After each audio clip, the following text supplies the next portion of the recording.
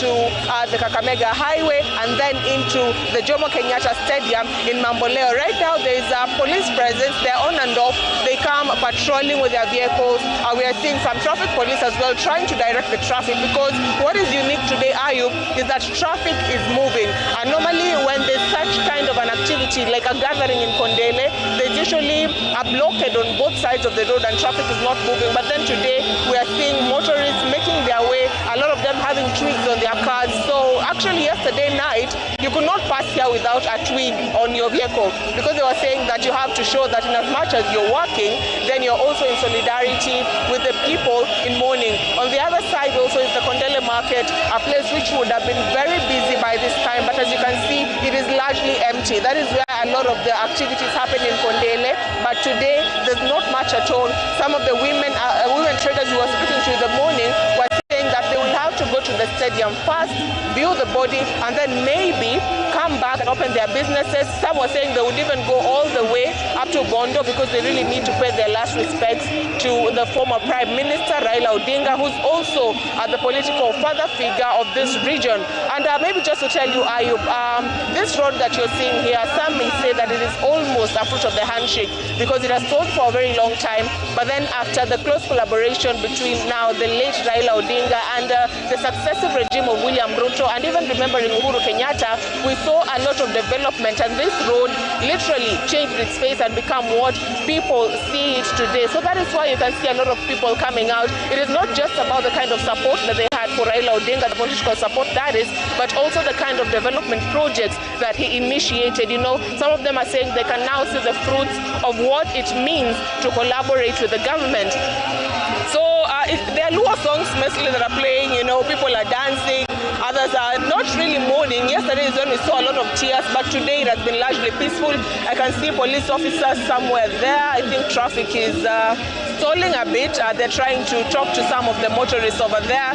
So this is what it has been like. We're waiting to see if there will be a convoy that will be moving through this place. But like I said, if you're moving from the Kisumu International Airport to the Jomo Kenyatta Stadium, then you would have to pass through this ring. We've also seen a lot of ambulances making their way into the stadium, where we anticipate that there'll be multitudes of people going in to see the body of Raila Odinga, where that exercise will be held. Remember, as of yesterday, the planning committee had said that there will be no speeches at all at the stadium. It is a matter of a short prayer once the body lands, and then people will be moving in through 2 gates and then exiting through 1. So there's no sitting at the dais, there's no hanging around. We will wait to see how that plays out, considering a lot of the people had said they will be marching with the body all the way to Bondo. So things are changing by the minute, but then we will be on standby to see what happens. Our colleague Stephen Leto is already at the airport waiting for the arrival of that plane.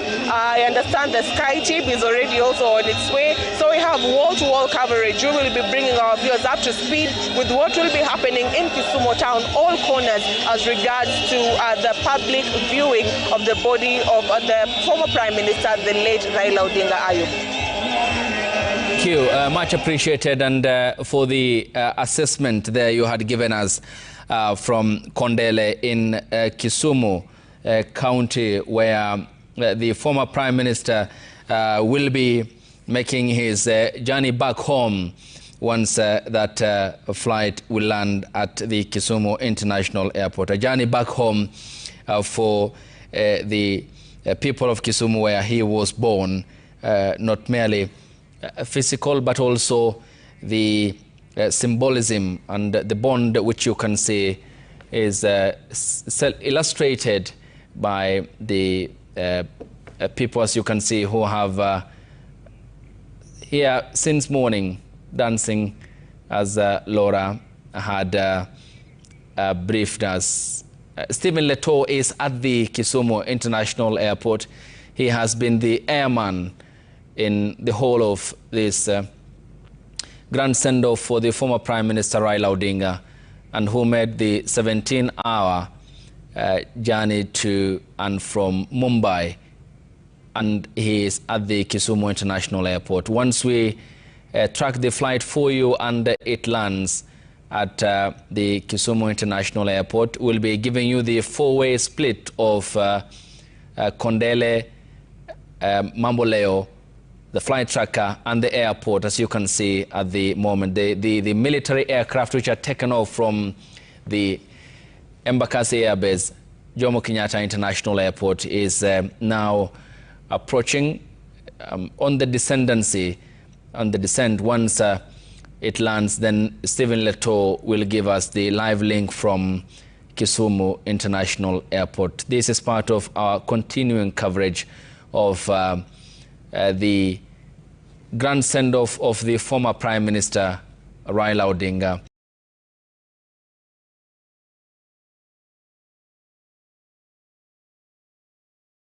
And you won't miss any action from when the body of the former Prime Minister was taken from the Lee Funeral Home, and till now approaching the landing, once the body was loaded into the military aircraft that you can see on your screen that will be landing at the Kisumu International Airport. And on the other end in Mamboleo, you can see the people who are coming in, still streaming in Mamboleo, awaiting the arrival of the man that they had so dearly loved, and as Kenyans did, who they will be paying their respects to. The Kisumu Airport, as you can see from your pictures, is also a busy hub, given the flights that will be heading to Kisumu International Airport, and the traffic of people in Kondele on your screens at the moment, where Laura Otieno is, and had briefed us, and as they do, of course, uncontrollable when the former Prime Minister passed on, describing his death as devastation, and here willing twigs waiting for the former Prime Minister's body, a procession that they will be accompanying to Mamboleo, where the public viewing will be underway. In Mamboleo, you can see the security agencies drawn from different agencies, as you had seen the security personnel, as you had seen drawn from the... For now, I understand for now that my colleague Stephen Leto is standby at the Kisumu International Airport. Stephen, good morning. You have been the airman in all these grand send-off of the former Prime Minister. How busy is Kisumu Airport as the military aircraft now approaches landing? Well, good morning, Ayub, from Kisumu International Airport. Like you've put it, it's very busy this morning from 6 o'clock. There's been a lot of movement here at the international airport here in Kisumu, and we are right at the airside. This is where the body of the late former Prime Minister Raila Odinga will be landing before making its way to the Kenyatta International Stadium in Mamboleo, on the other end, where members of the public are gathered to view the body, an exercise that will be preceded by a short prayer service according to the organizers. And so we are stationed right here, where we are seeing dignitaries also landing using different aircrafts, but most importantly is the amount of security that has been mounted inside and outside the airport. We have a number of mourners who are at the roundabout that leads you to this airport, and they have mounted music systems, you know, singing along. And what we see there is there has been a heightened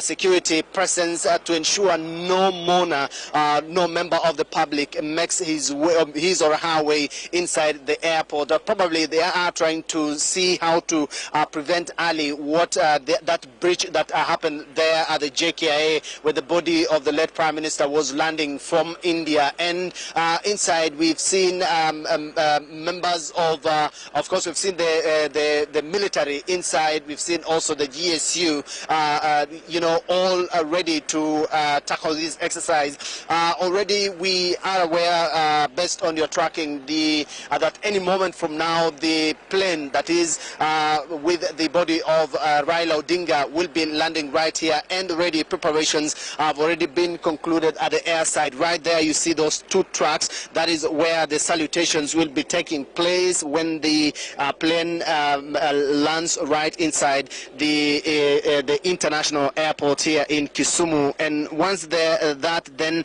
the body will be offloaded from that Air Force One plane, and subsequently they will be going or taking the body to Mamboleo, where members of the public will be able to have a view. There were plans, of course, to have the body go by road all the way from Kisumu after the public viewing, all the way to Bondo, but that, according to the National State Funeral Committee that is chaired by Deputy President Professor Kithure Kindiki, that is only possible if the viewing of the body is concluded on time. The most important thing, according to the committee, is that they will give members of the public here in Kisumu enough time to ensure that all members of the public have been given a chance to view that body. Last night there were a lot of activities even inside the stadium as late as 1 a.m. where members or officials of the Orange Party led by Kisii Governor Simba Arati were inspecting the stadium and just ensuring that there is enough security that will ensure that there will be no any sort of stampede during the viewing of the body of the late Raila Odinga in Mamboleo. And so we continue to await that plane. Of course, we've seen several military helicopters, landing and taking off inside the international stadium here in Kisumu. And so we await to see exactly what will be the procedure. Will they be landing? So let's just give you the pictures of the aircraft making its way here at the Kisumu International Airport. Ayub. Yes.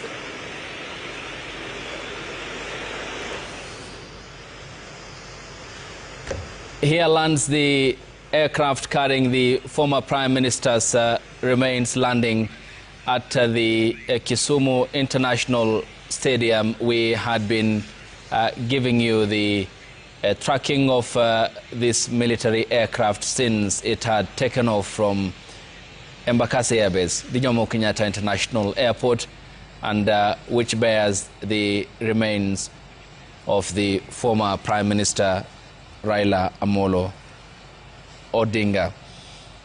And as we had witnessed with the KQ, these are the tracking that we had done for you, the minute by minute tracking while it was airborne, and the touchdown, as you had seen, at the Jomo Kenyatta International Airport. And Steve, until it comes to a complete stop, we'll be giving you this coverage, and this is the only way that can be done to give the former Prime Minister as well a befitting coverage that or is of the standard, of the stature of the boy who was born in Kisumu and later on made the political weather in Kenya, breaking the glass ceiling that to many was unimaginable, and in times when the political environment was replete with authoritarianism and fears of clampdown arrests, as he had of course experienced when he was sent to detention in the aftermath of the 1982 failed military coup.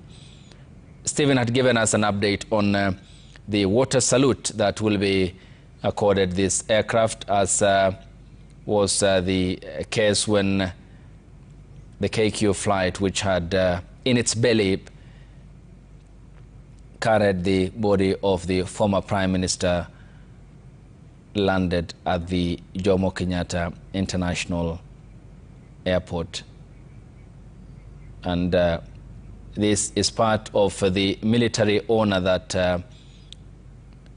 the Prime Minister was granted after the proclamation by the head of state. And here is the Hugh military helicopter, which is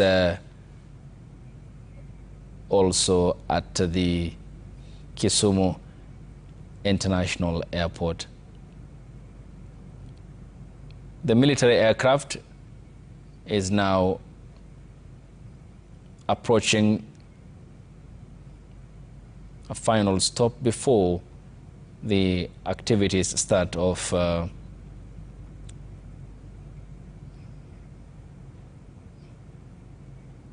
that will mark the reception of the body of the former Prime Minister Raila Odinga, complete with the military honor that he was granted following the proclamation made by the head of state. Here comes and arrives the military aircraft that had airlifted the body of the former Prime Minister Raila Odinga. And what will from here mark a procession that will be snaking through the streets of Kisumu, whereas we had seen at the strategic. The global AI market is projected to reach $1.7 trillion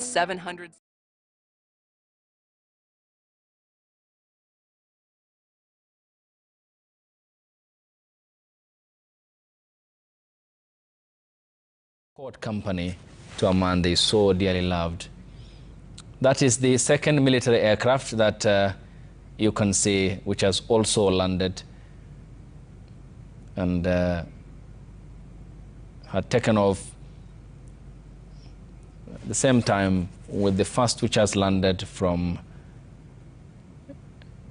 the Jomo Kenyatta International Airport.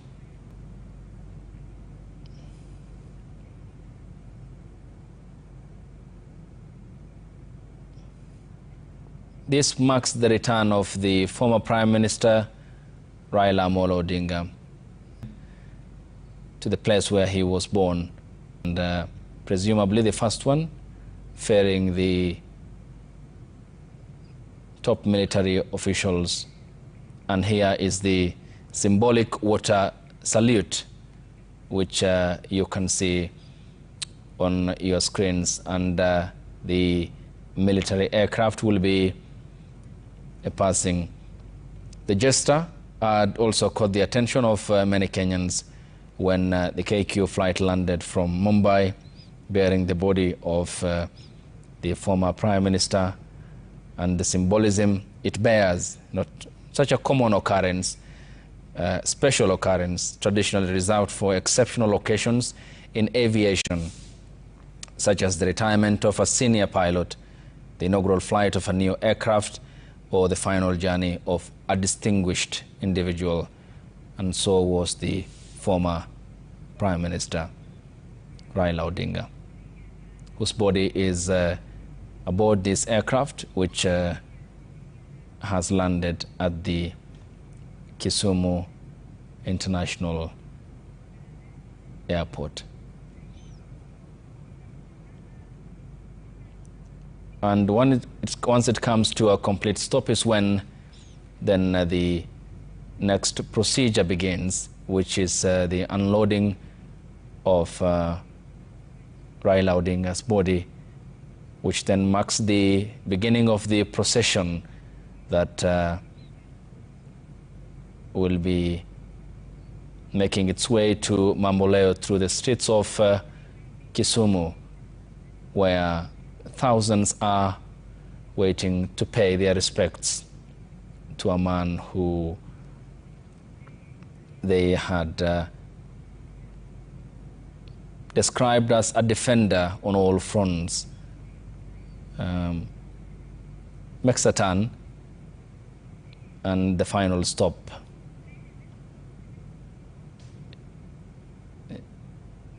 Here comes the final stop of this Kenya Air Force military craft.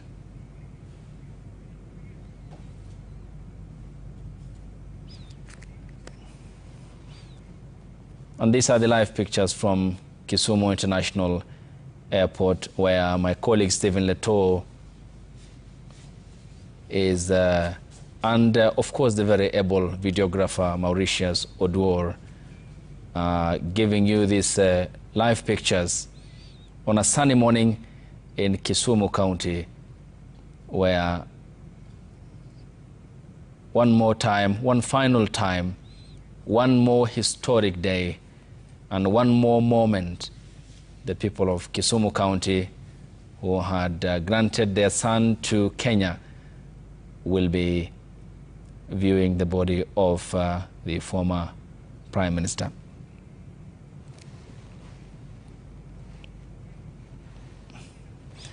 And the live pictures also coming to you from Mamboleo in Kisumu. As you can see, the special military guard that will be granted the former Prime Minister Raila Odinga, and where his body will be placed for the final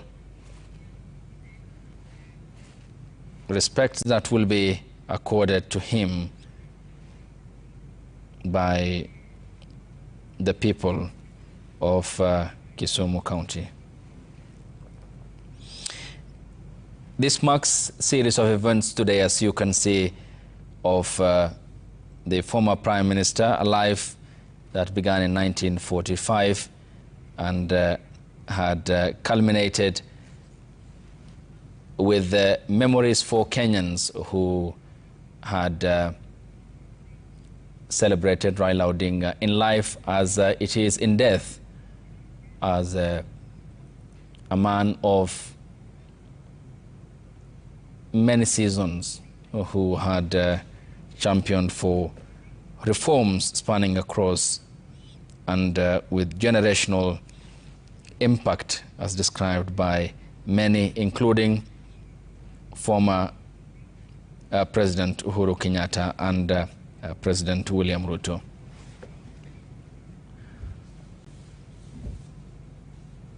Given the stature of the former Prime Minister and the military discipline, everything here will be done as meticulously planned, including how the body will be taken off this military aircraft. It's part of our special continuing coverage, and comes out Maurice Ogeta, Raila Odinga's lifelong protector and bodyguard, who, as you had seen from the pictures from the Nyayo National Stadium yesterday, was hit hard by the death of his boss, and a man who he had provided the cover he so much required, the shield from any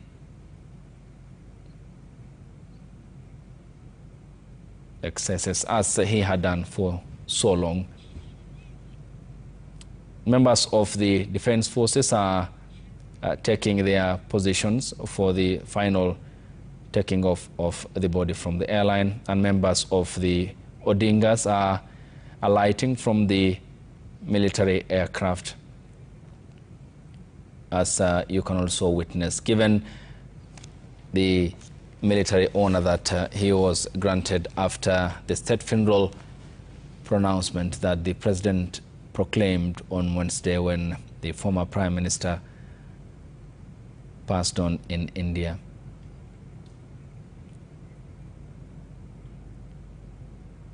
Here is part of the process that will shortly be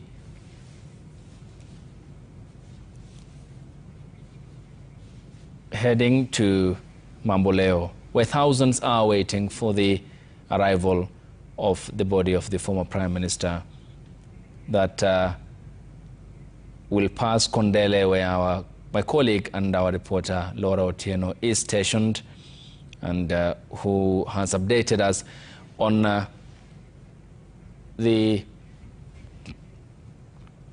eagerness in which people have expressed since yesterday to wait for the arrival of this body.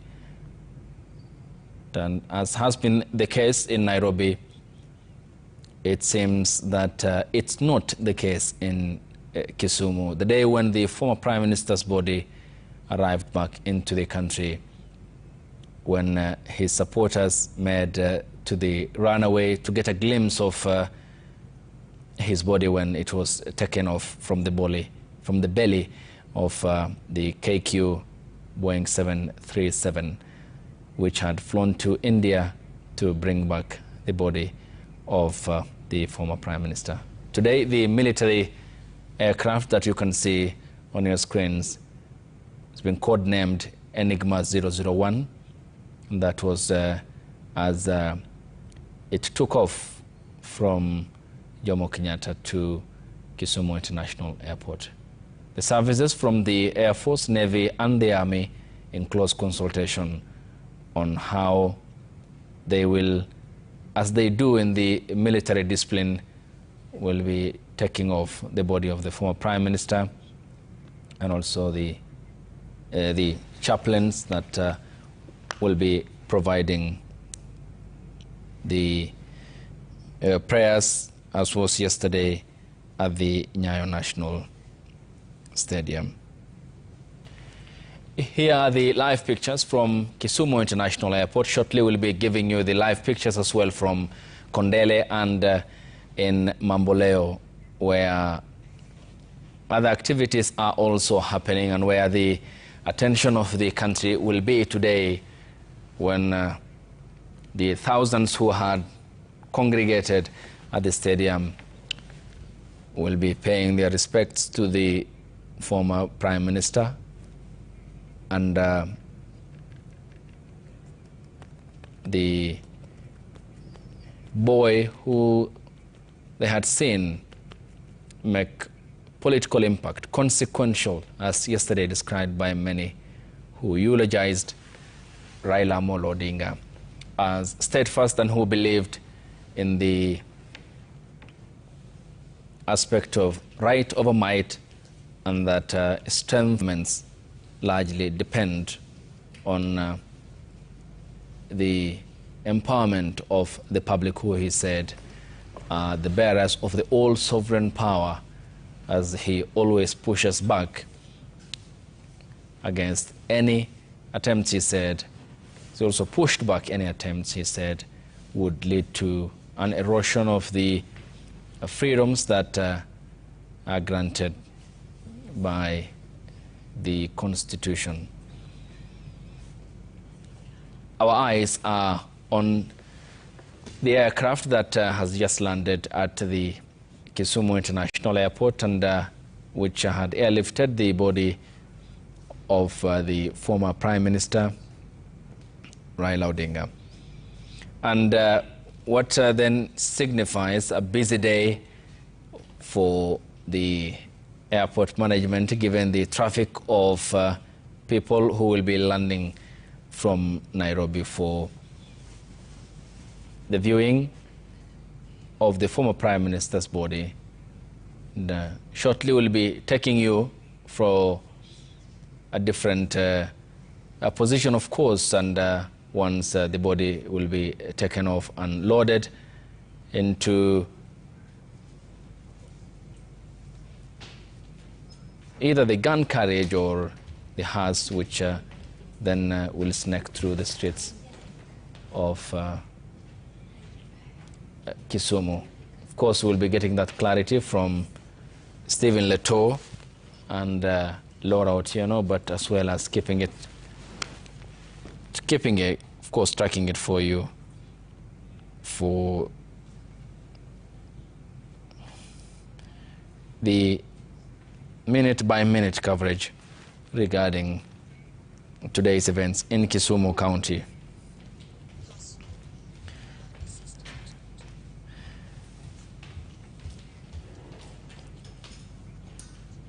In Kondele, the supporters of the former Prime Minister have also gathered, awaiting for the procession to reach them, and which marks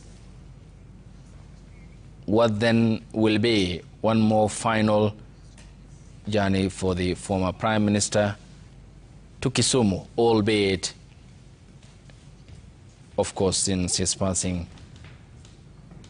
And this marking the final journey in Kisumu for him, and the final moment, a final moment for his supporters to also pay their respects before the body will make its way by road to Bondo, where he will be laid to rest tomorrow on Sunday after an overnight stay at his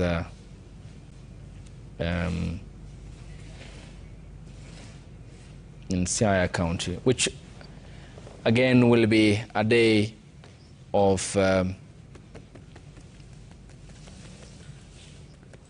events of a proportion, given the dignitaries who will be also making their way to Bondo in Siaya County.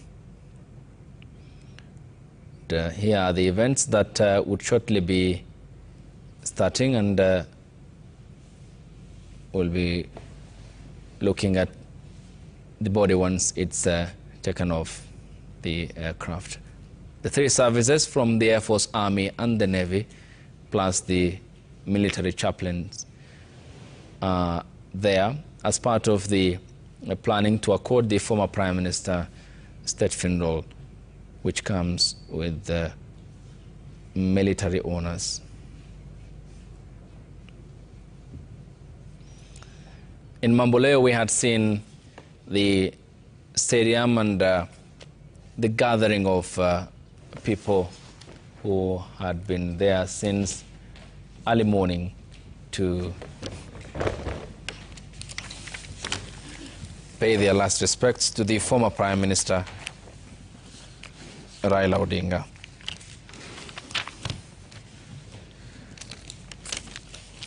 Kisumu is our point of attention today, and as you can see, following the eulogy by leaders from across the world for the former Prime Minister yesterday, and shortly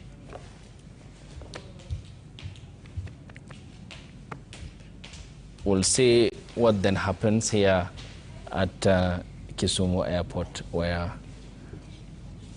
our cameras are trained. Stephen Leto had briefed us a while ago of how busy this hub is today, following the communication that was issued on Wednesday by the committee, which is chaired by the Deputy President and co-chaired by Raila's elder brother Oburu Oginga, that there will be a public viewing in Kisumu County, and which had kicked off series of preparations, which yesterday, as you had seen, was officiated by the Principal Secretary, Dr. Raymond Omolo, and the Kisumu County Governor, Professor Anyang' Nyong'o.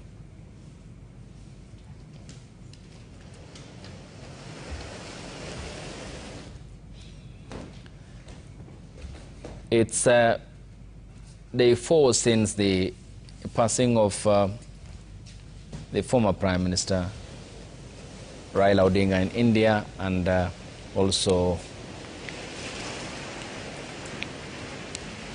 the 72-hour period within which he was supposed to be laid to rest will be expiring tomorrow, Sunday, and he will be laid to rest in Bondo.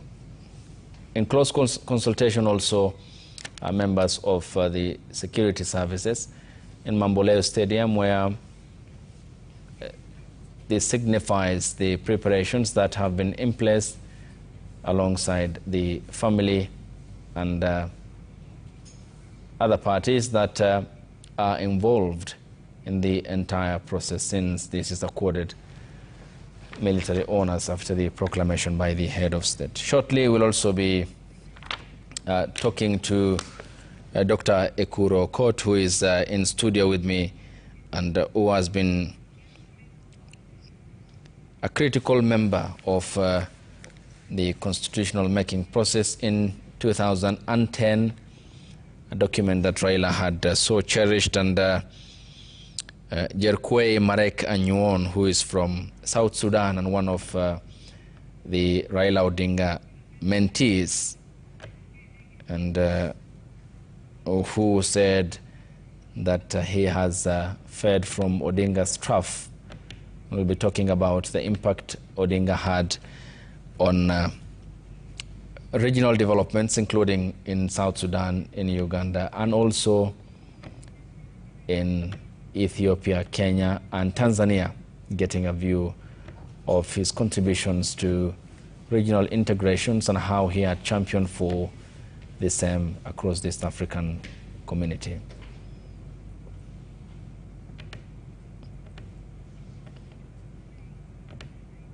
So this marks the final journey for the former Prime Minister to Kisumu, a place where he loved and cherished, symbolizing the close affection he had with the people, and of course his following and the symbolism that Kondele itself bears in Kenya's political chapter,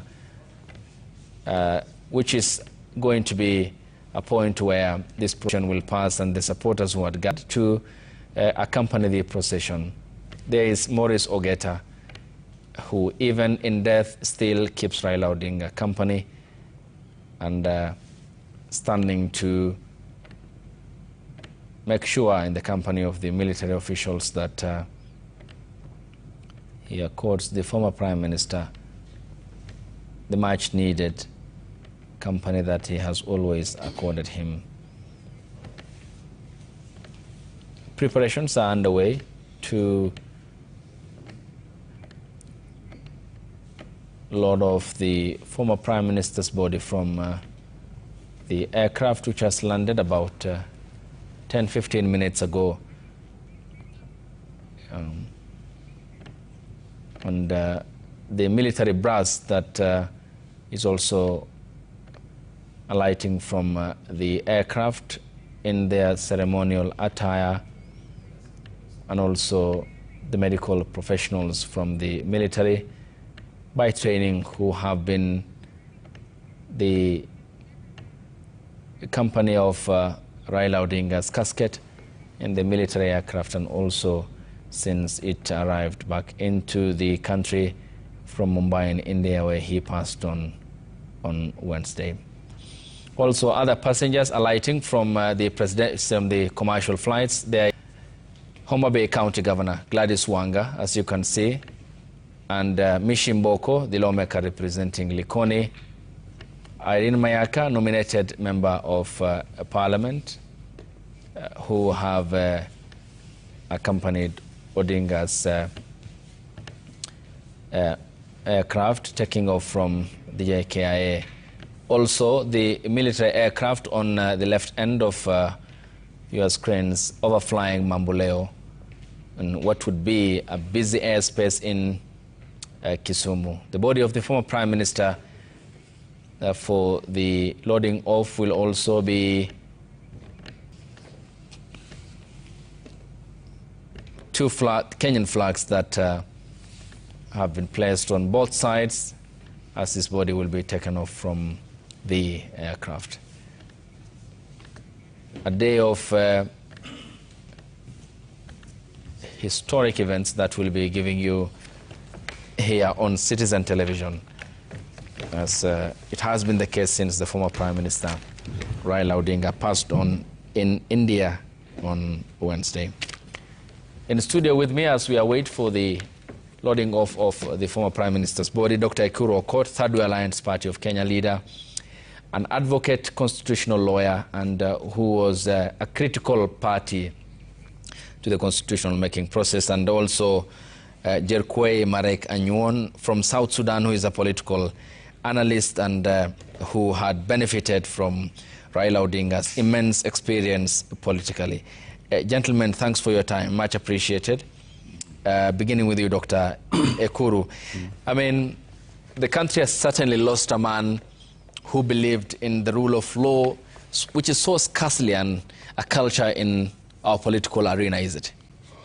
I'm not an avid, I mean, I don't watch football much. Yeah. But I think if I were to draw a parallel with what people who watch football, Raila was like the midfielder in Kenya's political history and journey. And yes, indeed, there is a void that Raila has left in terms of the political, discourse in Kenya.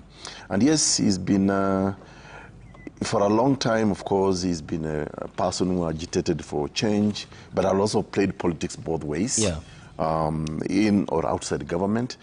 So a lot of people. How many times do you go to the gym? 0. If you want to get toned, do military workouts, not the gym. You need a system, and your body is enough. If you want to look strong,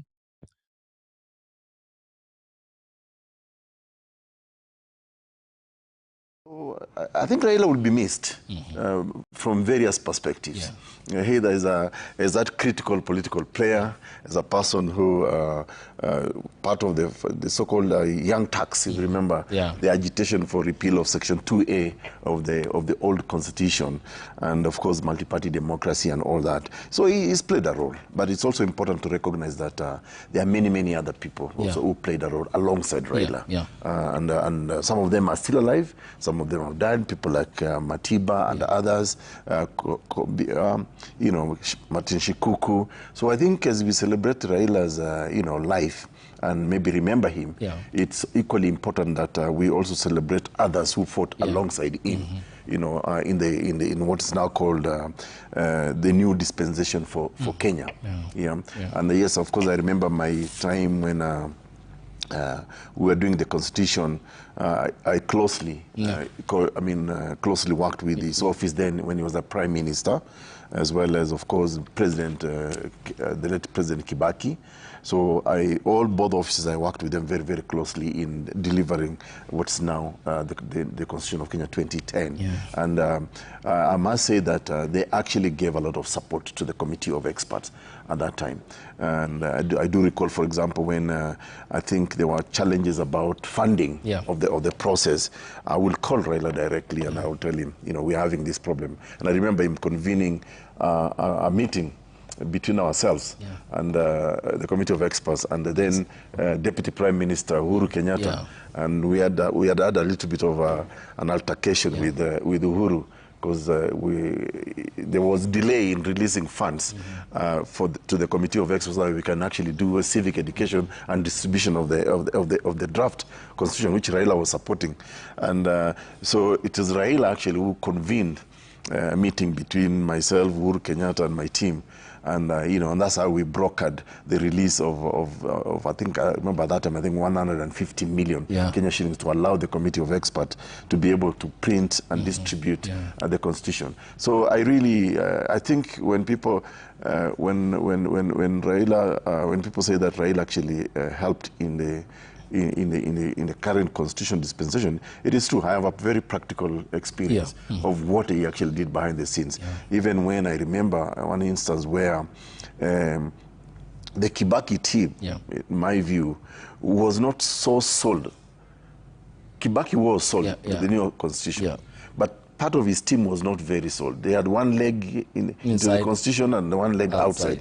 And I do recall we got a very damning letter from the office of the president at that time. And I think it must have been the team that did not believe in the new constitutional order. And so I sent this letter to Raila. Then I think Dr. Miguna, who was then the advisor. And I told him, Miguna, you guys need to respond to this, because we don't want this to be a duel between the Committee of Experts and the office of the president. Because I know Kibaki wanted the constitution, but the people around him did not really want the constitution. So I ran to Raila and I told Raila, the people of Kenya have spoken. We've gone around this country asking them what they want. And it was actually Raila, their response is what calmed the waters and somehow gave support to the committee of experts to be able to complete the process. Otherwise, there were contestation whether we want a new constitution or not, but I really, to be honest, I want to remember Raila for giving us a lot of support at the committee of experts for the new constitution. Yeah.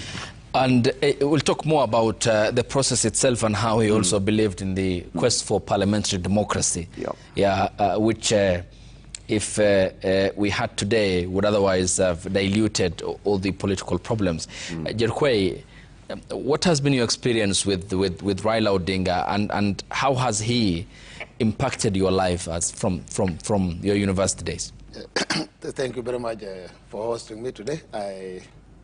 I want to first of all pay my condolences to the family of Baba and the entire Kenya nation, a country that we consider to be our second home, and mostly the first home for those South Sudanese that were born here, because there are a lot of refugees that were born in Kenya and who are now the civil service in the government of South Sudan or everywhere in the corner of South Sudanese economy. They are considering themselves first Kenyan before South Sudan because they were born here. At a personal level, from university years in Nairobi University, Raila has been my mentor politically. The political culture, the political knowledge that I have today, I started from Kenya and through Raila Odinga. Following him, watching how he's pushing for Kenyan reforms and everything. Today, it is not about me and how Raila mentored me. It is about what South Sudanese people think. There's a generation that is between the age of 25 downward, 20-25, that actually knows.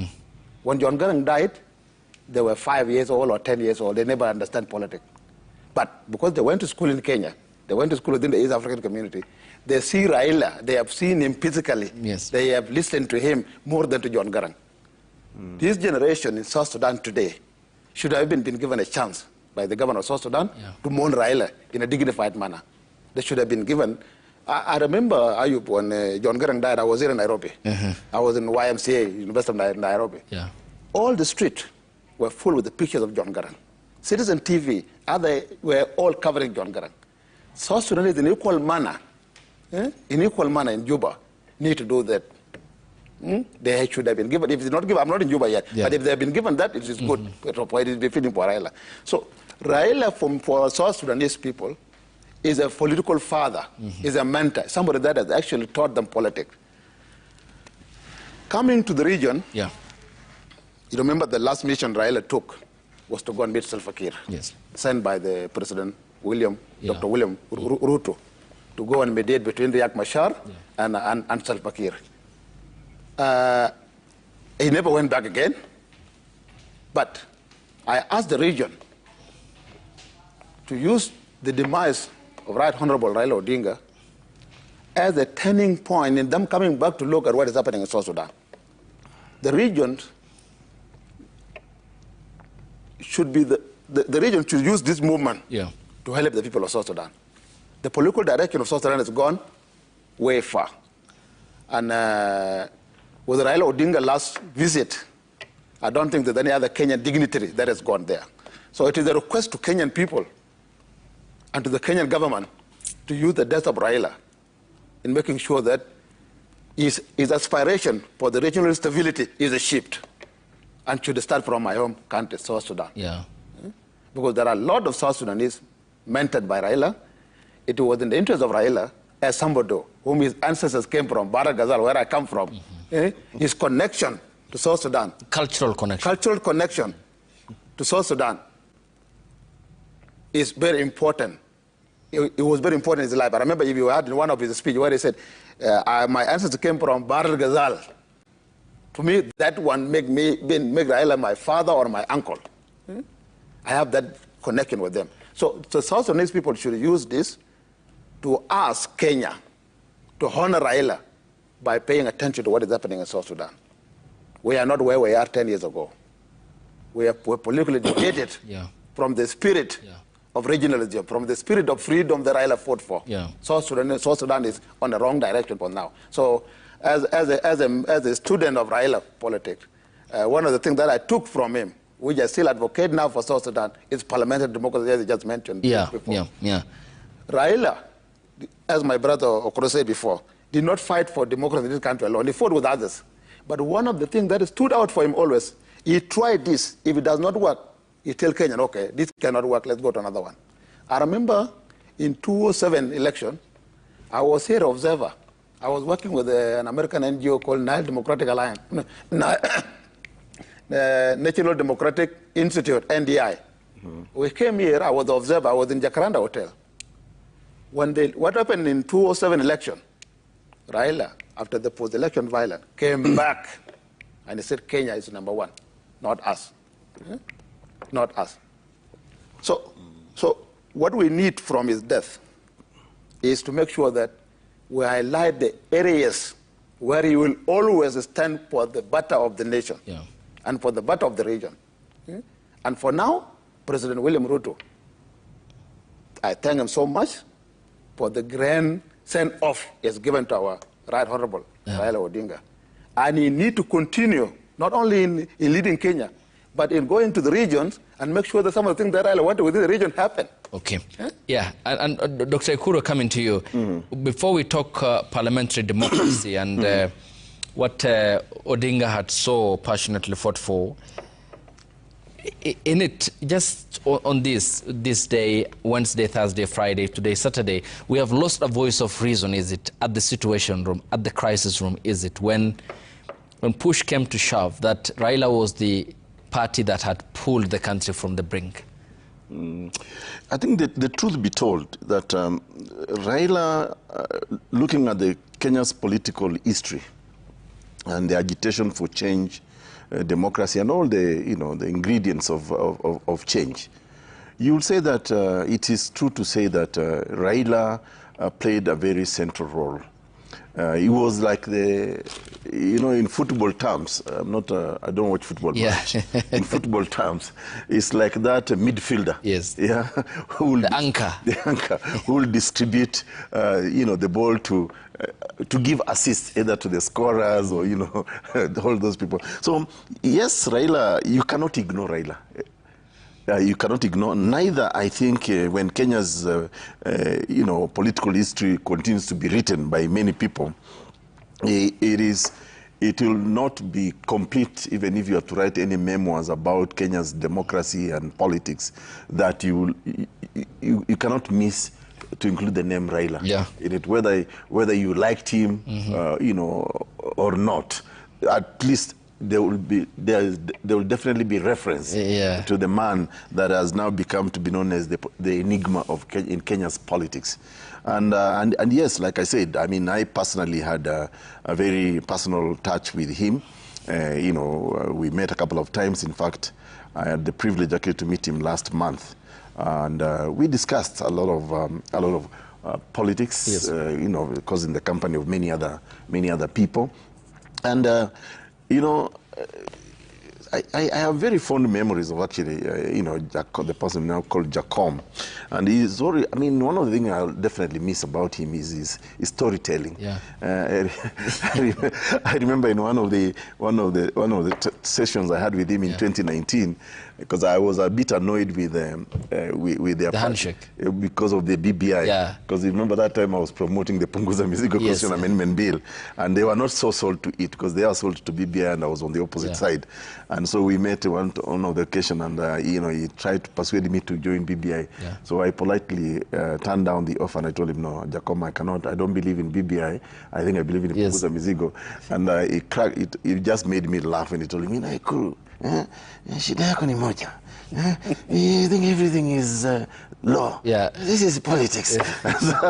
So I'll miss some of those jokes, honestly. And so therefore, when you talk about politics in Kenya, agitation for change, I don't know what will happen to ODM without Raila. And to be honest, that's a bigger question that people, are now discussing.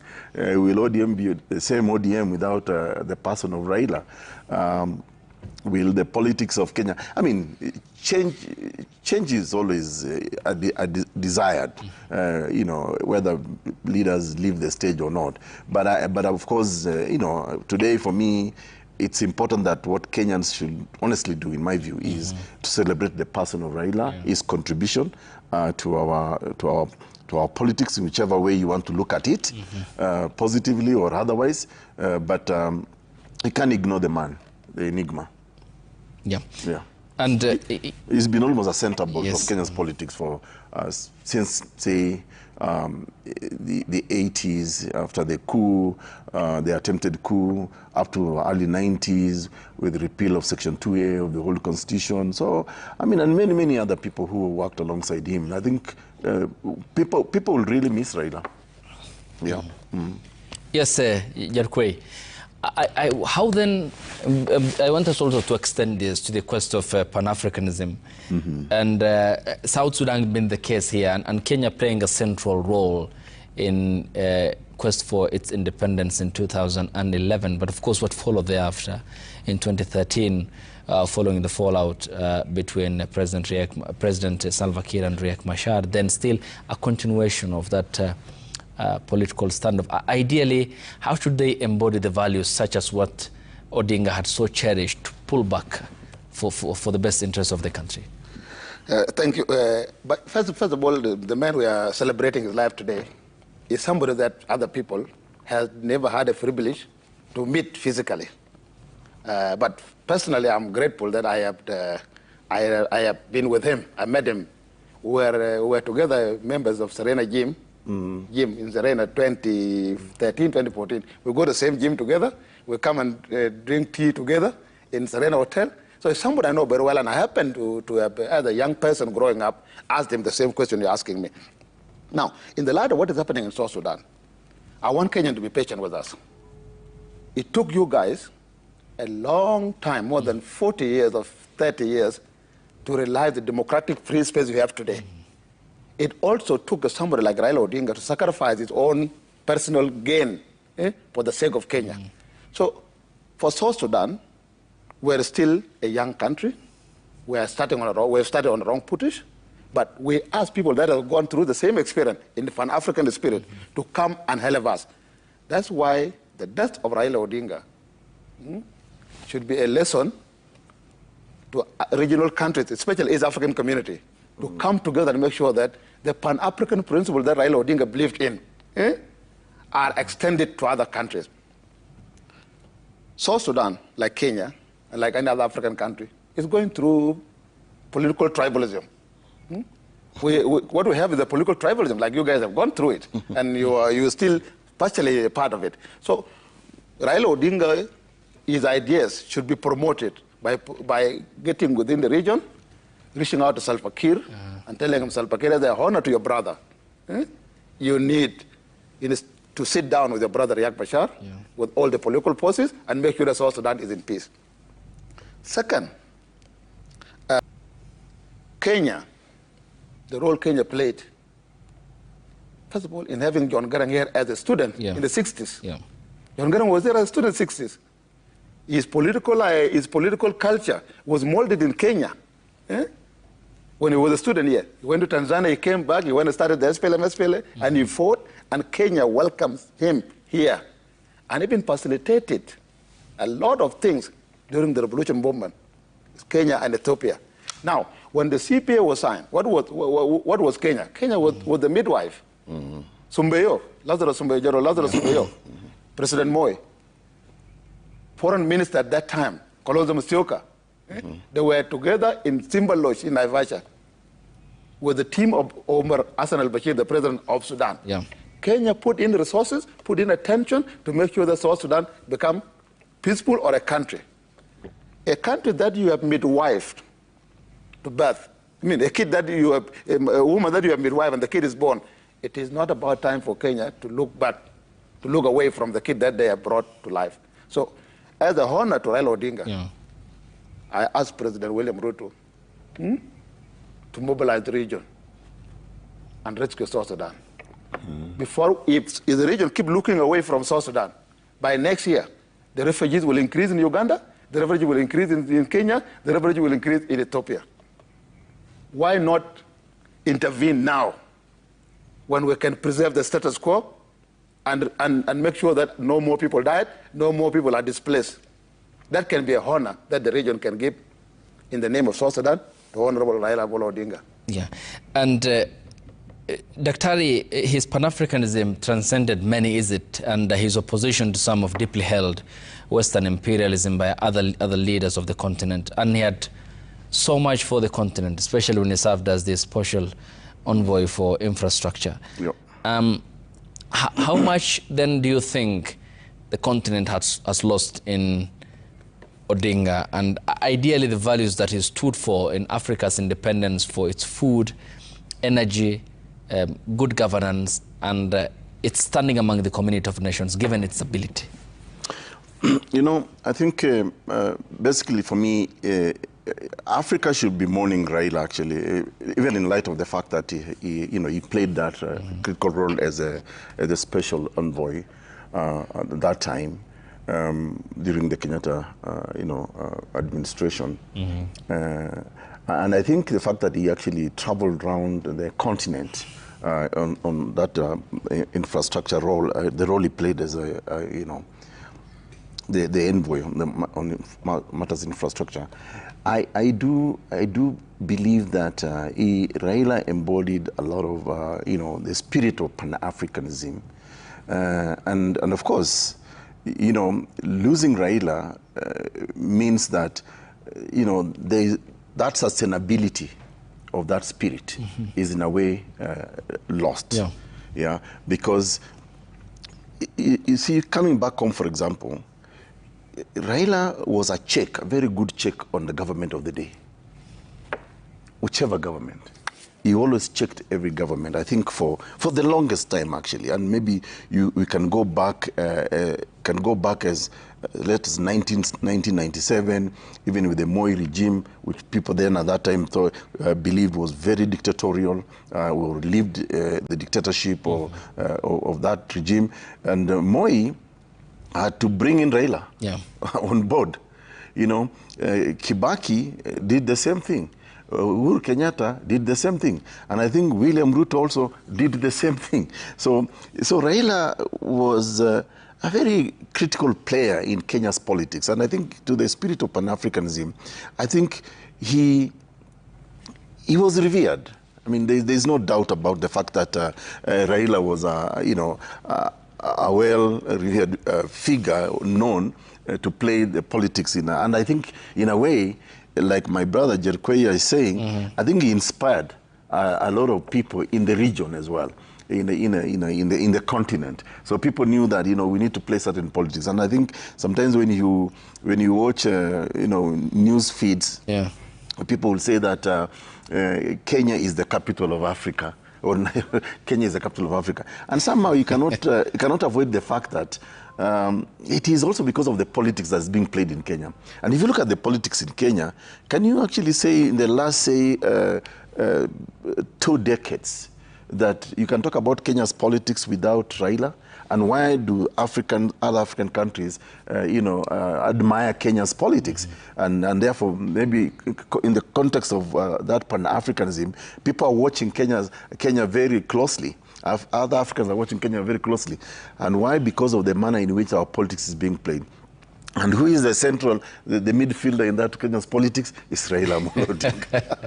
It was the nucleus. Yes. So Africans all over looking at it, they are so interested in Kenya's politics. And I expect to. I mean, I'm lucky. I've worked in a number of African countries, consulted, and people always discuss Kenya.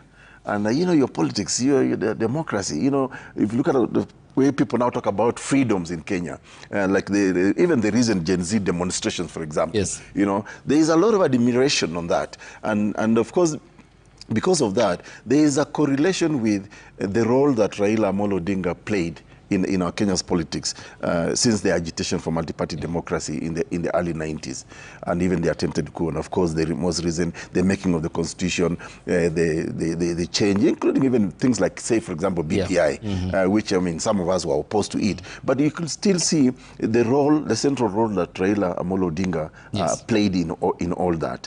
So, and that, I think, in Ayub, is the spirit of, we are like transporting what obtains in Kenya politically or in terms of quest for governance to other African countries and the agitation in those other countries. You know, and I think Raila Odinga has played a role. Yes, Jerkoi. Not only that, you know, Raila would always play, but if he lose the game in 90 minutes, he will say,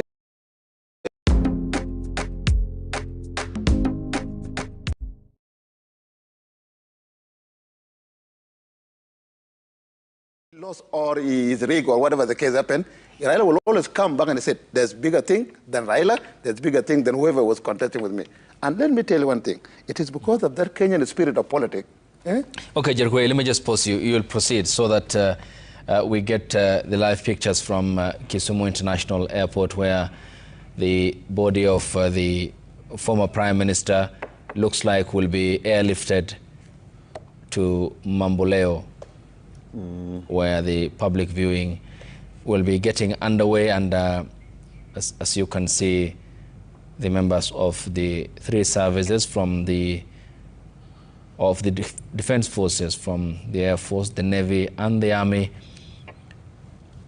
according the military honors to the Prime Minister, and the slow marching of the company, they are according his body after taking it off from the military aircraft that had left Nairobi for Kisumu International Airport.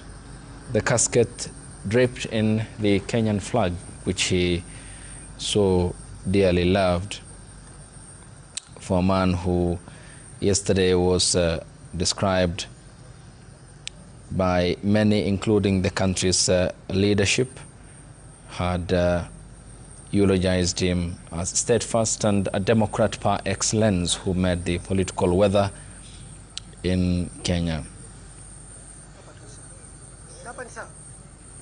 The casket was taken off from the military aircraft that had taken off from Nairobi and was placed on the catafalque, which is the designated. The casket now, after it was taken off the military aircraft, wheeled on the catafalque, will again be loaded into the other awaiting military aircraft which will lift off from the Kisumu International Airport to Mamboleo. And the three services of the Defense Forces, the Army, the Navy, and the Air Force have now stopped the casket which was on the catafalque before it will be loaded into the awaiting chopper that will then take off from Kisumu International Airport.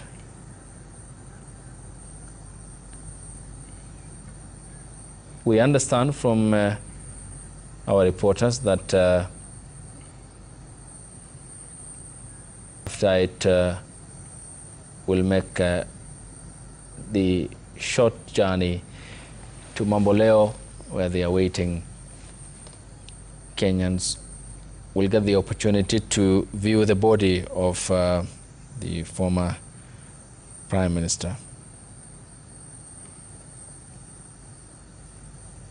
The registration number of the chopper, 5YNGE, that you are seeing on your screens from our team, belongs to the National Intelligence Service, which will be taking off from Kisumu International Airport.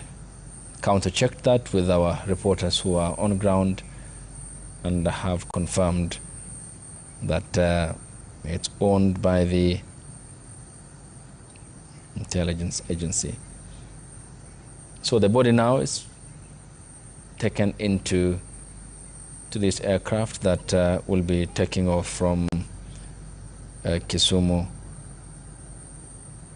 International Airport. We understand also from my colleague Laura Otieno that upon getting the information that the body will be airlifted from Kisumu International Airport, the supporters who had gathered at the Kondele roundabout have now started making their way to Mamboleo, where they will also get the chance to view the body of the former Prime Minister.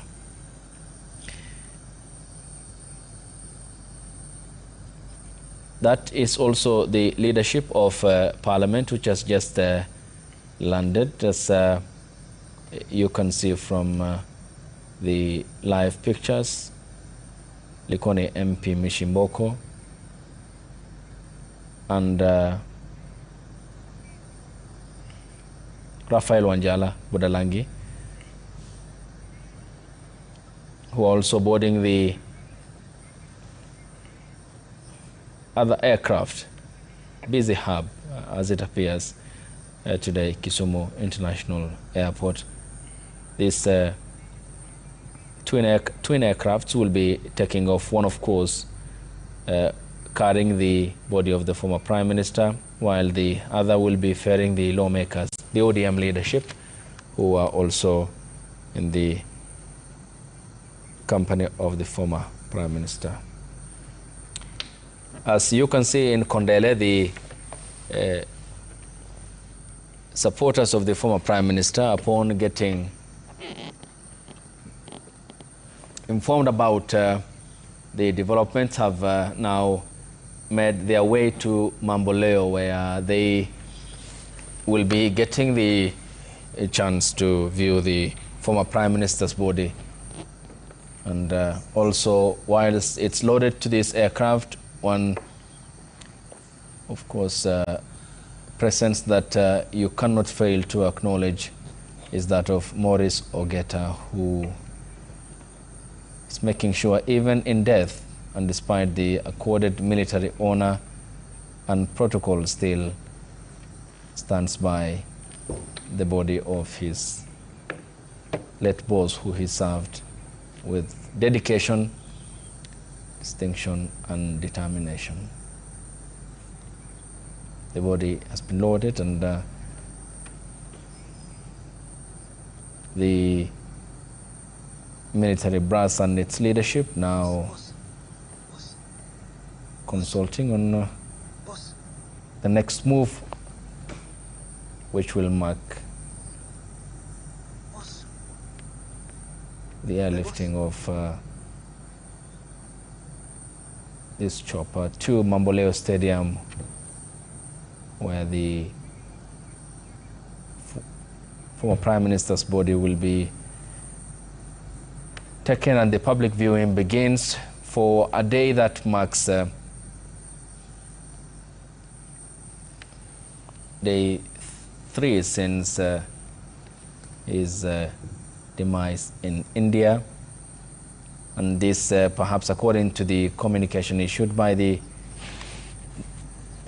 committee that has been tasked to take charge of the funeral process, cut on time, given the immense multitude of people who came out in Nairobi and had escorted the military gun carriage that had carried ODINGA'S body from the JKIA to Kasarani, and the time that was lost in the process, given the number of people who had come out. This should be taking a few minutes before the body lands at the Kenyatta Stadium.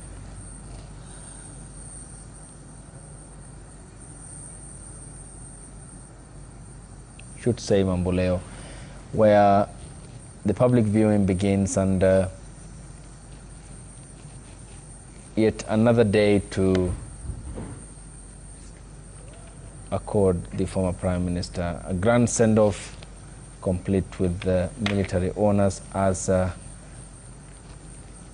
was the case in Nairobi yesterday at the Nyayo National Stadium and also in Parliament. And once the activities conclude at in Mamboleo, then the casket of the former Prime Minister will be taken to Bondo in Siaya County before his burial tomorrow on Sunday, and that will happen by road.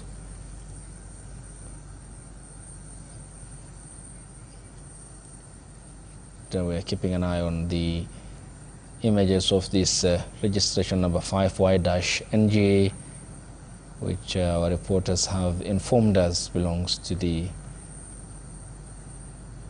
intelligence service. The Prime Minister's body was airlifted from Nairobi to Kisumu on a military aircraft that we had tucked for you on air, and when it landed had shown you the water salute that it was accorded, as was the case the Kenya Airways flight that took off from the JKIA on Wednesday evening and came back on Thursday morning, granted the same salutation to celebrate an extraordinary man and the extraordinary days in the aftermath of his demise. We have also seen the leadership of the party, Homa Bay County Governor Gladys Wanga, who was in the company of other leaders, Mishimba Okulikoni, and the whole host of the other leaders who will be in Kisumu today to also pay their respects to the former Prime Minister ahead of burial in Bondo in Siaya County. Yes, Jericho, you had a point. Please proceed. Yeah, what I was saying was the man has lived and sacrificed himself for the sake of Kenya and Africa by extension. And as a result of his politics, a lot of things can be deduced from him depending on where you stand or where you sit. One of the things that I learned, I actually got from Raila was the time, remember Raila got a lot of political parties they went through. One time he was accused. Yeah. The Raila, why do you keep changing political parties? You are not consistent. He said the political parties are like a matatu. If you want to take a matatu from CVD to Kangwari, and a matatu break down in Valley Road, do you have to wait for that matatu that broke down, or you get another matatu and carry you to Kangwari? As long as you have your principles, political parties are a vehicle that carry that principle. The most important thing, Raila has carried his principle for freedom, democracy, African unity with him every time he goes, whatever political party he goes to. That's why it is difficult for Raila, that's why it is difficult for you to say a political party that Raila has formed or that he is in can survive when he left. Because you go to his supporters, the man goes to his supporters, and he goes to his principle. So there are a lot that South Sudan need to learn from Raila. And Raila has already taught the younger generation in South Sudan. All what we want now, that is from those who have remained in Kenya, who have midwifed South Sudan into becoming a country, to push the political leaders in South Sudan, to create a democratic space so that the students of Raila, who are now 40s, me and others, can actually practice the principle of Raila in South Sudan. They can practice the principle of Raila in Ethiopia. They can practice the principle of Raila in Uganda. Yeah, and Dr. before I come to you, the split we have on our screens are the supporters who had gathered outside the airport and they were waiting for the procession to pass by for them to give it the company that they had accorded the procession from the JKIA, but now looking disappointed because the body of the former Prime Minister will be airlifted. This is one of the military choppers. This should be Hugh, which is taking off. It's an American made and should be taking off shortly. It's carrying the other brass of the military. You can see in their ceremonial attire, and it's part of the military chopper that will be accompanying the former Prime Minister's body that was loaded into another chopper.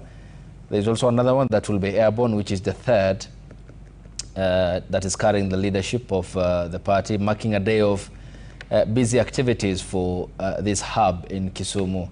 And you can imagine also the number of commercial flights that will be flying in there. Also the communication issued by Kenya Airways yesterday. The shut doors means then that it's time for takeoff, and our team is keeping an eye on the specific chopper that is carrying the casket which bears the body of the former Prime Minister. And of course, the lenses of Mauritius Oduor are as clear as those of our eyes. Kenya Air Force flight number, chopper number 1502, as part of the military choppers that will be accompanying the former Prime Minister's body that was loaded into another aircraft. And outside, the crowds that had gathered in anticipation of giving company to Raila Odinga's body, of course concerned, have started walking away, and after being informed that the body of the former Prime Minister will be airlifted and it wouldn't be taken to Mamboleo by road. Yes, Dr. No, I think talking to the supporters, yeah. My plea to them is this: let's have some order in this send-off, because we saw what happened at JKIA, and that's probably the reason why the military has decided to airlift the body from Kisumu Airport to Mamboleo Stadium, because it was very chaotic, and from JKIA, and they even attempted actually to airlift the body, but it was impossible for the chopper even to land to pick the body. So I would suggest, I will urge the supporters of Baba that let's have some order as we send off, Raila. This attempted of everybody wanting to touch on the coffin is is a bit chaotic, and it's looking very disorderly. Already there's a program that the body will be viewed at the stadium. So just assemble at the stadium, and I hope that when the body is either airlifted or by road to Bondo, there won't be a lot of interruption, on the way. I think for me, that is the respect we must also now accord Baba, so that let's have some order in this send-off, so that because it didn't look good, for example, in Kasarani when 3 people lost their lives because people became chaotic.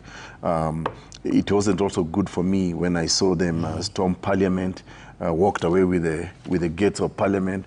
So, I mean, even to these supporters, whereas it's good for them that to mourn and Baba, but let's also leave the violence aside. Why destroy, for example, gates? Why cause chaos that forced the police, for example, to shoot, and kill 3 people? I mean, that's not right. And for me, to the supporters, you're not. This is bad manners. If you're really going to bury your hero. If I can interject on the supporter side. Sometimes you need to honor your leader, and by honoring your leader, you respect what he want you to do. Simple example. Why he alive? Why he's alive? When I'm one of the people who was not happy why Raila said why he put the will that he need to be buried 72 hours. But let me tell you one thing. I came to realize this man, even when he was going down, he still cared about Kenya. Can you imagine if Raila did not put the will that I need to be buried in 72 hours, and you have his body here for 2 weeks? The business community would stop. Everything in Kenya would stop. The man wants Kenya to move ahead. That's why he put a will that in 72 hours, bury me. I should be buried. So that's so that Kenya can move ahead. He doesn't want Kenya to stand still when he's dead. So his supporters need to understand who is their leader.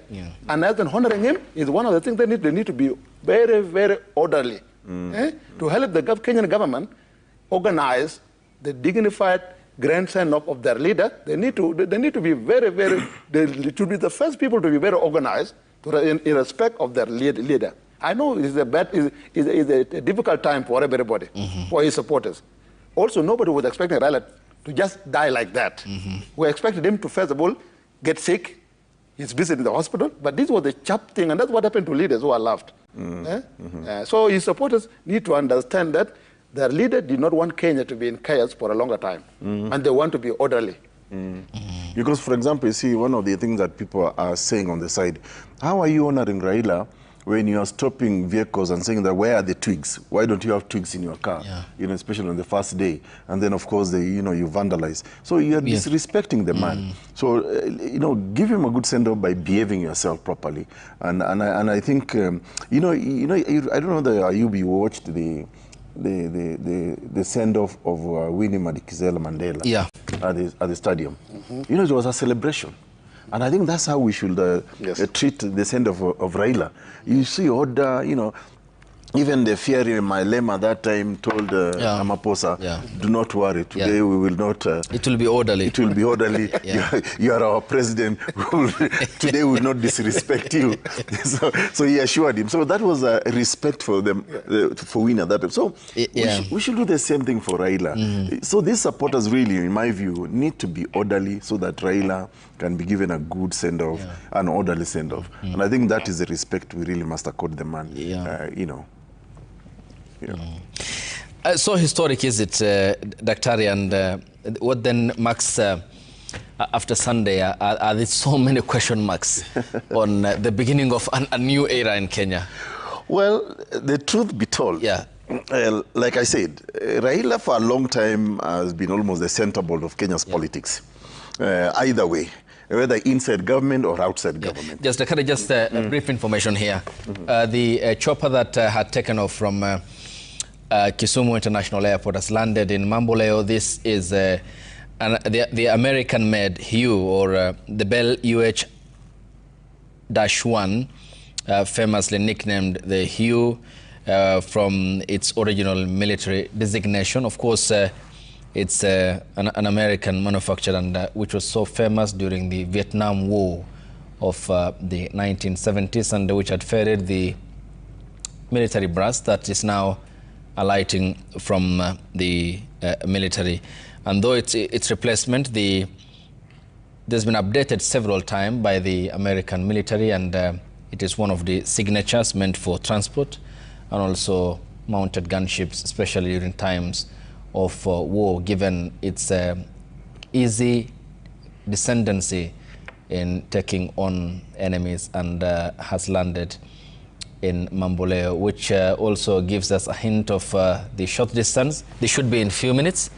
And the two others are still at the Kisumu International Airport, where they should be taking off as well. The 5Y-NG is the helicopter that will be taking off from the Kisumu International Airport.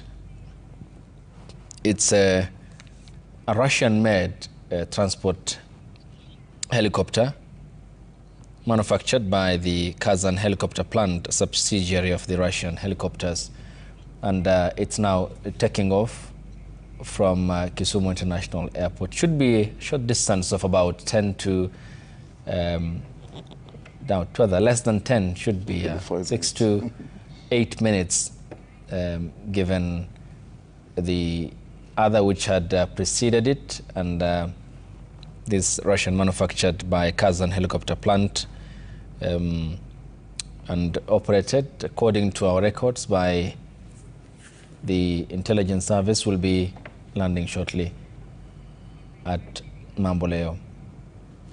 An estimated 5 to 6 minutes it should be landing, and its twin will also, and there's the takeoff as captured by Mauritius Oduor, our videographer who is stationed at the Kisumu International Airport. And the second one will be taking off shortly. Show your confidence with skin that looks this good. New Nivea Nourishing Cocoa, now with Hyaluron.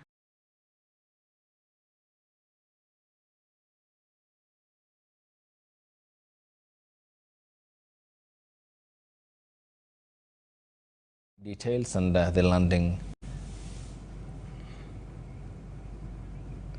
And you have the four-way coverage of our special coverage accorded to an extraordinary man and the extraordinary days that followed the minister. In Kondele, the gathering that awaits the body of the former Prime Minister, the airport, the near takeoff of the Russian-made chopper that will be taking off. The crowds that upon learning the body has been airlifted, now making its way to Mamboleo and from Kondele and outside the airport, both now heading in the same direction. And given the energy that they have displayed, the enormous deployment of the energies we had seen in Nairobi, they should be in Mamboleo anytime and to pay the respects to the former Prime Minister. This is where the body of the former Prime Minister will be placed once it's taken off the chopper that is now airborne, should be landing in 2-3 minutes. And you can see people are now running upon learning that the former Prime Minister's body has been airlifted. Yes, Doctor, you had a point. I don't know. I think we're talking about the new era that we have talked about, yeah. Yes. I think, you know, the truth is that, like I said, Raila has played a bigger role in the Kenya's political arena. And therefore, I think the truth is that with Raila gone, there is definitely going to be a void in the way Kenya's politics is being played, especially from his from his strongholds. I think there will definitely be confusion. People think that ODM will now die as a political party because the person who was holding the party together was Raila. And a lot of people, and I remember it is Mzee Gumo who spoke the other day. Fred Gumo yesterday, Yesterday. He said there will be long lists of casualties. And I think Fred Gumo was right, because there are a lot of people who politically survived because of Raila. There are people who will be voted just because Raila endorsed them. Right now, I don't know who will endorse them. So they're in trouble, including in Luo Nyanza itself. You know, so without Raila, you know, there will definitely be a new political, you know, direction, especially from his stronghold. First of all, what I see there'll be clear confusion, clear disorganization from his political party, and that just underscores the importance of this man in the politics. And in fact, there is also now a conversation, although people don't want to shout loudly about it, that with Raila gone, the one term of President William Ruto is actually confirmed. Just a minute, you proceed, I pause you. We have long time to make. Here comes the chopper that had taken off from Kisumu International Stadium. That is the one carrying the leadership of the party. And the other, which bears the casket that has the body of the former Prime Minister, is now about to take off. The sealing off of the doors before it takes off. The guy is having problems closing the door. The problems with machines. Or the problem of second-hand. All right, shortly it should be taking off. Here we go. Finally. And you have also on, this is the Busia County Governor who has just arrived. That is Raphael Wanjala, Budalangi MP, under the leadership of the party that is now alighting from the other chopper that had airlifted them from Kisumu International Airport. Mishim Boko running as she waves to the gathering supporters. Also aboard the border, the supporters who, upon learning that the former Prime Minister's body will be airlifted, are now making on their way to Mamboleo. And you can see the enormous energies that they have dedicated to the man, the sacrifices upon the border. This is captured by my colleague Laura Otieno and her camera person. Four people in one border. In one border. They say it's from Mzee. While the chopper that had taken the leadership to the Mamboleo Stadium takes off to clear the way for the other, which bears the a casket that bears the body of the former Prime Minister Raila Odinga. It should be in 3 minutes, should be landing. Pamela Sigi seems to be the expert in aviation for this special day. So, Dr. as we proceed, we're inching closer into giving a dignified send-off to a man who has been celebrated across the world. Yeah, I mean, you are proceeding with a point, please. Yeah, and I think Raila deserves this grand send-off. But we was talking about the fact that there definitely be political casualties, including the fact that you know, people now who perhaps were relying so much on Raila's political, you know, capital, because the man, you cannot ignore the fact that actually he's built political capital over decades, and that became an investment for him, for which many people actually relied on for their own political survival. In fact, not even political survival, to be able to put food on the table. So you could actually say that because of Raila, some people were able to afford certain lifestyles, you know, because of his politics, because of association with him. And it's because of that political capital that has created over the years. So now what does that mean going forward? As you already could see, there are those within ODM who had already said that, I don't know whether they had read the signs. You know, you also, there's a new, almost like quote unquote, a new team from a splinter group within ODM that wants, I think they're called what, Kenya Moja? Yeah, the Babu, you know, the Sifunas, Karibamisi, and you know, the Karoli Omondi. I saw one of your shows where I think Karoli Omondi actually said that ODM would be a dead party without Raila. And he's been insider. Yeah, he's an insider. He was the chief of staff for Raila. He's worked with Raila for a long time. So those are now the calculations that a lot of these people will have to do. How do we survive? Because, and I think that is maybe the other point to point out about Raila. It's been almost like the anchor. For everything revolved around. So that now people are wondering, how will I survive without Raila? That's just the importance of the man politically. And this is why I believe that a lot of these guys, and I agree with Mzee Fred Gumo when he says that there are many. And you remember Fred Gumo has also been around for a while.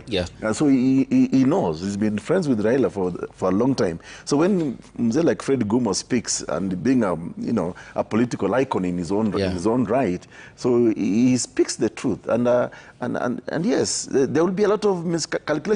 And I think now, one of the other things, maybe at the risk of sounding controversial, you know, there's a conversation people might want to ignore it, that President William Ruto was trying to rely on the presence of Raila. It's now lift off, Dr. Just to pause you. This is the chopper that should be landing in about 3 minutes' time, and look at the also traffic of other commercial flights that will today be landing at the National Airport. And it seems that the door has been not been quite shut.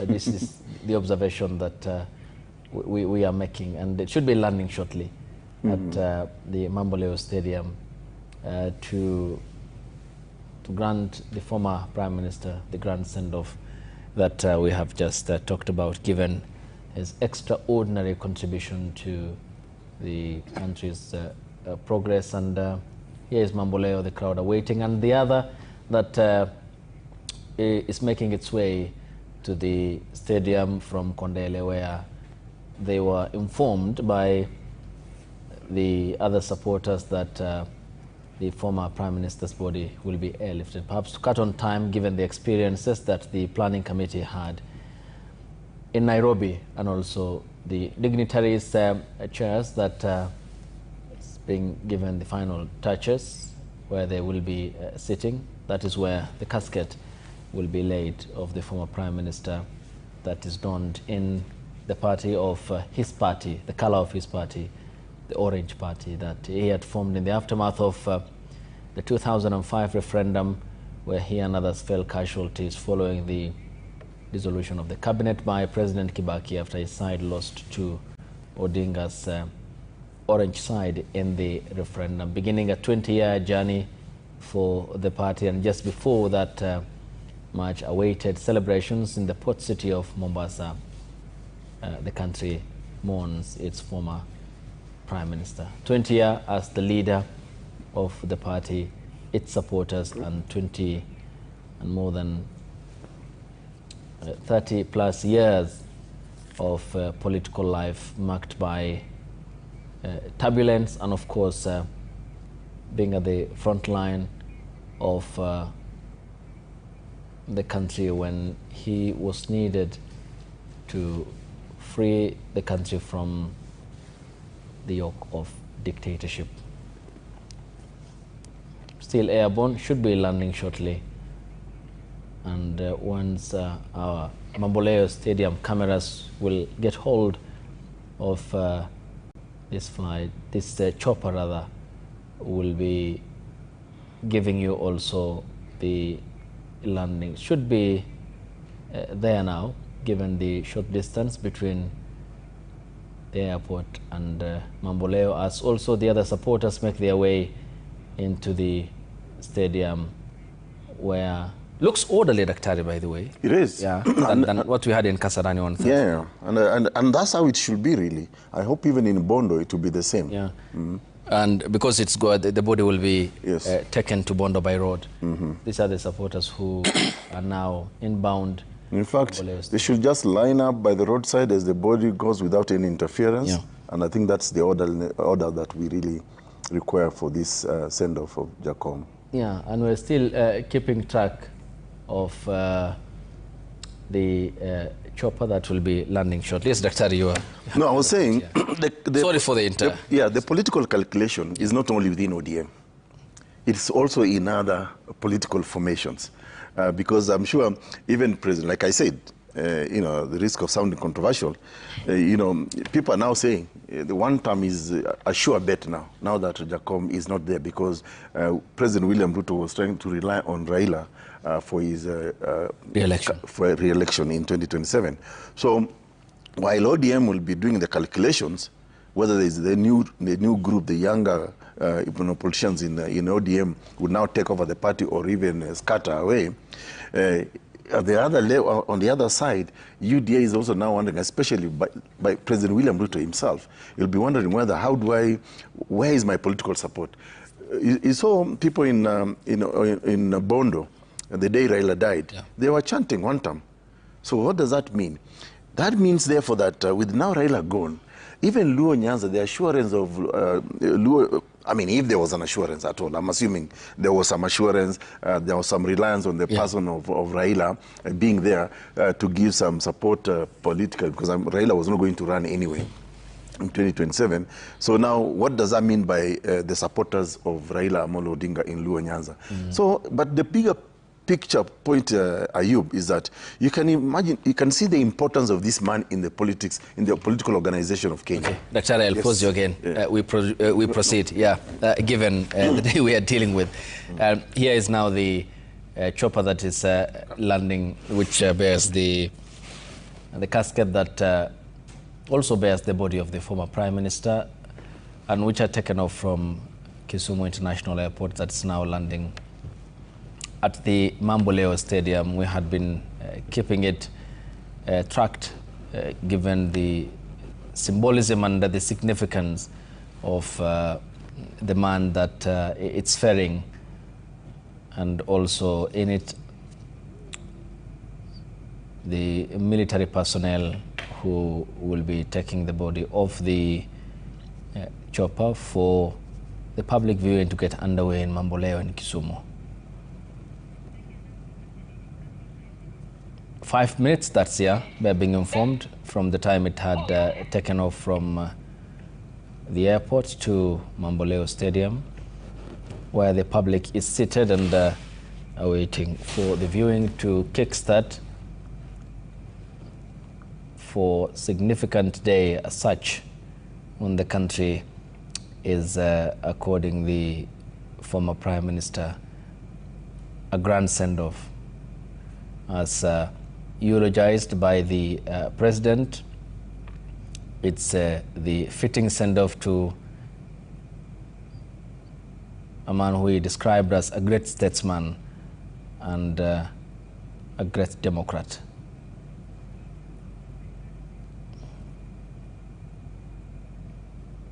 Here is the chopper that bears the body of the former Prime Minister. And now in Mamboleo, it's 8:47 now, and the timing seems to be right for the organizers who had communicated this, perhaps learning from the logistical nightmare that had characterized the arrival of the former Prime Minister's body in Nairobi from India, where he had passed away on Wednesday.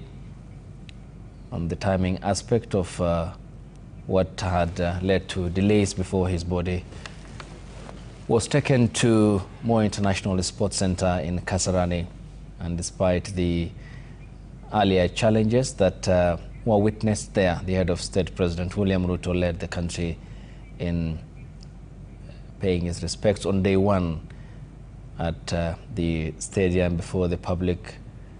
Members of the public were also given the opportunity to see the statesman that they had held in esteem and who they said had sacrificed for the country.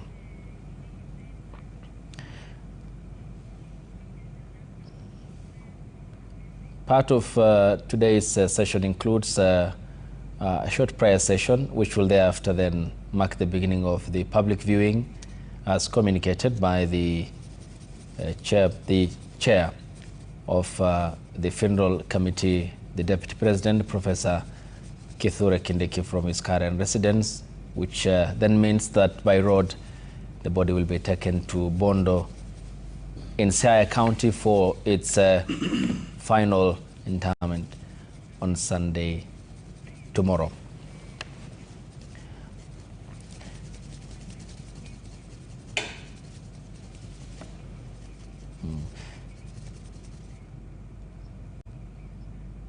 And the members of the services will be taking off the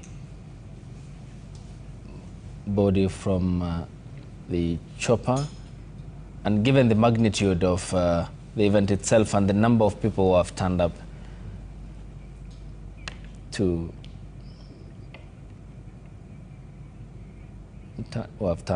let's listen into what's happening.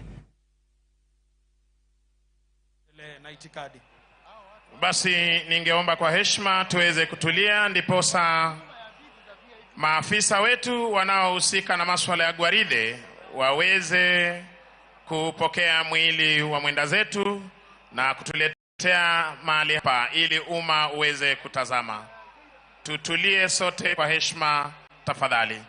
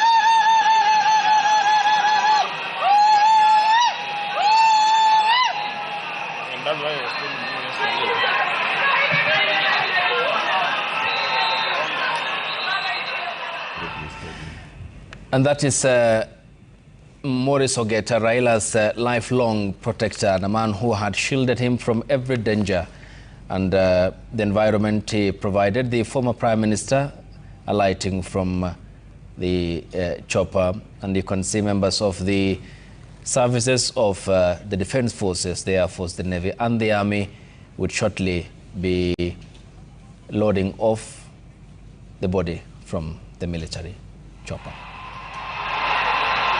Madam, nataka usonge nyuma. Basi maafisa hawa hivi sasa wakiweza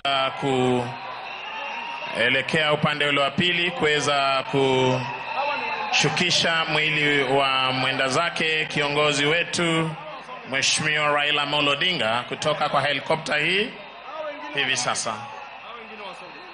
Msikize RC vile anasema. Sikizeni vile RC anasema.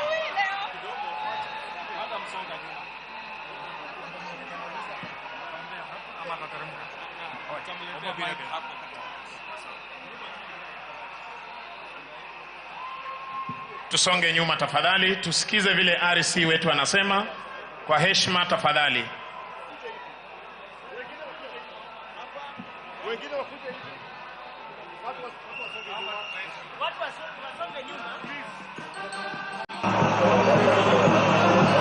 Tafadhali tutulie, studio tulia hadi tuweze kupokea mwili mahali hapa.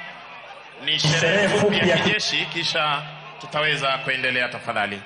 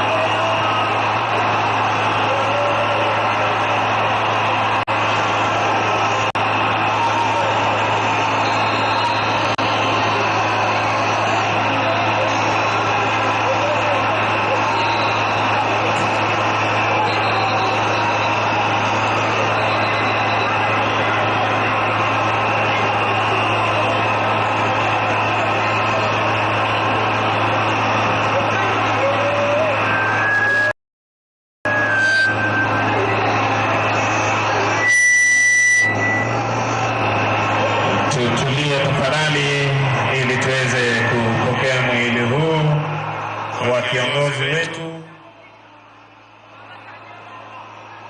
Tunazidi pia kuomba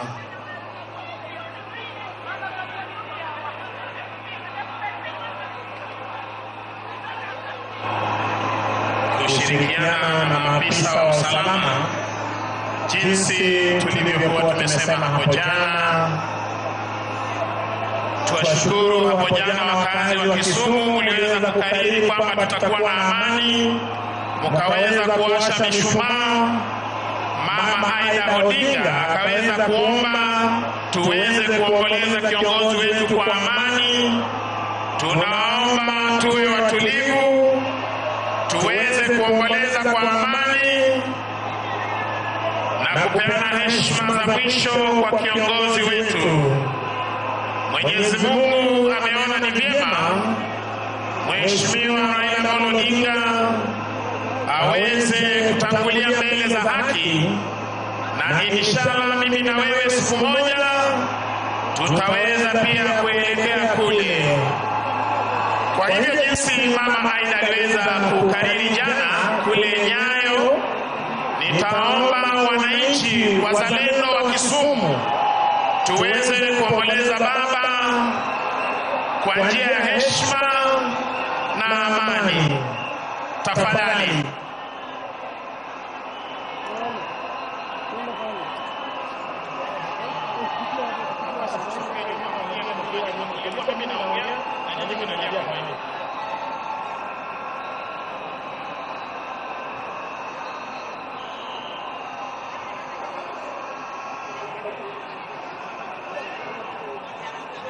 Security officers, tafadhali naomba mweze kufika kwa main podium.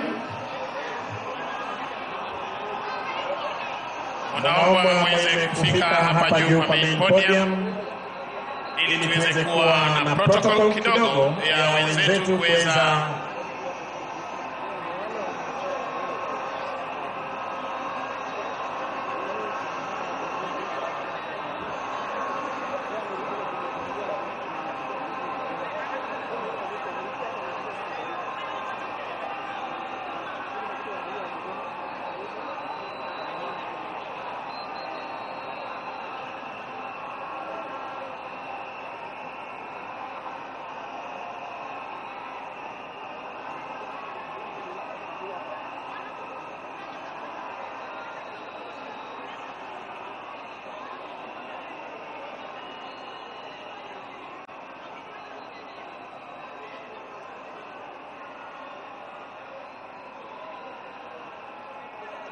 tusonge nyuma tafadhali, tusonge nyuma tuweze kupeana.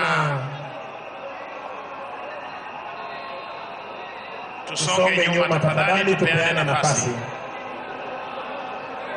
Kwa heshima tafadhali, tusonge nyuma. Tunaomba kwa heshima tafadhali.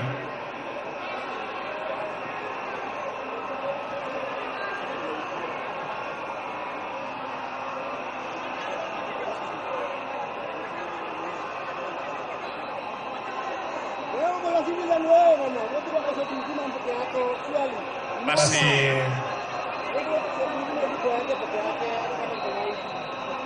tunashuhudia hivi sasa mwili wa zake ukiweza kuletwa kwa sherehe za kijeshi, kwa tafrija za kijeshi hivi sasa, wakiongozwa na viongozi wetu wa kidini kutoka makao makuu ya majeshi ya ulinzi. Unayeshuhudia kiongozi wa kanisa la Kianglikana Mheshimiwa Raila Odinga ni Mwanglikana, kisha kiongozi wa dini ya Kiislamu na kiongozi ya Kikatoliki.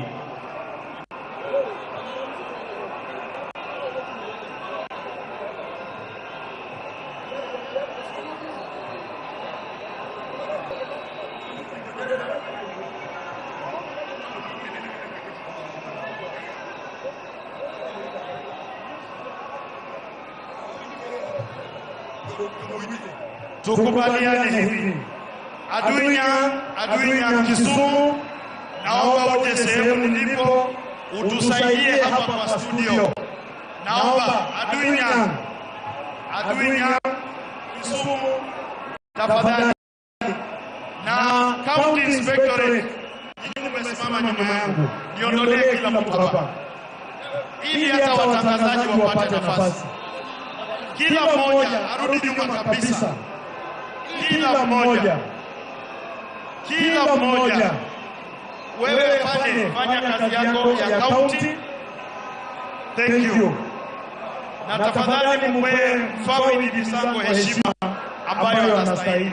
Huyu ni afisa mkubwa sana hapa nchini. Tafadhali. Alois, 2 more meters nyuma, nisaidie. 2 more meters. Tuende 2 more meters. Askari wa county, 2 more meters. Na upatie. Asante sana mdomo. Bagi tunazidi kushukuru. Basi pindi tu tafrija hizo za kijeshi zitakapokamilika, tutaweza kuwa na maombi mafupi, kisha baada ya hapo tutaweza kuelekezwa jinsi tutakavyotazama mwili huu kwa heshima na taadhima. Ninazidi kuwaomba tuweze kufuata maagizo kutoka kwa maafisa wetu. Tuna muda wa kutosha kuweza kutazama mwili wa kiongozi wetu, na kwa heshima tafadhali tuweze kufuata zile itifaki ama kupenda protocols zile ambazo zitakuwa zimewekwa na maafisa wetu.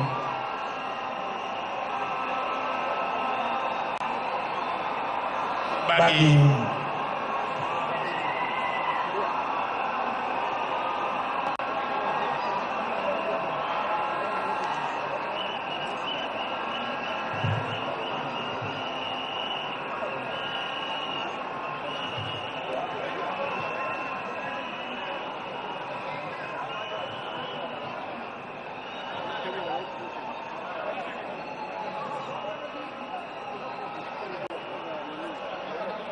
tafadhali.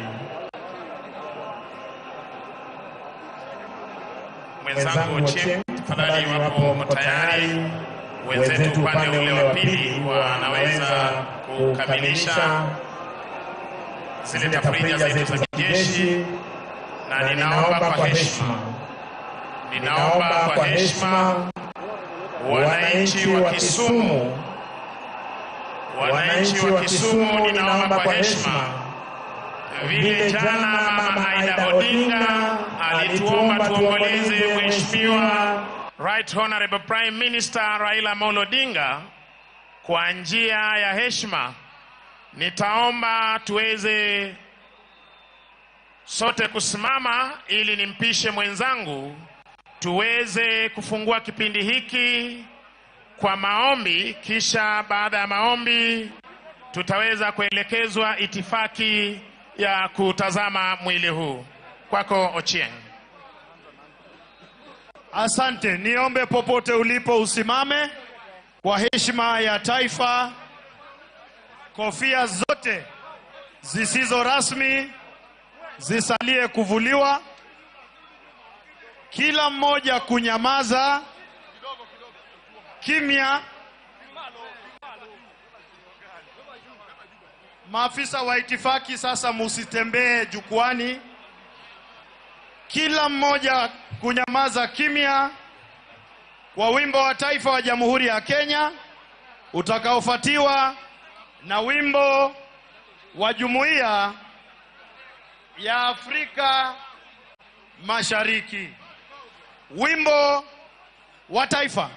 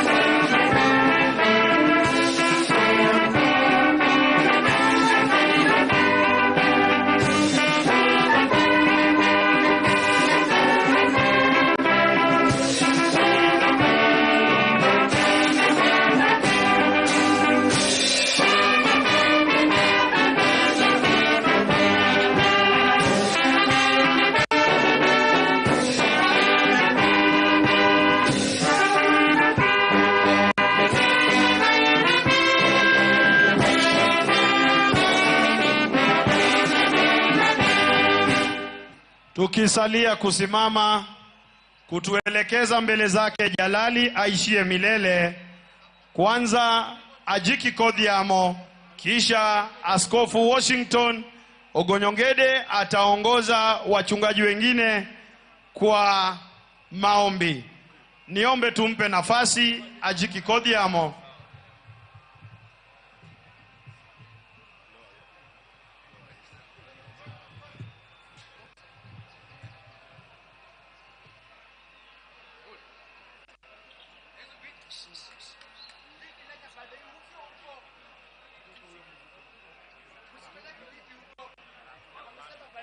Ajiki Kodhiamo.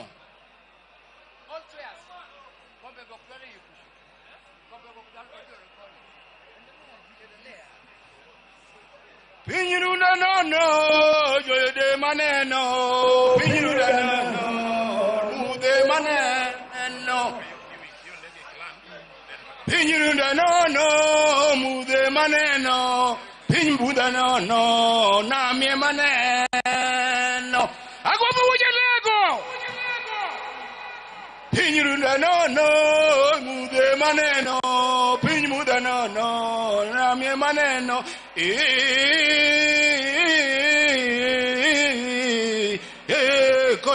Kodhiamo. Alemo. Nyasach kuku. Kubanga. Sirakuru. Inemani bolo. Ramoga juangi pinyka.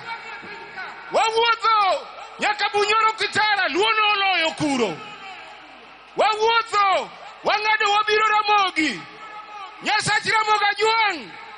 Ineno kajaduong nochung. Edonam. Ewigo. Kong'iyo to neno ni kaka maber. Majokanya nambetie. Imiyo wa jotelo. Ajuma uralo alogo. Imiyo wa jimalich. Raila Amolo Odinga. Nyibiro modipudhe edierwa. Walami. Nyasach Ramoga juang. Ewani wuoth mar kowe. Nyasaye wuoth kodwa. Ket chunya mondo kamaber. Par piny mar Kenya. Pomoloyo. Par luo. Nyingi mondo yud duong'. Weche duto mawacho. Ojo polo malo. Piach. E polo malo. Piach. E polo malo. Piach. Asante Askofu Washington Ogonyongede, na naomba Askofu Zakio Sokoth naye asongewe vizuri.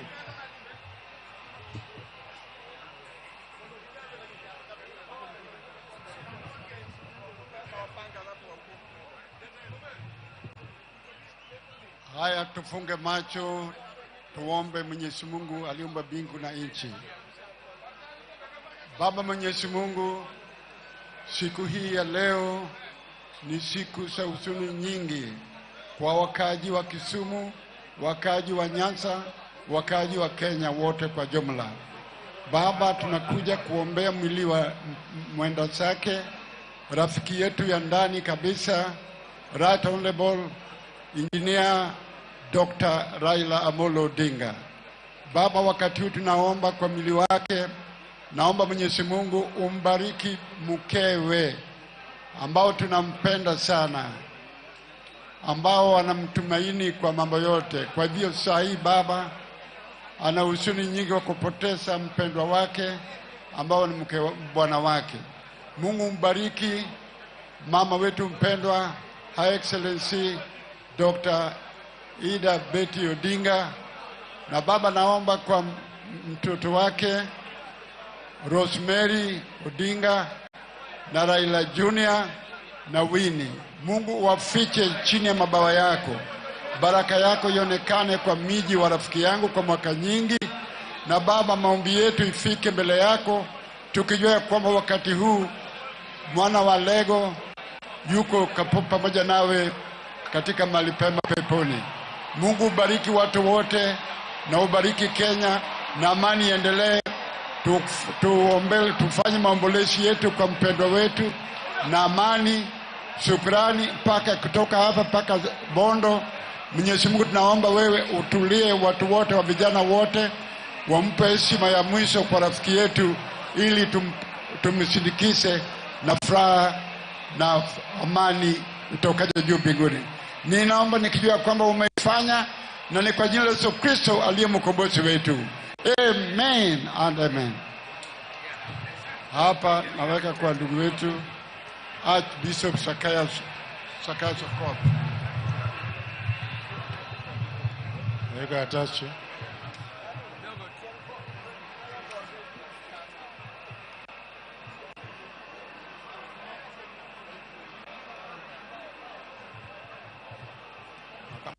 Come on. Maka.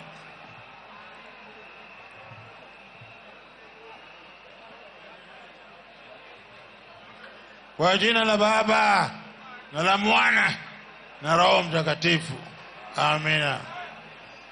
Farewell prayer for the Honorable Raila Amolo Odinga. Oh God, our Creator, you are the Father of all goodness. We thank you for the life of the Right Honorable Raila Amolo Odinga and the many years you gave him. Raila was our Prime Minister, was indeed many things to many people of Kenya, of East Africa, of Africa, and indeed of the world. He dedicated his entire life to the service of the people of Kenya and beyond, and through the works of his, together with the other Kenyans, enabled the Constitution of 2010 and its attendant institution to being enacted. As a leader of opposition party, he participated in many elections, despite winning 3 elections in our country and its results being short-changed. Raila always forgave and moved on. He taught us forgiveness. He accepted the verdict of the Supreme Court, thus teaching us about the importance of belonging to the rule of law, shaking hands with those who were pronounced as presidents. He had the heart of forgiveness. Oh Lord our God, your servant Raila Amolo Odinga put the love of our country first and foremost. He always put his Kenya first. May he always learn from him the management was in his example. And preached peace for our motherland, Kenya at all times, and enabled importance of freedom of speech. Almighty God, I thank you for having given me the courage to save the life after his second detention. Kane jotar pini duatima lal kingima Yesu. Nyasaye no lal kode motere Egypt. Anbe kane mara ilo biro na lal kode nyakudugu kyako tiyo no kendo kode oko.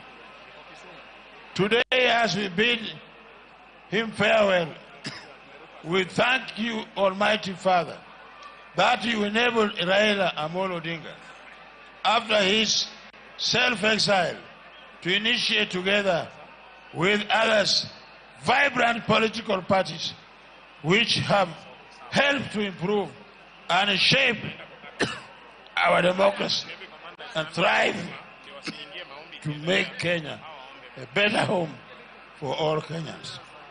As an engineer, we thank you, oh Lord God, for insight you gave Raila to design by passing our cities, many highways and roads serving our beautiful country, Kenya. Finally, your servant, Raila Amolo Odinga, taught us the importance of respect for life. he abhorred any spilling of blood of any Kenyan young or old. May you, Almighty God, receive our faithful servant whom and may he rest in peace. We pray through our Lord Jesus Christ, your Son, who lives and reigns with you in the unity of the Holy Spirit, God forever and ever. Amen.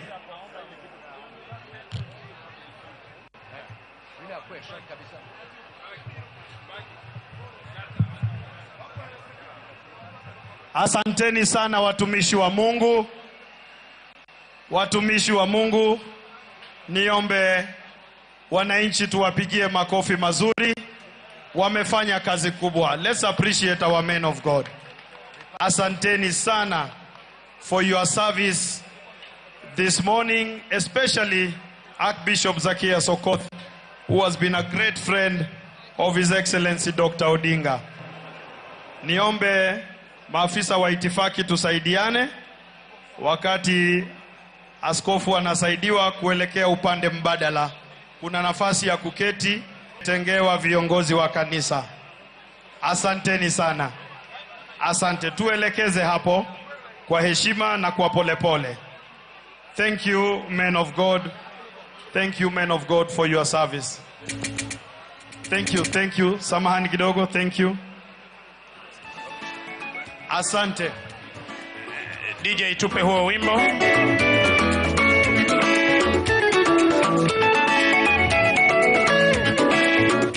DJ Spider-Man. Fokaneni Yesu, kiwango kimana. Nende fokaneni Rabi, kiweo ya mawasi waloya. Pili kedona, peperusha hiyo bendera. Pile pili lochona. Peperusha bendera wananchi wazalendo. Mawasi kaneno chokore. Imano kimana. Yesu ratego, simba neno loyogi. Nokeyogi, kiora birio. Isati ngotunga malo. Osipa ise wiro ya gimumanye. Kiweo wasigoloya. Fokaneni Yesu, kiwango kimana. Fokaneni Rabi, kiweo ya mawasigoloya. Pile pili kedona. Amina yo, pile pili lochona. Kiweo wasigoloya. Sama wasikale no chokore. Imano kimana. Yesu ratego, simba neno loyogi. Nokeyogi, kiora birio. Samahani. Protocol, we are not ready to view yet. We are not ready. Just get them ready, but we are not ready to go in. Yes, but we are not ready to go in yet. DJ Spider-Man. Spider, ngoja nitakuambia. Waheshimiwa magavana, waheshimiwa mawaziri, tunaomba kwa heshima muweze kuketi kwenye jukwaa kuu. Tunaposubiri kamanda wa jeshi letu la wanamaji tuweze kupokea mwili, aweze kupokea mwili hapa rasmi, kisha tuweze kuendelea. Hiyo ndio itifaki ambayo nimeweza kupewa. Tafadhali. Vile nitasisitiza kila jambo litakalotendeka tutawapea mwelekeo. We will guide appropriately on every matter that is going to take place. Tufunge hiyo gate tafadhali. I am most humbly requesting our leaders that we wait for Arocho. Funga hiyo gate tafadhali. Kindly let us wait for instructions and directions. Studio, tupe huo muziki ambao ulikuwa umetupa. Tunaposubiri waweze kufika tafadhali kwa muda mfupi, kisha tutaendelea na itifaki tafadhali. DJ.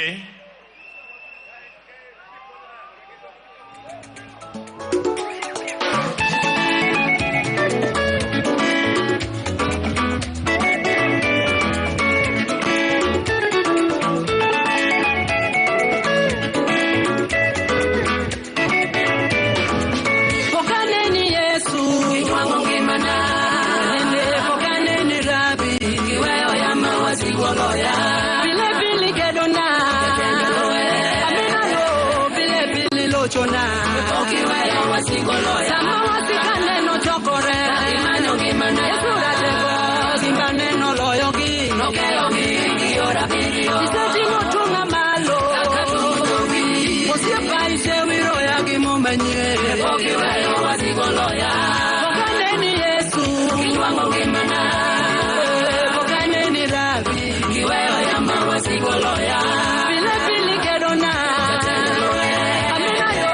Pile pili lochona. Okiweyo wasigo loya. Sama wasikane no chokore. Imanyo gimana. Esura tego. Simbane no loyo gi. Nokeo gi. Giora birio. Iseti motunga malo. Osiepa ise wiro ya gimo. Okiweyo wasigo loya.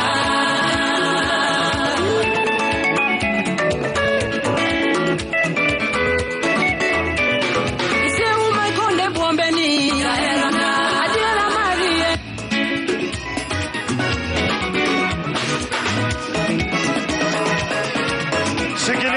Asante sana DJ. Asante sana DJ. Shikilia Spider. Asante DJ.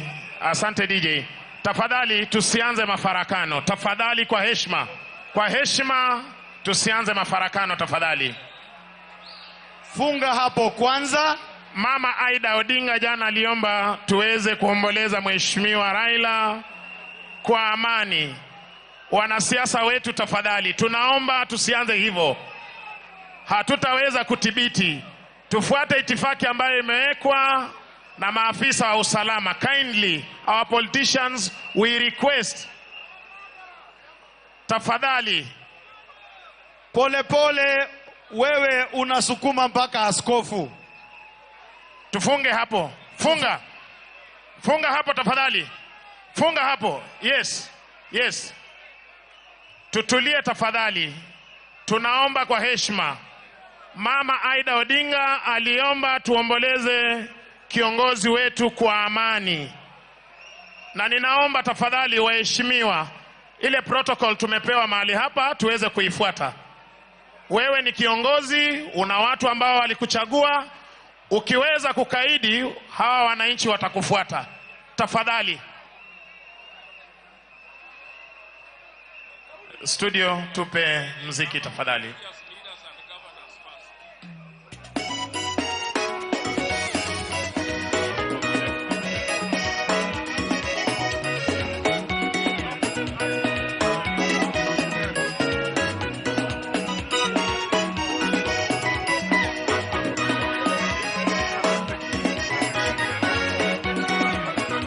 Shikilia kidogo, wakili Otienda Molo aweze kuendelea tafadhali. Jothurwa, malien jakom en mar state. Waluru kaka giwacho mondo gini odhi mayot. Kata wan wabunge, hiye joma noseneno ringre baba, okonego wadhi kanyo ni wapap nigi jo Kisumo. Wasuduru chien mondo joma pok oneno ringre baba, one ringre baba. Watimuru gini mos. Tukubaliane hivi. Kuna mipango imepangwa kabambe. Jana tulikuwa na watu 1,500 Nairobi. Kila mmoja alipata nafasi. Na mimi naona wananchi wa Kisumu wametulia tuli. Sehemu ambayo hatufuati maagizo ni hapa jukwani. Na hiyo ni makosa makubwa. Wakwayo jotelo manie tent mondo wuogi oduoge e dais kaindi. Mheshimiwa Governor Nyong'o and the team, please, if you could lead back all the leaders to the stands so that we make it easy for the officers. Jothurwa wakwayo jotelo manie tent, jomanie tent go mondo owuog oko.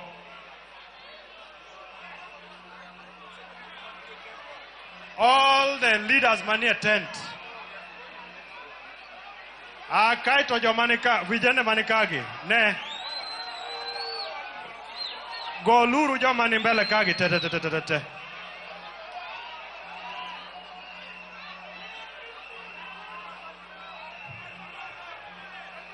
Aya ya uneuru jotelo go yo mondo kadhi.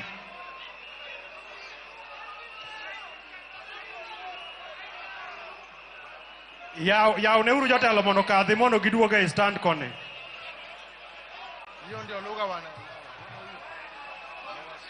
Can we have all the leaders back?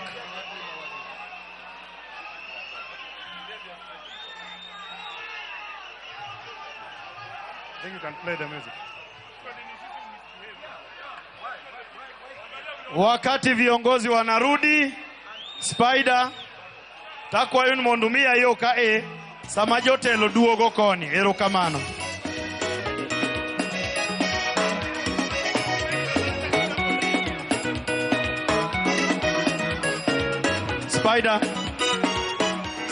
Spider, yes.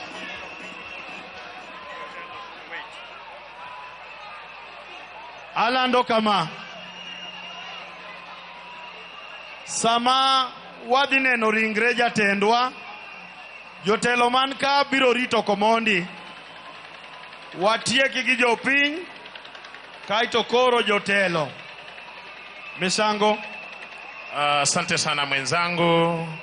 Wananchi wazalendo wa kaunti ya Kisumu, tunaomba tuweze kuendelea kuwa na utulivu.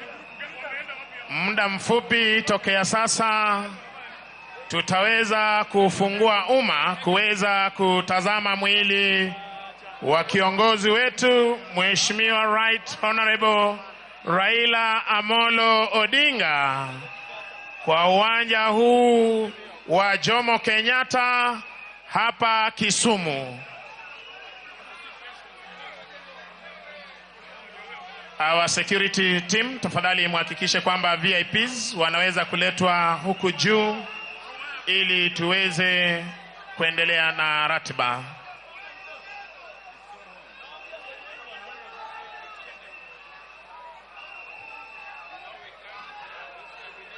Tafadhali tuweze kuwa watulivu. Our security team. Haya, asante wananchi wazalendo.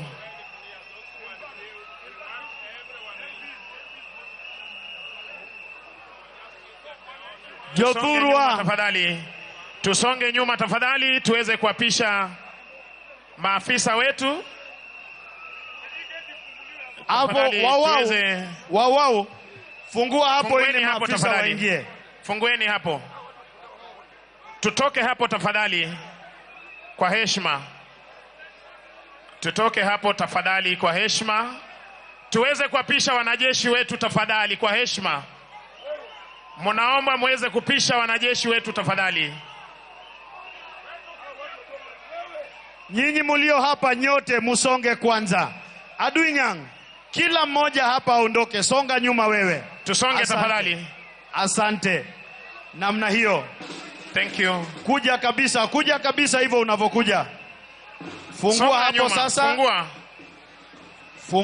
Fungua. Wewe kijana mwenye kofia, rudi nyuma. Asante. Fungua hapo kabisa. Wau. Aduinyang, fungua hapo kabisa. Fungua hapo kabisa ili hawa viongozi wetu waweze kuingia na tuendelee na shughuli hii. Mnachelewesha nafasi ya kupeana wananchi kutazama. Jothurwa ngeuru ni kumudhie ni okubineno ringre. Nevi komando manyaka donji eka ya ringre baba eka wabro neno. Koro onge tiende dhiruok kacha ni donjo kacha. Duok chien mondo donji mondo yawnwa mondo wachaki.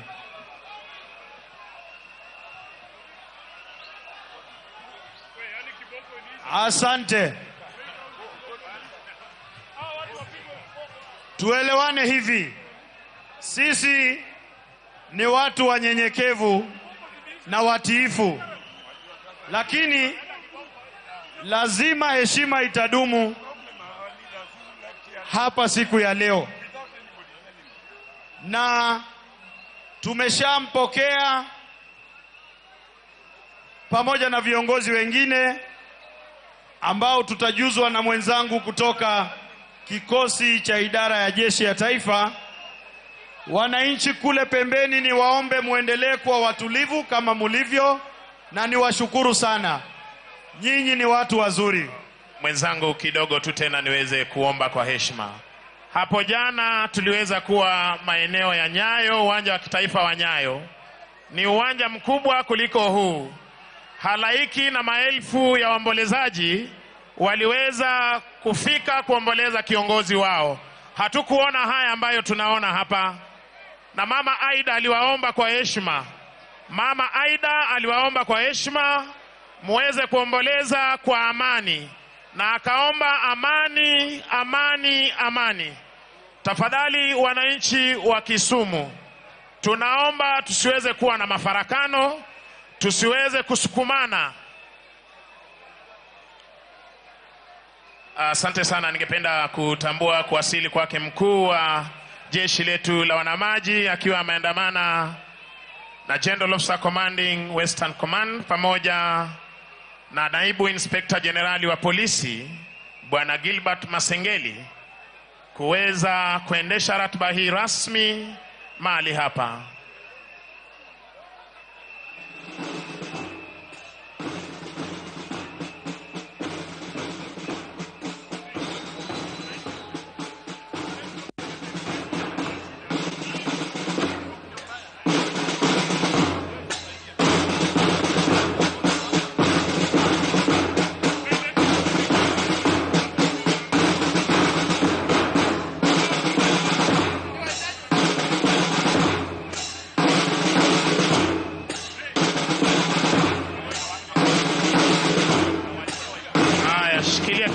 Shikilia kidogo. Officers from National Police Service. Officers from National Police Service, kindly occupy.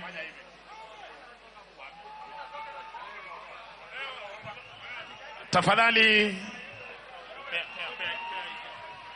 Polisi wa kitaifa mnaomba kuja hapa kwenye lango kuu. Mnaomba kuweza kufika hapa kindly mahali Deputy IG ameweza kuonyesha mkono wake. Tafadhali. Wewe wawinjire uru akanyo ayeweche mang'eny. Aikanyo wuod ng'ane. Kujeni hapa tafadhali. Namna hiyo kila mmoja aondoke. Kila mmoja. Na hiyo ni agizo lazima ifanyike. Kila mmoja. Hawa watu 10 wamebaki ndio wametuzuia kuendelea. Tuondoke hapo tafadhali. Tuondoke hapo.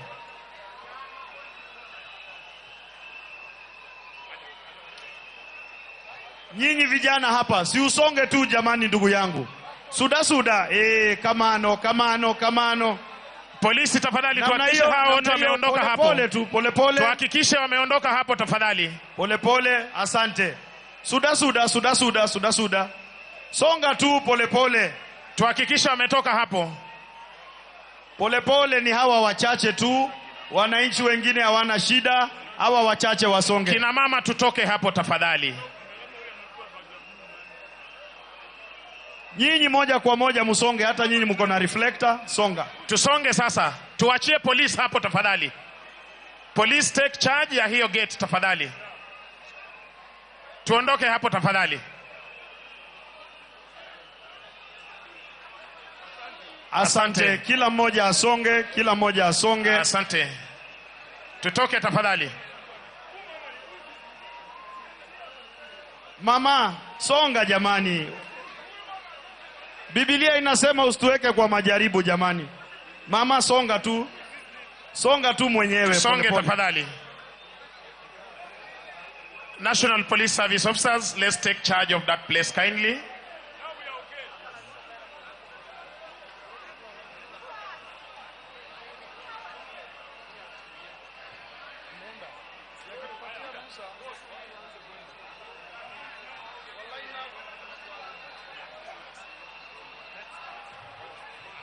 Aya, sasa naomba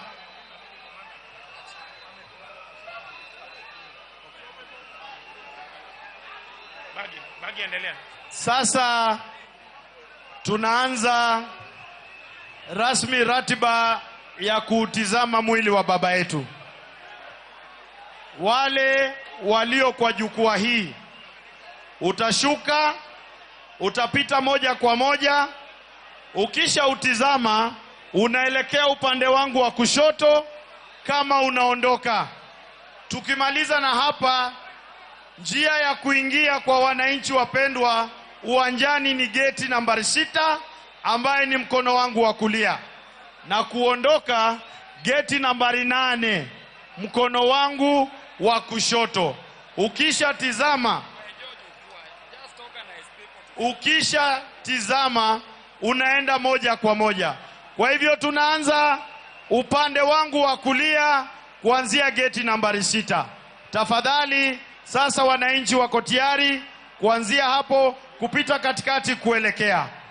Tuanze na wananchi wapendwa upande wangu wa kulia. On my right, sasa we are ready to admit the great people of Kisumu and this region to view the body of His Excellency. Ninaomba sasa waruhusiwe, na kwa pole pole, usisukume mwenzako, iko nafasi ya kutosha.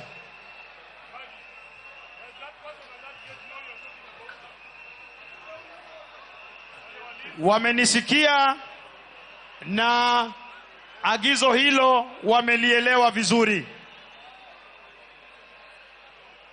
Tunaenda kwa upole.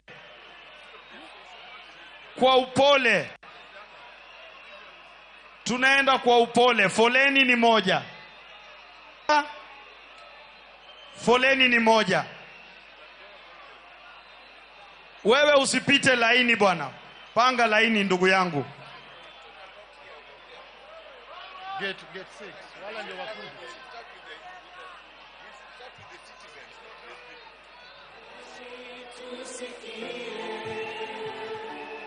Ngoja Spider.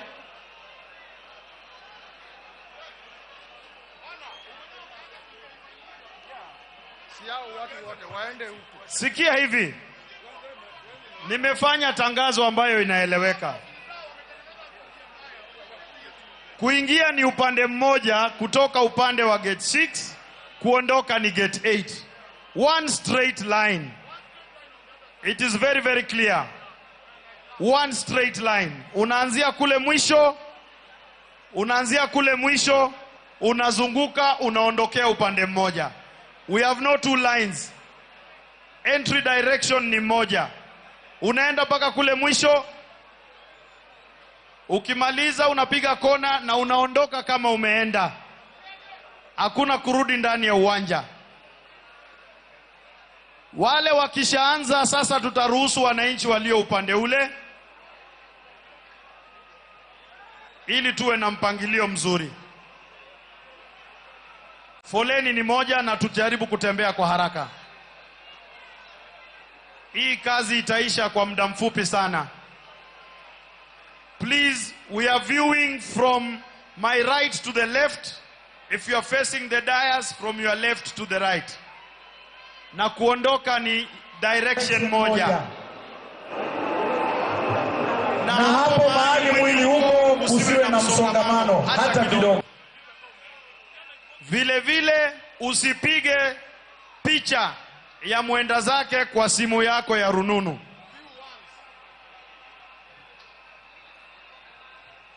Tunatizama na kusonga. Basi tunaendelea vizuri. Unaenda upande wa kulia kule mwisho, ndio unazunguka, unapita katikati ya askari.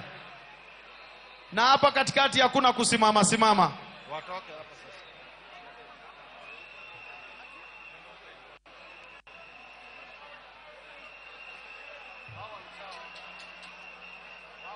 Viongozi wale mko hapo, mutizame na nyinyi pia mupeane nafasi ili kusikwe na msongamano hapo. Hatutaki msongamano kwa laini. Viongozi tizama na muelekee nyinyi vile vile. Kusiwe na msongamano. Viongozi, nafikiri tumemaliza awamu yetu, tusonge ili laini iweze kusonga. Viongozi, na waomba sasa tusonge ili laini iweze kusonga. Bob Madanji, kindly now lead the leaders away so that we can have space for the rest of the people. Laini ni mpaka mwisho. Tafadhali afande, laini ni mpaka kule mwisho.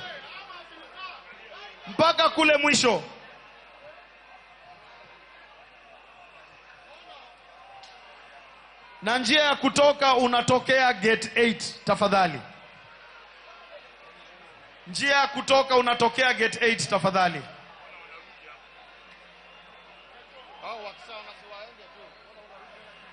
Na ukishatizama usirudi jukwani, tuelekee moja kwa moja.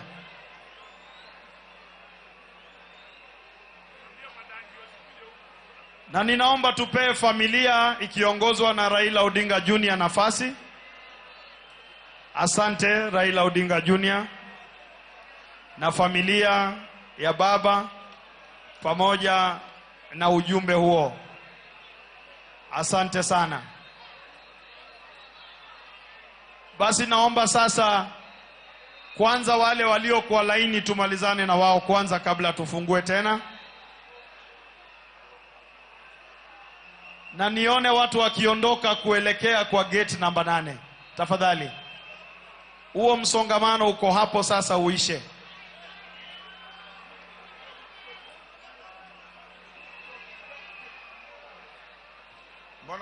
Kwanza huo msongamano uishe. Na wale mliotizama njia ya kutoka ni upande wangu wa kushoto. Tafadhali maafisa tuelekeze watu huko. Tusiruhusu watu kurudi kwa jukwaa tafadhali.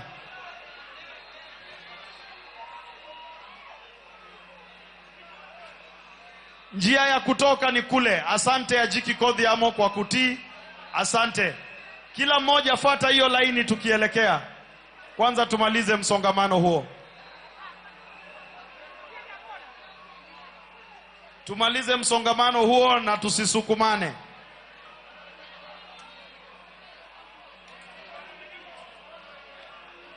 Wananchi tuendelee, tunaendelea vizuri. Asante. Asante, asante. Tusonge. Asanteni maafisa wa usalama. Na vile vile tunaomba wale mumetizama, sasa tuelekee. Ukitizama unaelekea. Ili tuende kupanga shughuli zingine kule mjini Bondo. Kusikue na msongamano na wengine wapate nafasi. Wale wametizama, pita katikati ya askari moja kwa moja paka nje ya uwanja. Tujaribu ndio laini iweze kusonga.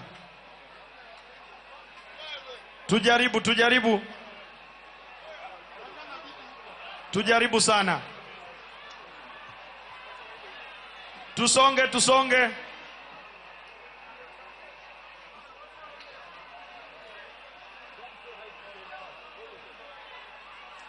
Wale munatizama tunasonga tukienda na tujaribu kukaza mwendo jamani. Tujaribu kukaza mwendo. Ukiingia unaenda mpaka mwisho kwanza upande wa kulia, mpaka mwisho kwanza.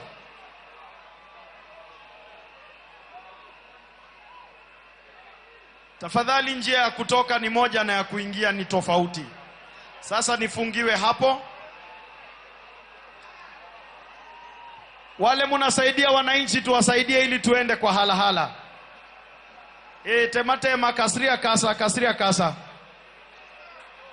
Asante.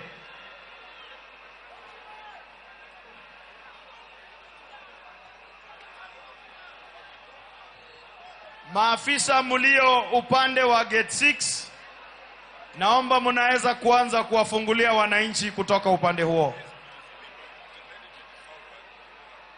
Na mufanye pole. Usisukumane tafadhali. Kikidhirwadu.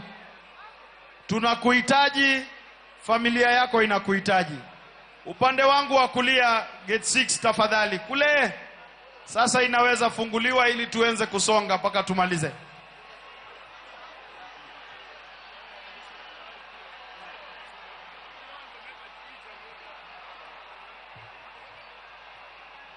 Tafadhali nyinyi mutangoja.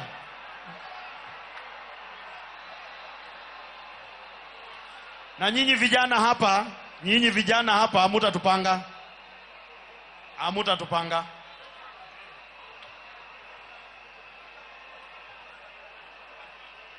Wananchi pole.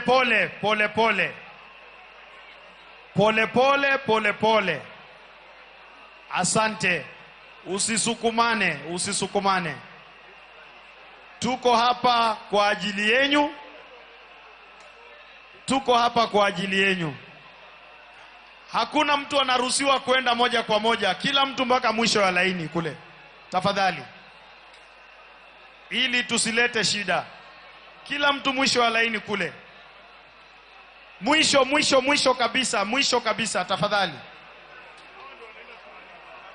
Mwisho kabisa. Asante afande. Thank you.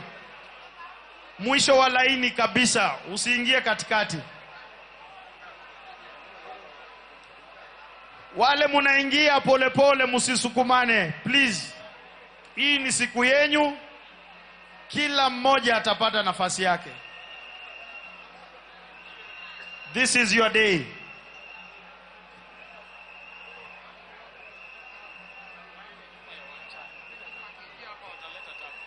Kila mtu anaenda mwisho nyuma ya laini.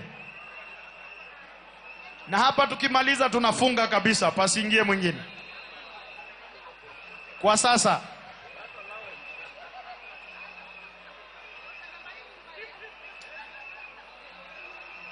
Wananchi tujaribu tufanye haraka maana tuko wengi. Tuko wengi sana. Doluo. Asante sana mwenzangu Mdomo Bagi. Tunasema ya kwamba tafadhali tunaomba baada ya kuona mwili tafadhali usipate nafasi ya kuregea hapa jukwani tafadhali. Wakwayo nikise neno ringre jaduong kikikao tulo mar duogo malaki wanja ka tafadhali. Waneno jaduong to wawuok laini en achiel tafadhali. Wadonjo gi gate namba 6 to wawuok. Ukishaona mwili tafadhali tusaidiane mupate nafasi ya kusonga ili wengine pia wapate kuona. Bagi. Thank you. Tufuate hapa vile tunaelekezwa, tutumie upande wa nyuma. Vile tunaelekezwa ndio tufunge hapa sasa. Asante. Asante sana. Asanteni wananchi kwa kuwa watiifu, naona tunaendelea vizuri. Selector, utanipea nyimbo ya kupoza nyoyo zetu kwa umbali. Nyimbo ambazo zitapoza nyoyo zetu kwa umbali. Yeah.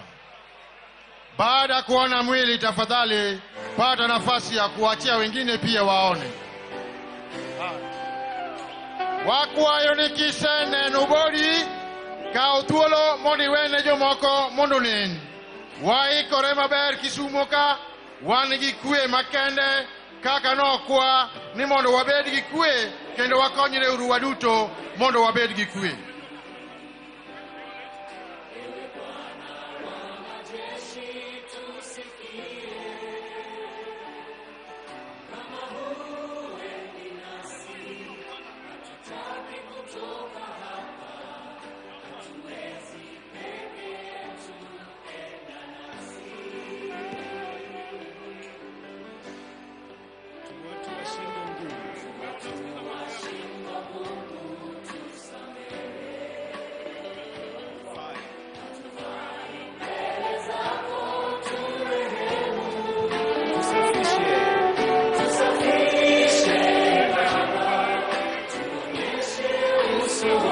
Tunapoendelea kusikia nyimbo hizi tutaimba kwa pamoja, lakini kwanza ili tupunguze idadi ya watu walio uwanjani, kwanza tutamalizana na walio hapo. Nikipata signal tutaendelea kuruhusu wananchi.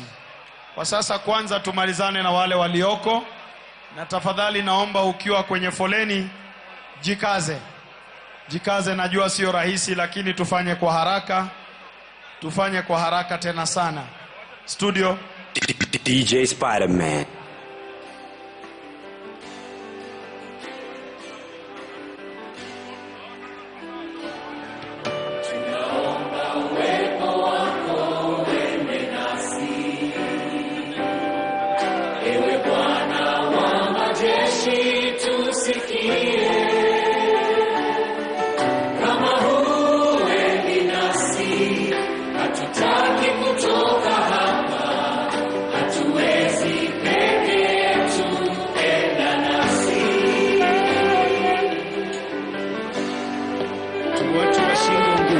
Watu wa shingo ngumu tusamehe.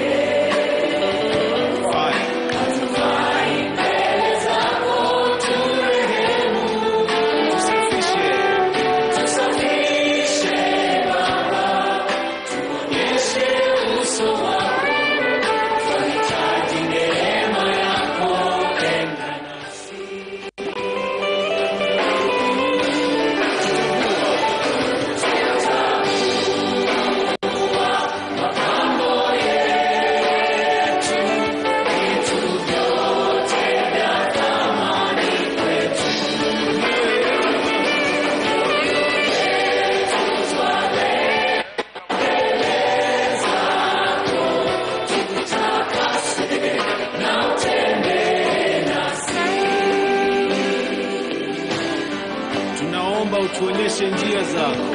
Tunaomba utuonyeshe njia zako. Maana umetuita kwa jina lako. Twalilia utukufu na uso wako. Bila wewe tutashindwa. Wewe tutashindwa. Enda nasi.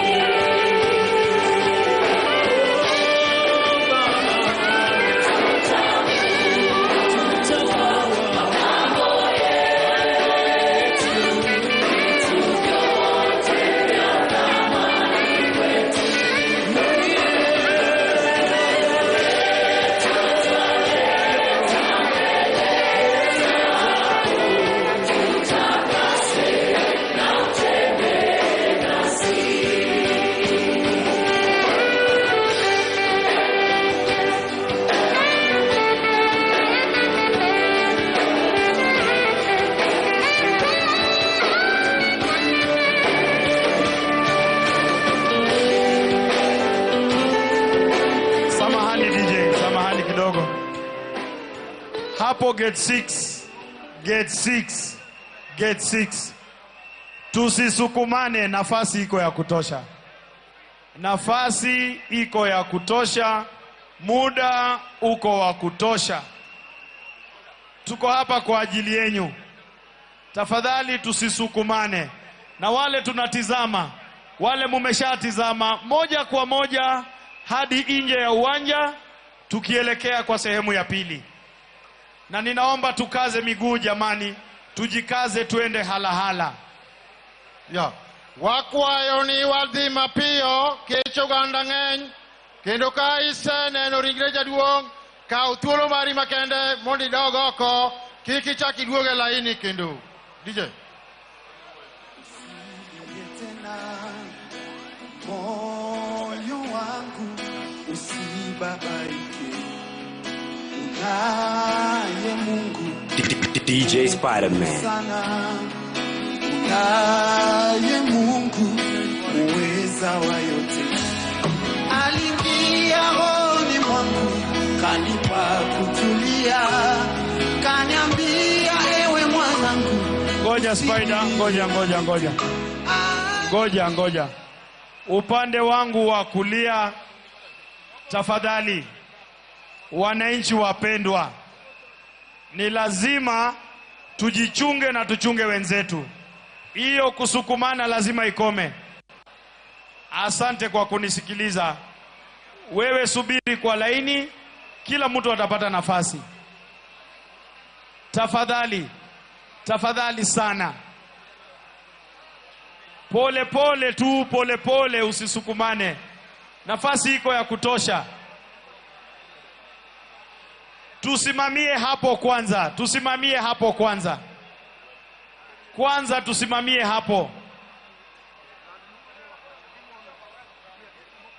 Pole wewe, wacha usisukumane. Tusimamie hapo. Na wale wako mbele waketi. Ufuate vile maafisa wa itifaki na usalama wanaelekeza. Usisukumane tafadhali. Usisukumane.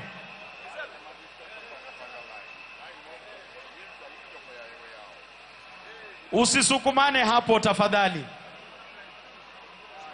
Na usisonge mbele kupita hapo.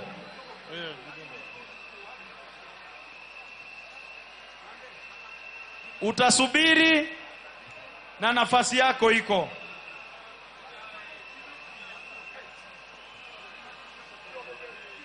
Usisukume mwenzako tafadhali.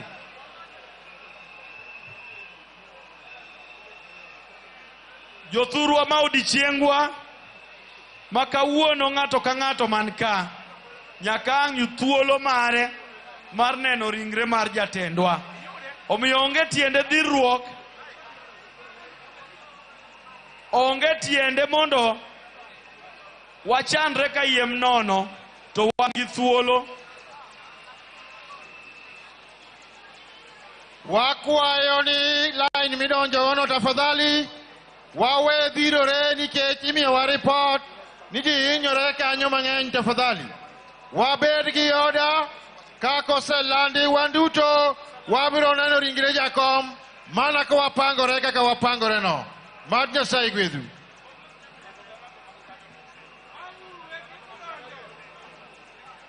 Wakwayo ni ka in mbele kanyo kumidonjo gono kapok iyudo thuolo mar sudo mbele tibed piny mondo mi kik wayud chandruok man kanyo no. Tafadhali.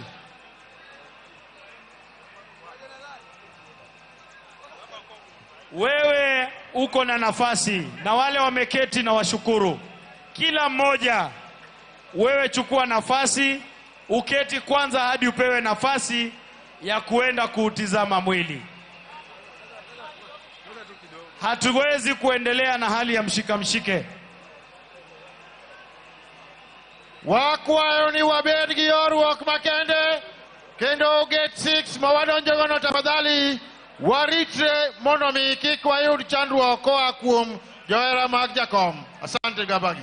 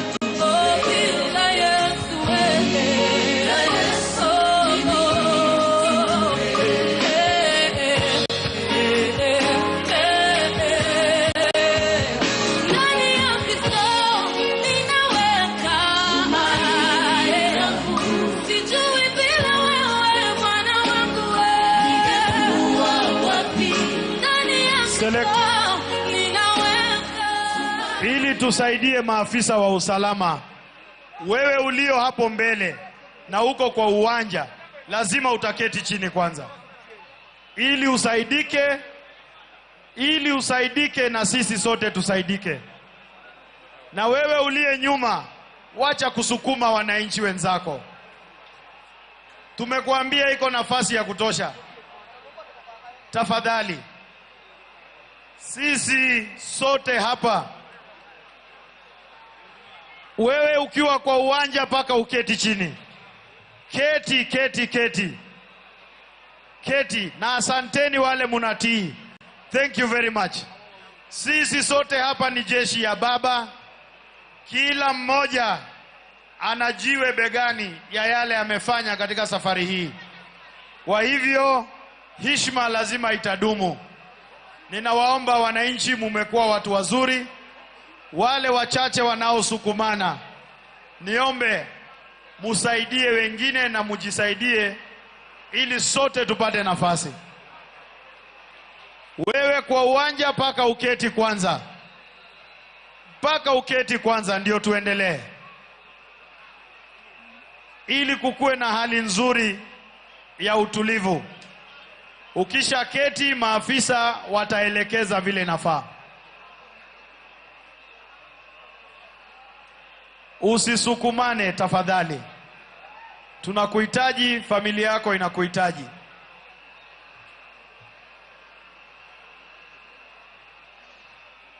Tunaendelea kusisitiza na kuomba wale mulio uwanjani hapo mbele.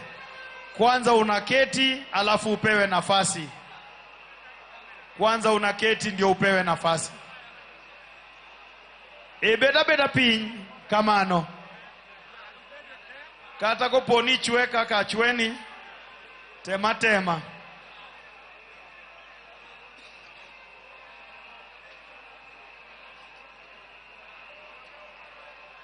Asante kwa hatua hiyo maafisa.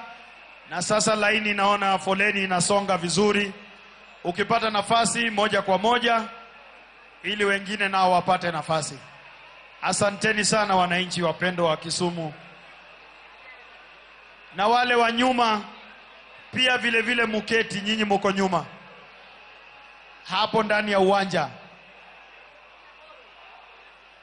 Kila mtu selector kwa umbali.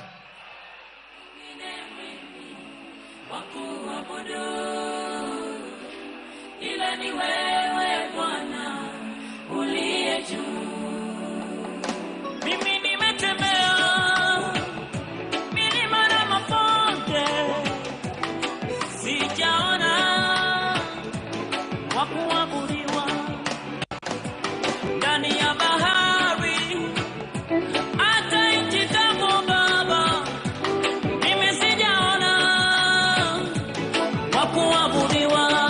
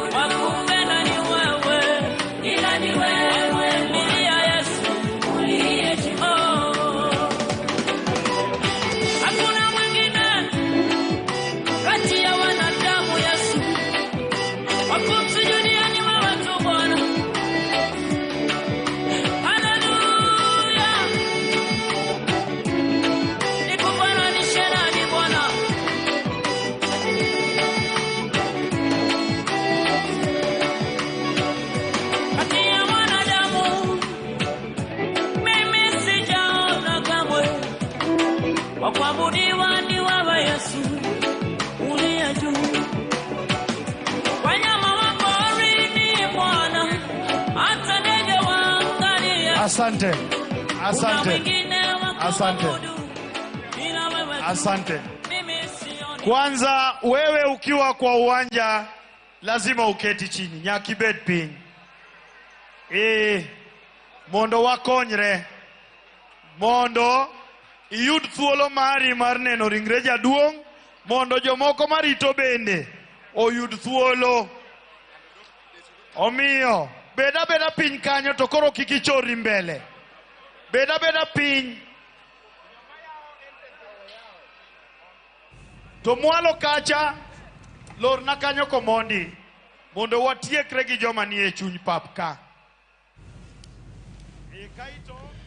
The live pictures from Mamboleo in Kisumu County, where the public viewing of the former Prime Minister's body, Raila Odinga, is underway.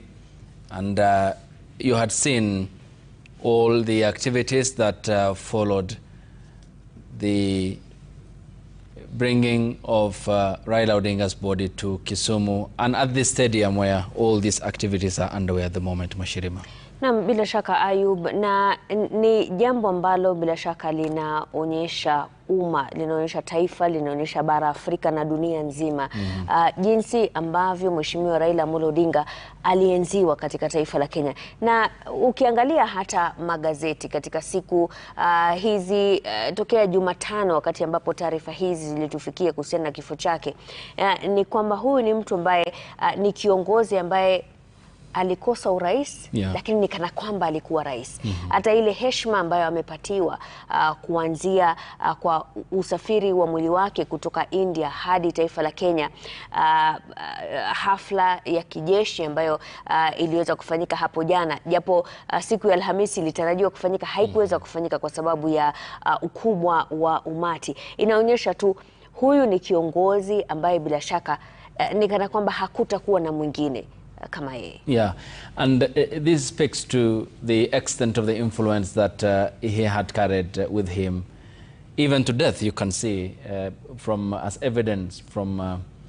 the live pictures that we had since morning from Kisumu County, and somewhat to the disappointment of the crowd that was waiting for him outside the airport before the airlifting had happened. And the influence that he has commanded among the multitude of humanity that we had seen here in Nairobi and also in Kisumu County today ahead of his burial tomorrow, and the extent of how he had managed to solidly and so constantly maintain that influence over them and the party that he had led for a longer period than considerably any other political player in Kenya. Na ukiangalia Ayub, ukimwangalia Mheshimiwa Raila Amolo Odinga, ni kiongozi ambaye hakuwa tu na mvuto katika ngome yake, alikuwa na mvuto katika taifa zima. Ndio maana kila baada ya uchaguzi uliona kwamba marais waliokuwepo hawangeweza kuendelea bila Raila kuwa kiungo muhimu katika serikali zilizokuwa, na hata hii serikali ambayo inashikilia usukani sasa hivi ya Mheshimiwa Daktari William Ruto. Na ukiangalia pia ukifikiria tu demokrasia ya Kenya, bila Raila Odinga hatungekuwa na katiba yetu mpya. Bila Raila Odinga kuna haya masuala ya siasa za vyama vingi. Bila Raila Odinga hakungekuwa na uhuru wa kuweza kusema kile ambacho tungependa, ni freedom of expression. Na nadhani ni jambo ambalo Rais mstaafu Uhuru Kenyatta alilieka vizuri hapo jana kwenye hotuba yake. Yeah, and look at it this way, because Raila is a man who charted his political path in the aftermath of his father Jaramogi in 1994, and clearly in the years that led up to the elections in 1997 were so significant in his political life, as he puts in his book The Flame of Freedom, where he extensively talks about not only his political life but also his life as a son, a father, a husband, a grandfather, and the years wherein he became the only lawmaker who was resigned to seek fresh mandate from the people in then Langata constituency in 1997, and in the years that also leading up to the 2002 historic elections, where he was one of the leaders who led the en masse walkout from the KANU government then that he had helped serve as its Secretary General in the aftermath of the elections in 1997. And these were the uncertain years when there were fears within the opposition side of the political divide that President Daniel Toroitich Arap Moi is likely going to extend his stay in power despite the clear guideline at the time of the non-renewable 2 5-year terms, which started in 1992, and the fears that KANU and Daniel Toroitich Arap Moi will hold on to power, which by extension also led to the crescendo towards how the opposition then coalesced around Kibaki. And the voice that was of so much significance and important was that of Raila Odinga in the famous Kibaki moment, which led to the birth of the NAG government in 2002, before the unceremonious events that followed, which somewhat culminated with the referendum in 2005, and subsequent, of course, dismissal from cabinet. Him and the other list of leaders who had led the no campaign to the proposed constitution. That gives us a sense of a man who, what he commanded wasn't political influence that he had inherited or anointed, for that matter, or a political baton hand over to him, but a political sculpture in him that he self-made, to the extent that we had seen him commandeering this support with so much considerable ease, to the extent that we had seen all these supporters subscribing to his ideology. And he believed in the principles of social democracy, that me, you, and all Kenyans are equal before the rule of law. He believed in the aspect of respect for human rights, and many other events that followed the aftermath of the formation of the party that he led up until his death. And clearly the symbolism around it, that everything revolved around him. And for the 20-year period since the ODM party's formation, he was the omnipresent figure who everything had revolved around, orbited around, and that all influence that he had, and the respect especially from both the leadership and the people, creating a national party that had the majority in parliament in 2007, and following the ugly spectre when he also had the speakers of and the deputy in the name of Kenneth Marende and Farah Maalim in the Grand Coalition government. A man who yesterday was touted as holding the cards of stabilizing regimes across time, from Moi in 1997 to the Grand Coalition government, to the handshake government of Kenyatta, and to the broad-based arrangement. Na nadhani ni hayo maadili ya Mheshimiwa Raila ambayo yaliwavutia wengi kwake. Manake nionyeshe mbunge mwingine ambaye maadili yake hayataendana na chama ambacho kimeingiza bungeni, ambaye anaweza kusema maadili yetu hayaendani, kwa hivyo mimi nitajiondoa na nirudi kwenye debe nione kama wananchi wananiaminia mimi kulingana na yale maadili ambayo miaka yote nimesimama nayo. Na nadhani hicho ndio kiungo ambacho kinakosekana sasa hivi katika viongozi tulionao.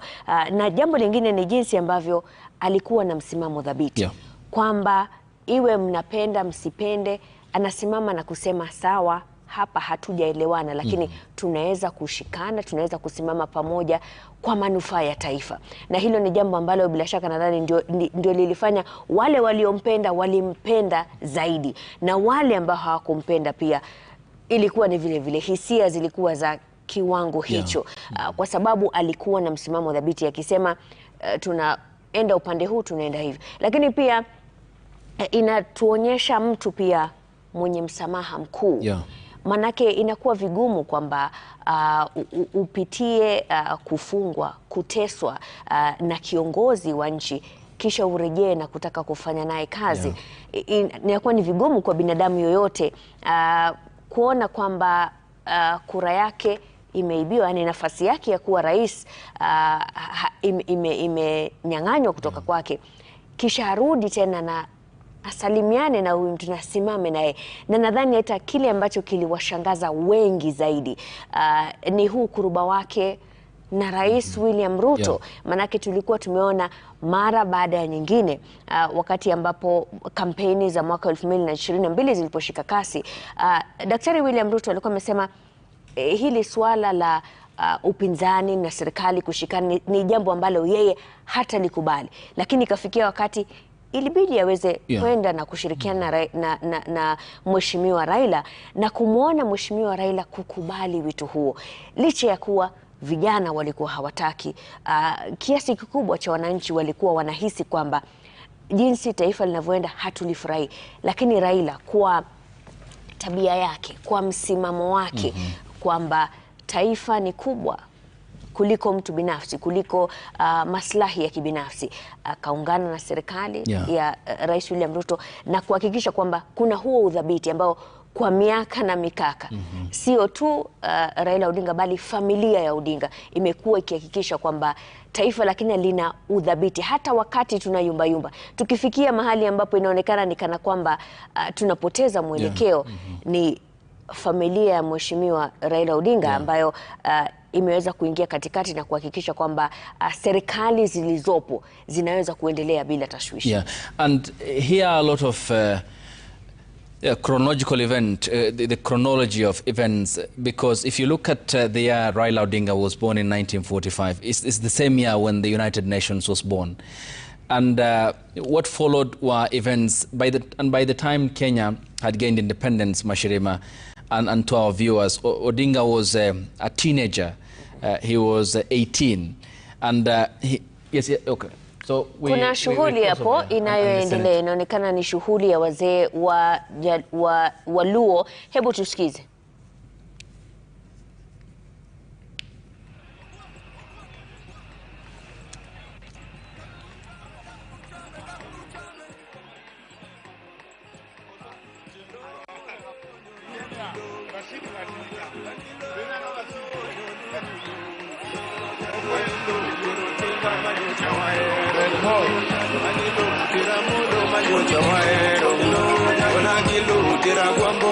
Wadhi maber wakwayoni wabede laini ya chiel tafadhali, na tupeane heshima tafadhali, na uwe na mstari moja, na ukishapata nafasi ya kuona mwili tafadhali tunakuomba usonge mbele.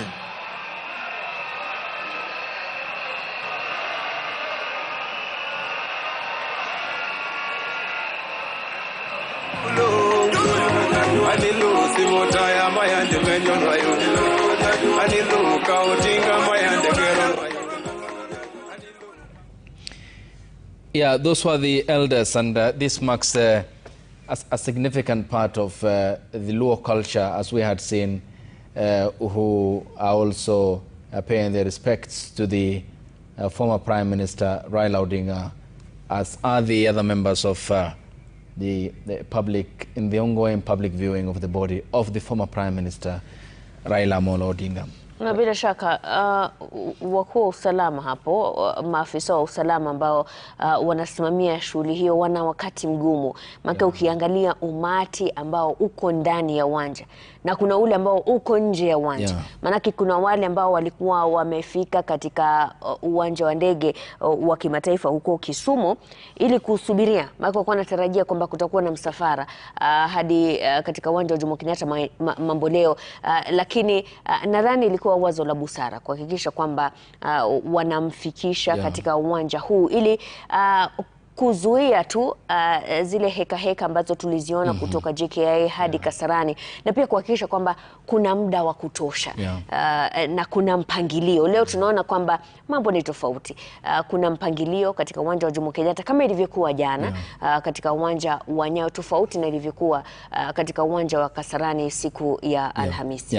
And as I was saying, Mashirima, there are significant years that in the chronology of the order in which Odinga's life, as we had been doing here since his passing on, he was born the same year as the United Nations, and by the time Kenya gained independence and we were free from the colonial British Empire, Odinga was 18, barely 19 thereabout. He had an understanding of what was going on at the time, and which gives us an insight of what has shaped his ideology and thinking. All right, so let's cross over to Bondo in Siaya County, where the former Prime Minister will be laid to rest, and these are the live pictures that are coming in from where the former Prime Minister will be laid to rest. And of course, this bears Mashirima significance of the handing over, given the activities that await them tomorrow on Sunday. And the body will be staying overnight here ahead of burial, and these are the Council of Elders perhaps performing probably a prayer, or this is a traditional process. So that we can listen into the sound. Tumekana sisi, tumekuja hapa, tunasherehekea na nyinyi, tuko pamoja, kwamba ni mtu yetu, Mungu mwaka pali pazuri. Thank you.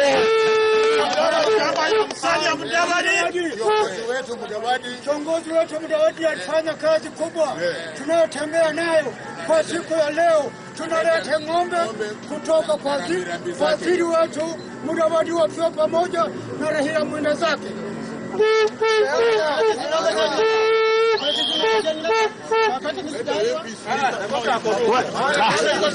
Ng'ombe iko tayari sasa. Kulingana na kimila, ng'ombe iko sawa. Hadi imepanda. Isirushe na Google.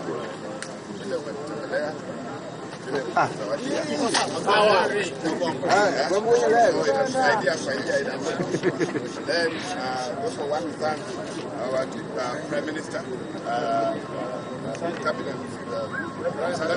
Prime Cabinet Secretary Musalia Mudavadi for this effort. We thank you so much. May God bless you as we go through this exercise.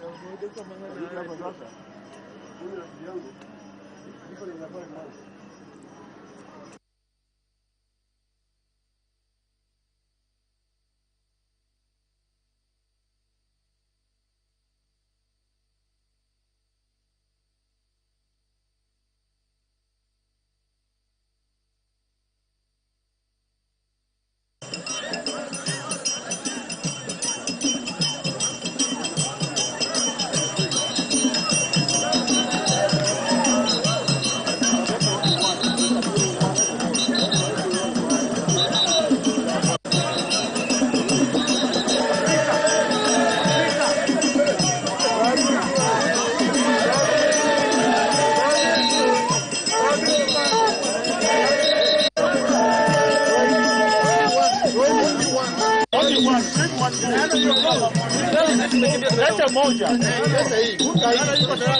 Kwanza ndio hapo wapi? Mwangale yako wapi? Naam, zile picha ambazo unaziona hivi sasa kwenye runinga yako ni kutoka Bondo, kaunti ya Siaya, ambapo viongozi kutoka jamii ya Waluya wameweza kufika kutoa mafahali ambao watatumika kwenye hafla ambayo inaendelea ya mazishi ya Mheshimiwa Raila Amolo Odinga. Tunaarifiwa kwamba mafahali hawa ni kikundi cha kwanza cha mafahali ambao wameletwa hapo kutoka kwa mkuu wa mawaziri ambaye ni Musalia Mudavadi, na kwa wale ambao wanaelewa masuala ya tamaduni za Waluya ni kwamba wakati ambapo kuna matanga lazima kuna fahali ambaye ataletwa.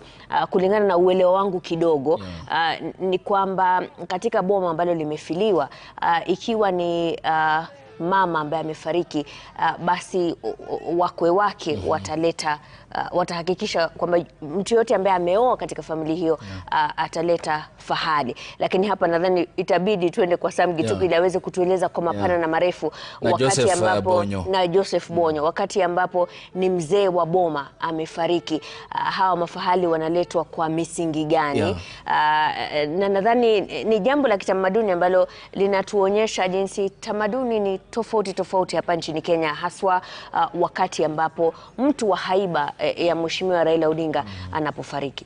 Because we were talking about then how the former Prime Minister has transcended many political environments, and by the time we had gained independence, he was, as I have said, 18, 19, and which had possibly informed his or shaped his way of thinking and seeing the global worldview at the time when we were about to get into the very intense years of the Cold War, and preceded by, of course, many events which included the passing on of Kenya's first president, Jomo Kenyatta, in 1978. And when, upon the ascendancy to power of Daniel Toroitich arap Moi, following, of course, the succession battle within the independent KANU party, and the buffer at the time that was accorded Daniel Toroitich arap Moi. But 4 years later, the events of 1982 had changed the course of history in Kenya, officially becoming a one-party state, an agenda that was pushed in Parliament by then Attorney General Charles Njonjo and then Vice President Mwai Kibaki.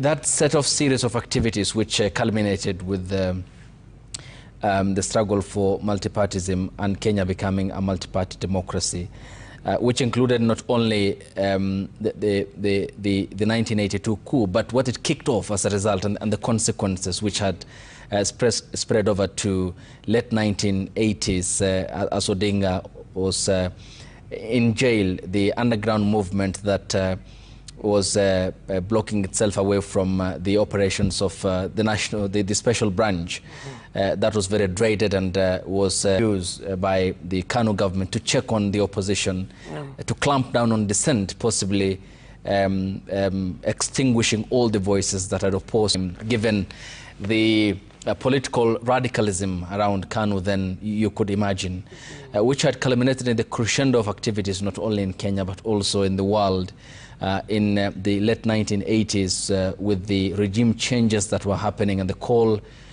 clamor for governance change across the world, and what then marked the collapse of the Berlin Wall, leading to the unification of East and West Germany, and also the many activities in Europe, which perhaps informed the move by those who are pushing for multipartyism to get some energy to boost their call in pressuring President Moi and KANU to open up the democratic space and allow more political parties to join in the fray leading to the elections in 1992. But Odinga was, of course, part of the many Kenyans who some paid with their lives the sacrifice in the push to attain that status. Thereafter, of course, the exile that he went into, how he describes that in his book, and making that very perilous journey to Uganda, that is across Lake Victoria, interestingly, before he was granted asylum and coming back to the country later. But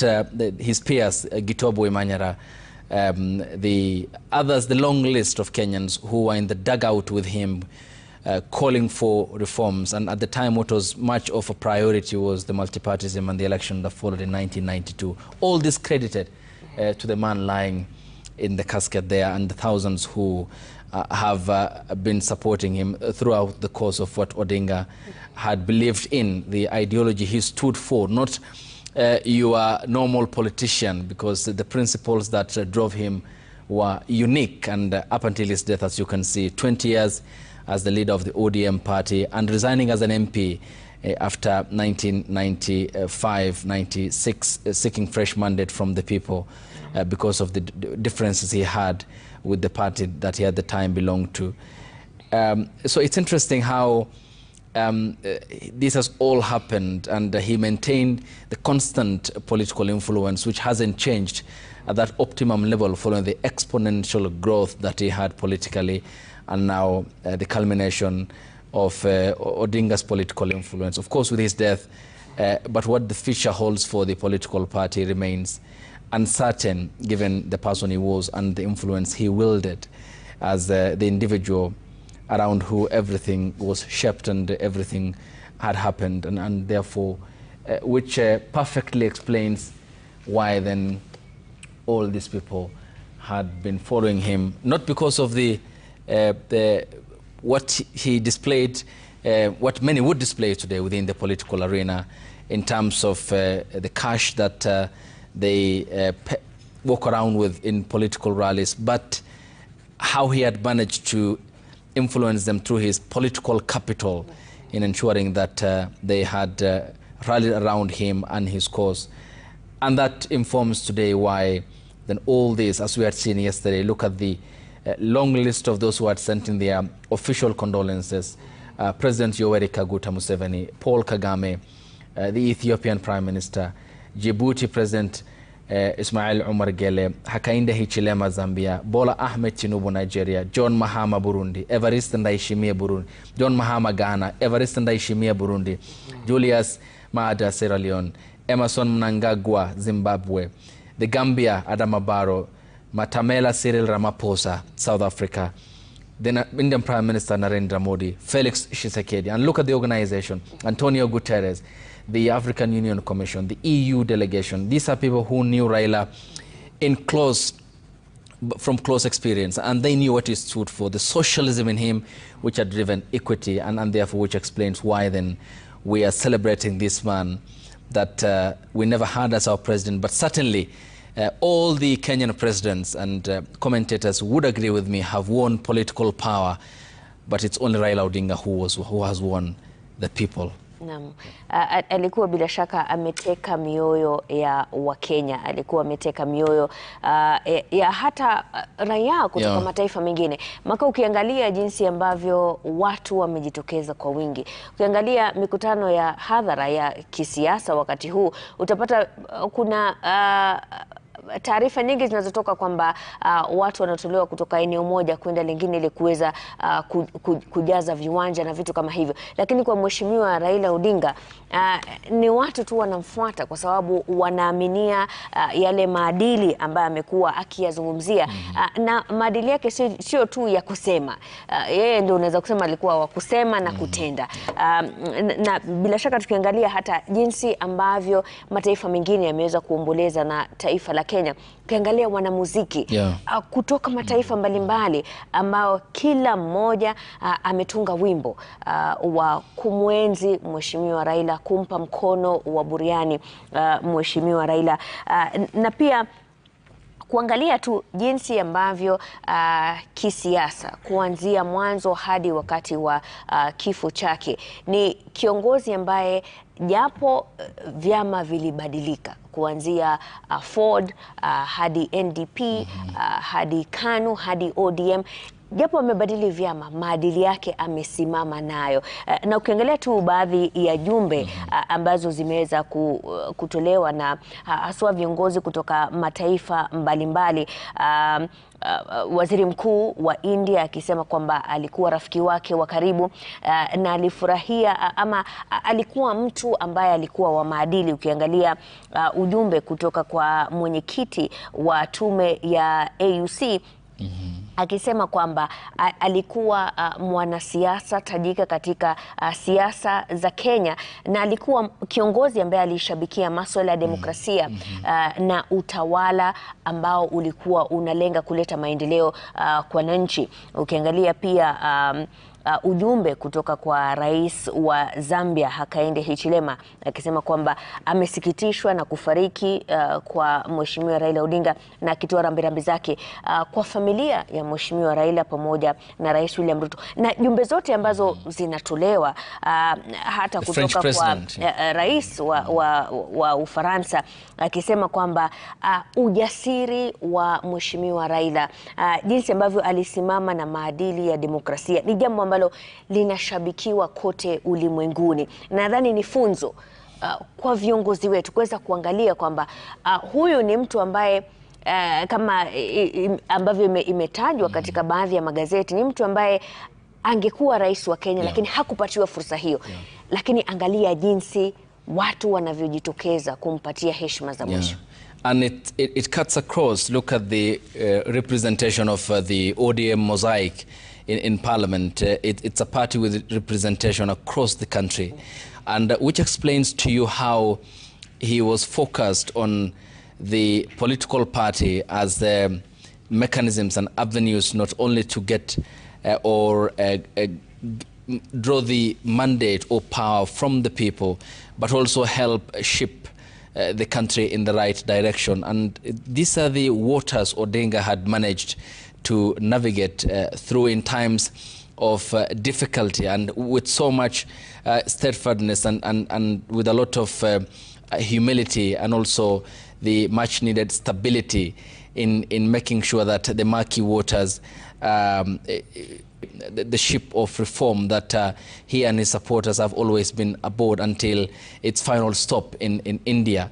And his body, when brought back to the country aboard the Kenya Airways flight that we had seen at the Jomo Kenyatta International Airport, you had seen how the masses had gathered around the belly of the aircraft that had the remains of the former Prime Minister, just to get a glimpse of the man who was lying in that coffin, and how, despite the immense, of course, and the heightened security around him, they managed to be there, and the orientation of the military had allowed them to do so, given the man they had so much believed in, and Parliament that later on the planning team established that would be unable to accommodate the number of people who had gathered outside it. And that was minus those who were coming with the procession from the Jomo Kenyatta International Airport, and those who had gathered at the Lee Funeral Home,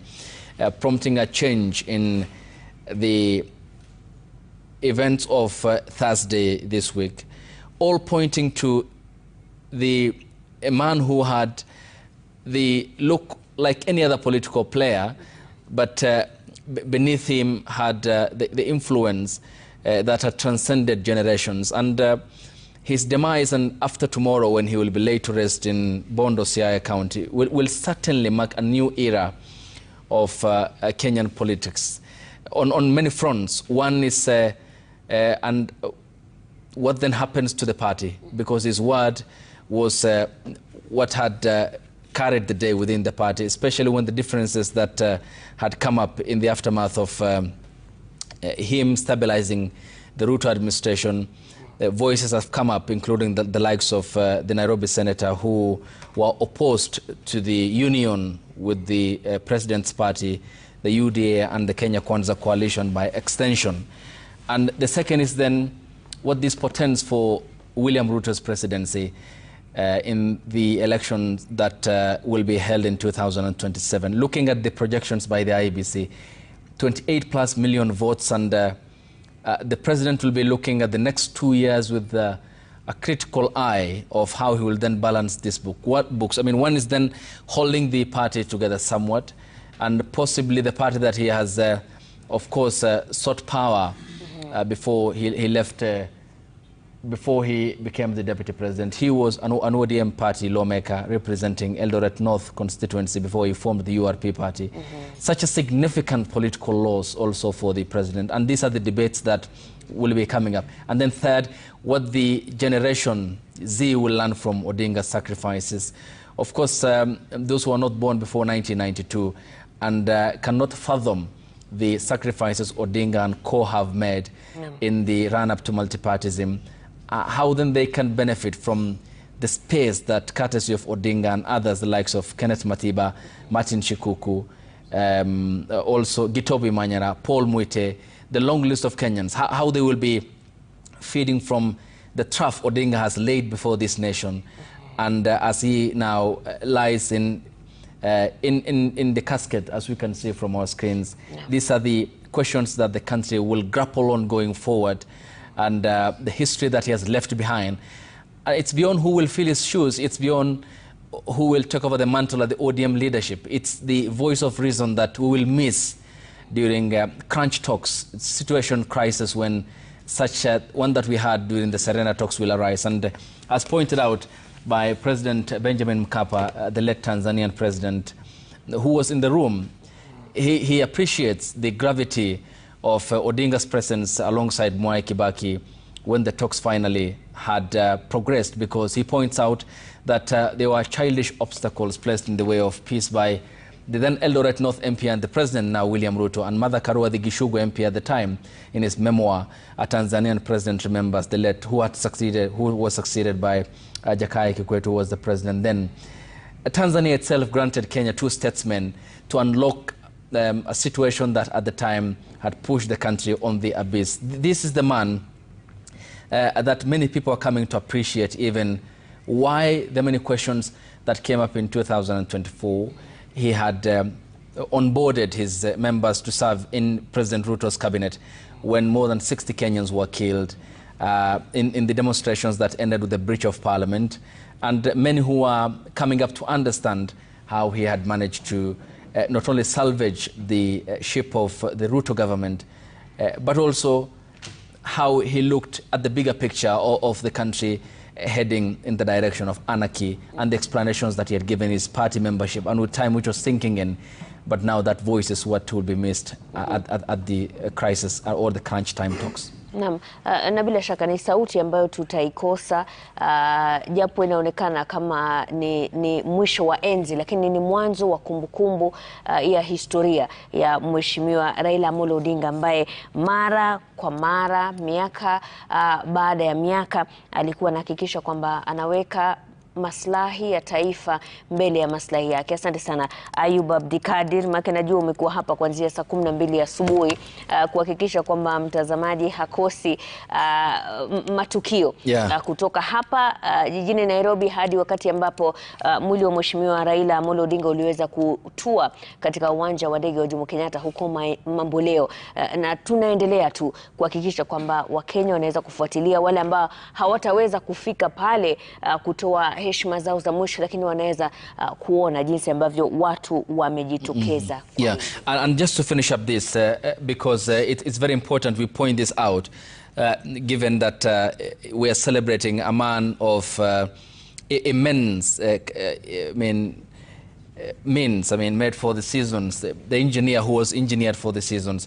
And perhaps critics may be questioning why then he was accorded a state funeral. I mean, look at the people who have sent in their condolences. Emmanuel Macron, the French president, Paul Kagame, Yoweri Kaguta Museveni, Cyril Ramaphosa, Narendra Modi, India, Dr. Workene Gabriel. This shows you the extent of global leader, the appreciation even amongst the political class membership, that Odinga not only wielded power as a parliamentarian, but also one that transcended the corridors of power in parliament and any institution, because he had that solid backing from the people. He believed in the almighty power of the people after God, and that status really must have pushed the president to that extent. The second is also about National State Funeral Committee, which was led by the Deputy President, Professor Abraham Kithure Kindiki, and the timely communication that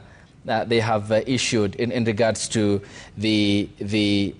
that committee, which was given the immense responsibility of coordinating all the activities, and some of the changes that the Deputy President had communicated was prompted by the magnitude of people, the sea of humanity that wanted to see Raila Odinga, but circumstances that forced the committee, which is also co-chaired by Oburu Odinga, to do the changes that we had witnessed this morning at Kisumu Airport, where the body had to be airlifted because of the crowd that was waiting outside, minus the one that had also gathered at Kondele to give that befitting send-off to the former Prime Minister.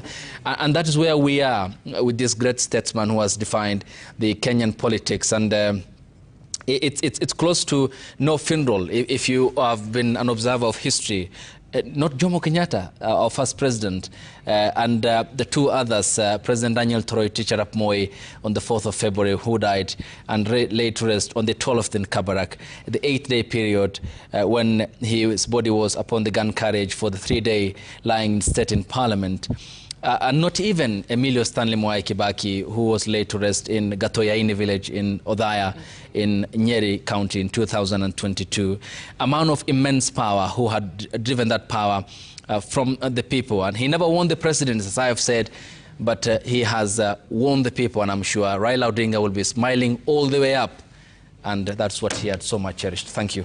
Naam, bila shaka Ayub Abdikadi, tukiwa tunarejea katika kaunti ya Siaya, ambapo awali Ayub tuliweza kuona baadhi ya viongozi wa jamii ya Luya wakiwa wanafika huko na mafahali, yani bulls. Naona baadhi ya jumbe ambazo zimetumwa hapa, wale ambao wanaelewa tamaduni hiyo wanasema kwamba kulingana na tamaduni za Waluya ni kwamba wakati ambapo kuna mzee amefariki, watu wanaruhusiwa kuja na ng'ombe, iwe ni wanaume waliooa katika familia hiyo, marafiki wakuu, au pia jamaa za mke wa aliyefariki. Na kuna mmoja hapa anasema ni jinsi ambavyo ilifanyika miaka 23 iliyopita wakati Mheshimiwa Raila alifanya hivyo wakati wa mazishi ya kijana wa Malwa. And successfully managing to bury Raila Odinga will be an exercise of immense proportion. Thank you. Na bila shaka hebu sasa tuelekee katika kaunti ya Siaya huko Bondo, ili Sam Gituku aweze kutueleza hali halisi ilivyo wakati ambapo tunatarajia kwamba usiku wa leo Mheshimiwa Raila Amolo Odinga atakuwa analala kwake kabla ya kuzikwa siku ya Jumapili. Gituku.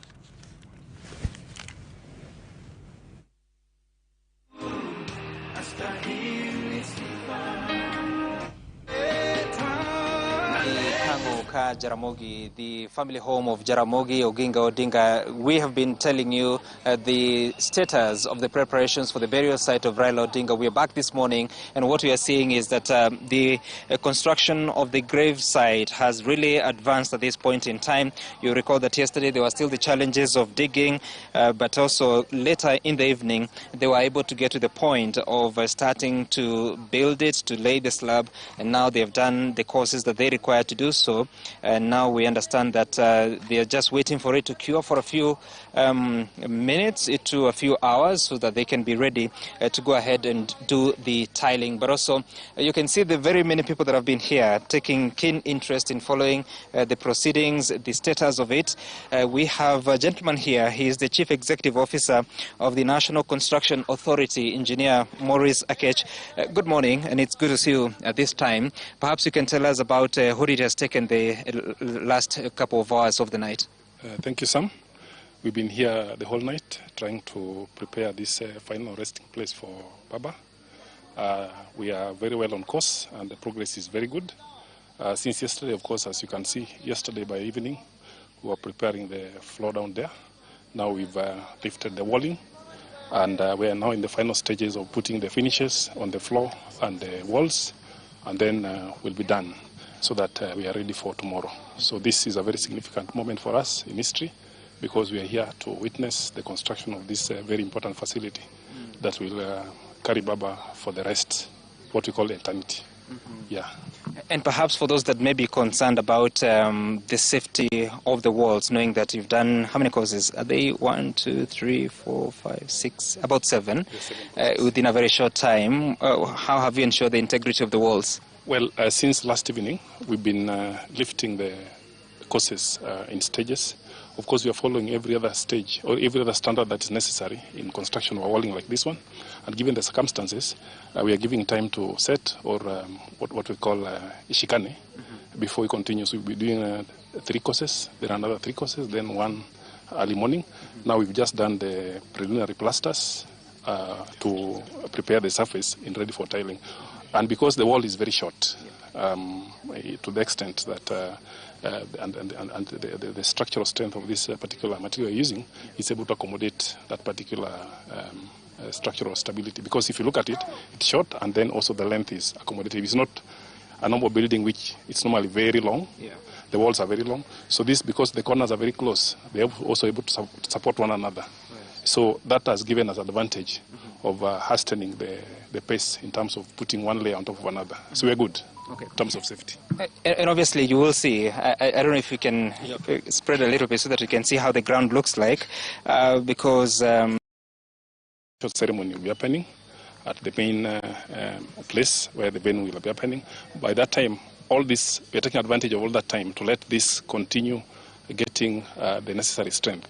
Even the backfilling you're talking about, we've been doing it in stages so that we don't overwhelm the wall, because there is a soil against it. So if you backfill immediately, it will cause some kind of instability and pressure against the wall. So even that, we're doing it in stages. Even this backfill, you see, we started it and then we left it halfway.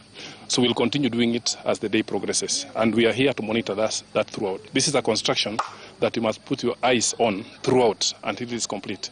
It's like the engineers, the professionals are working together with all the stakeholders, the fundis, together. And like where you leave the fundis to work, then you go and come back and watch. We have to watch, monitor every other second. Yeah, and that's why I'm here. And perhaps, I don't know if you have the details about how it will be done. We don't see swell around here. How will the burying happen? Well, this is normally a special one. We will not return the soil inside the hole once you've done the tiling and the plaster work inside. Apart from the soil that is symbolic, that has to be put, soil to soil, and the way they normally say it. But after that, of course, we'll put the proper formwork, some kind of mabati, with the proper reinforcement, the Ds, the D12s, and then we cover, then let it to dry, and then later we'll do a finishing detail on top, much later. Yeah, but for tomorrow, after the final ceremony tomorrow, we'll just do a slab in situ. It's done in place, so that we are able to cover the place. So after some time now, it can now be finished in the proper detail that is desired. Yeah. So eventually it will look like the Jaramogi's tomb, or rather gravesite. It's like a tomb, basically. Okay. Yes, a tomb. All right. So let me show you how Jaramogi's burial site looks like. The grave itself, remember, we've been telling you that it is very close to the mausoleum. I just want to show you what transpired here for the sake of your detail, and that, like you would expect, a lot of people continue to pay interest here. Let me just show you what the tomb looks like, and perhaps this is how it will look like. There lies Jaramogi Oginga Odinga. He was buried here on the 5th of February 1994, and the construction of what you see happened shortly after, and this entire mausoleum was opened on the 20th of January 1995. Allow me to show you something else, an extra detail that may be of importance here. that reminds us of the day Jaramogi was buried. That day, the 5th of February in 1994. Here it is. This is where Jaramogi is buried. This is how the grave looked like, the tiling, the body was laid there. And apart from like what Engineer Morris is describing, there was very minimal soil put in there. And after that, a slab was put. And months later, the mausoleum was built. So that's how it is. And of course, here you can see Jaramogi as he lay in state. This was at the Leaf Funeral Home, and the body was being viewed by the public. So that's what we know here from the Jaramogi Odinga Memorial Mausoleum. Right after it, you'll find the tomb where Raila Odinga will be laid. Back to you in studio.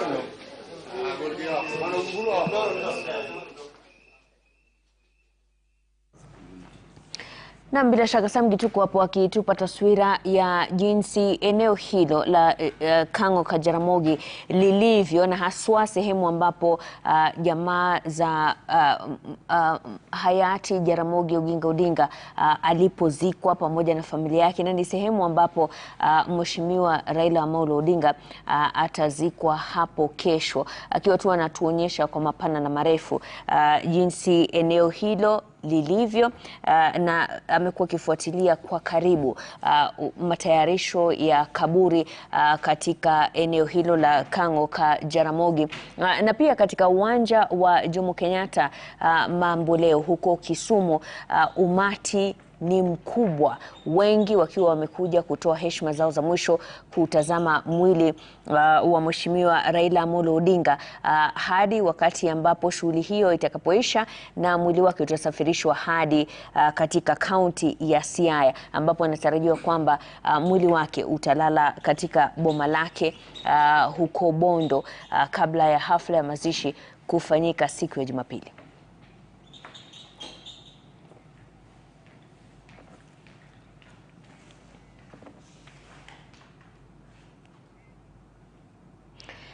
Naam, ni matangazo mubashara kuhusiana na mikakati inayoendelea kabla ya mazishi ya Mheshimiwa Raila Amolo Odinga siku ya Jumapili huko Siaya katika eneo la Kang'o ka Jaramogi. Na hapa studioni tuko na wageni ambao wataweza kutusaidia tu kuendeleza matangazo haya na kutoa kumbukumbu za kumwenzi Mheshimiwa Raila Amolo Odinga. Hapa karibu nami ni Daktari Isaac Hassan ambaye ni mchanganuzi, karibu naye ni Fred Ogweno ambaye ni mkurugenzi mkuu wa Interregional Peace Network, kisha tuna wakili na mchanganuzi Fanyamambo Kinuthia na Alenga Torostadat.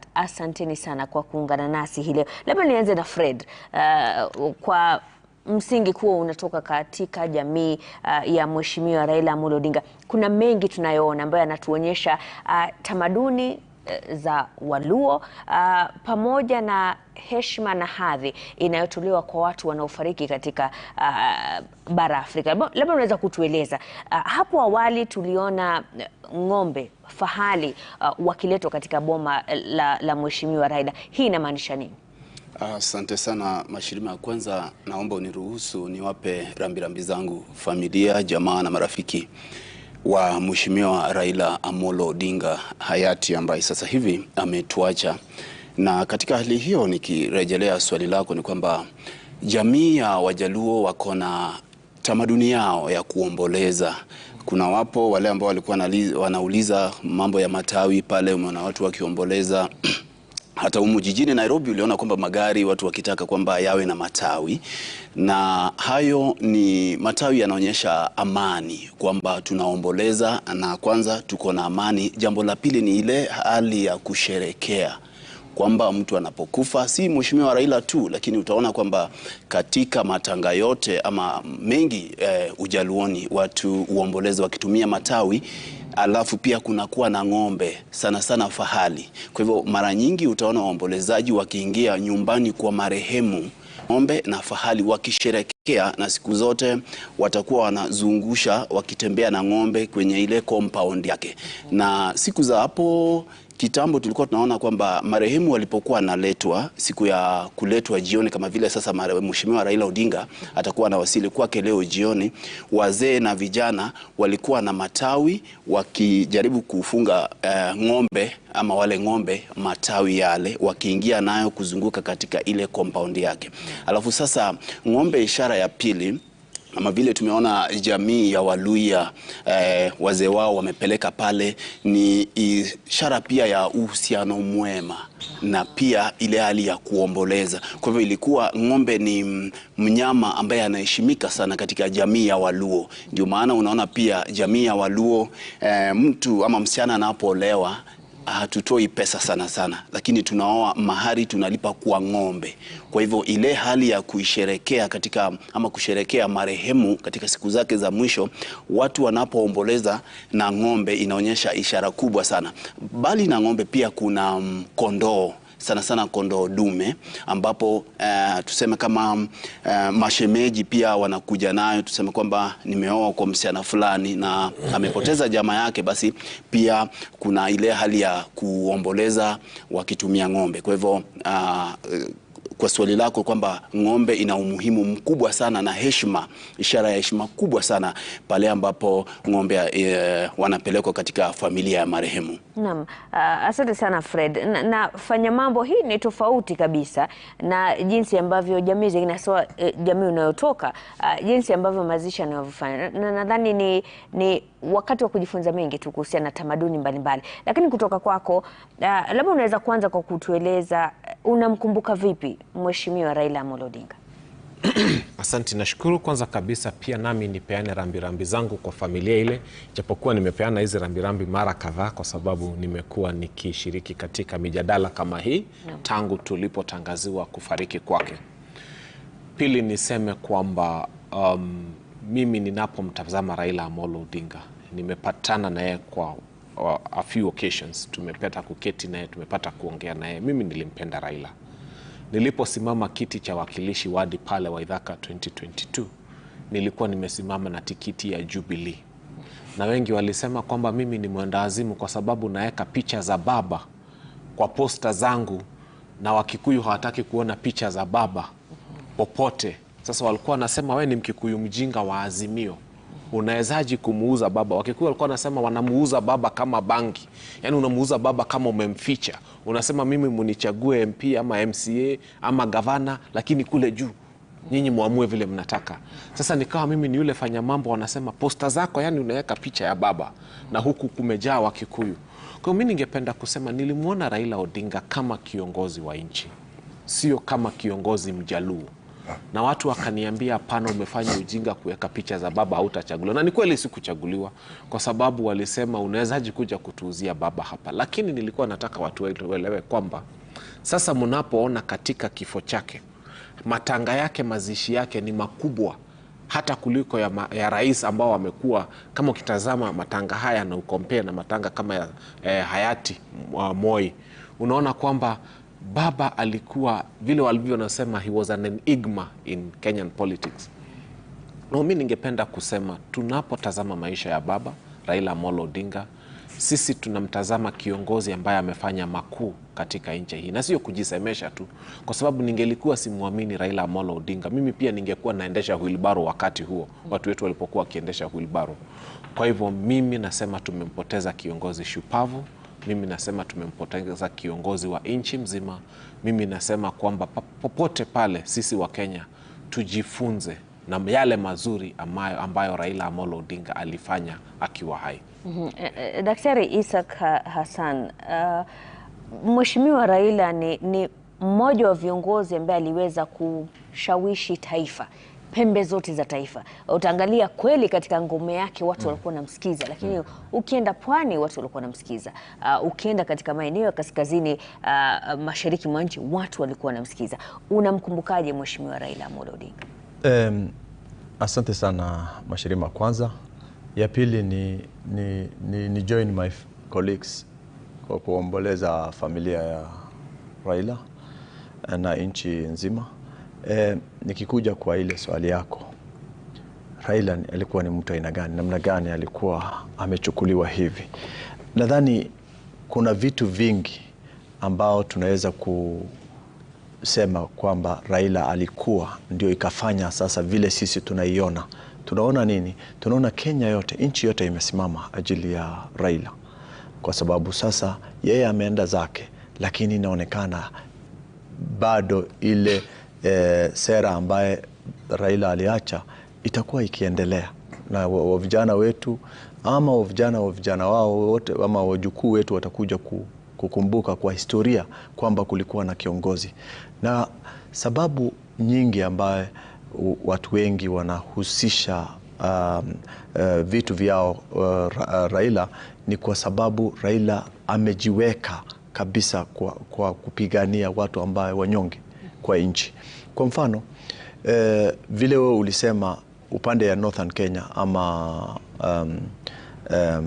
kaskazini mashariki, unakumbuka wakati wakina mama, wa vijana, wazee waliokotwa kutoka Isli wakapelekwa Kasarani kama detention camp. Hao walikuwa wa Kenya. Baadaye nani alitetea hawa? Nani alijitokeza akasema kwamba hiyo sio haki kubeba wakina mama na watoto kupeleka hawa detention center na wao wako na cheti cha nchi hii. Kwa hivyo kwanza watu ya Northern Kenya, na unakumbuka mambo ya Wagala massacre, ni yeye mwenyewe ndio alikuwa amesema lazima historia iandikwe kwa kuleta wale ambao walifanya hiyo massacre ya Wagala waletwe mahakamani.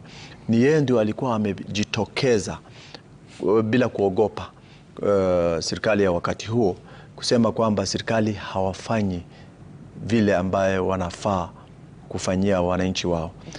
Na tunajua vizuri vile watu wengi walisema kwamba yeye jina yake ilitokezea wakati ambao yeye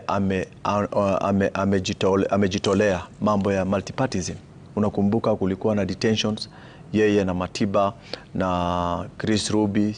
Hao watu walikuwa wamedetainiwa kwa muda mrefu kwa ajili ya kutoa mambo ya freedom for liberation, multipartyism, na hakukuwa wamepelekwa kotini ndio ngalau waishtakiwe, lakini walikaa korokoroni bila kushtakiwa na kuhukumiwa.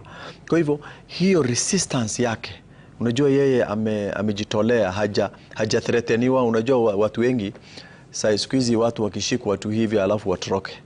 Ukipelekwa mara moja tu huko korokoroni na uambiwe ufinyo kidogo, ukitoka huko utaki kuguza vitu zingine, unanyamaza. Lakini yeye amesema liwe liwalo, lazima mimi nitapigania mpaka mwisho. Na walifanyia vitu vingi ambaye sisi tunasikia, tulisikia wakati ambao alikuwa korokoroni, lakini bado unaona every time akitoka kwa korokoroni Raila anapata momentum mingine. Kwa hivyo watu waliona kwamba huyu ni mtu ambaye amejitolea kihanga, anaweza akakufa ajili ya wananchi ya kawaida. Na tukiangalia ile upande ya uchumi ama upande ya development, utakuba kila wakati anaanza kusema naona economy ya nchi imeharibika. Naona wananchi hawapati haki yao.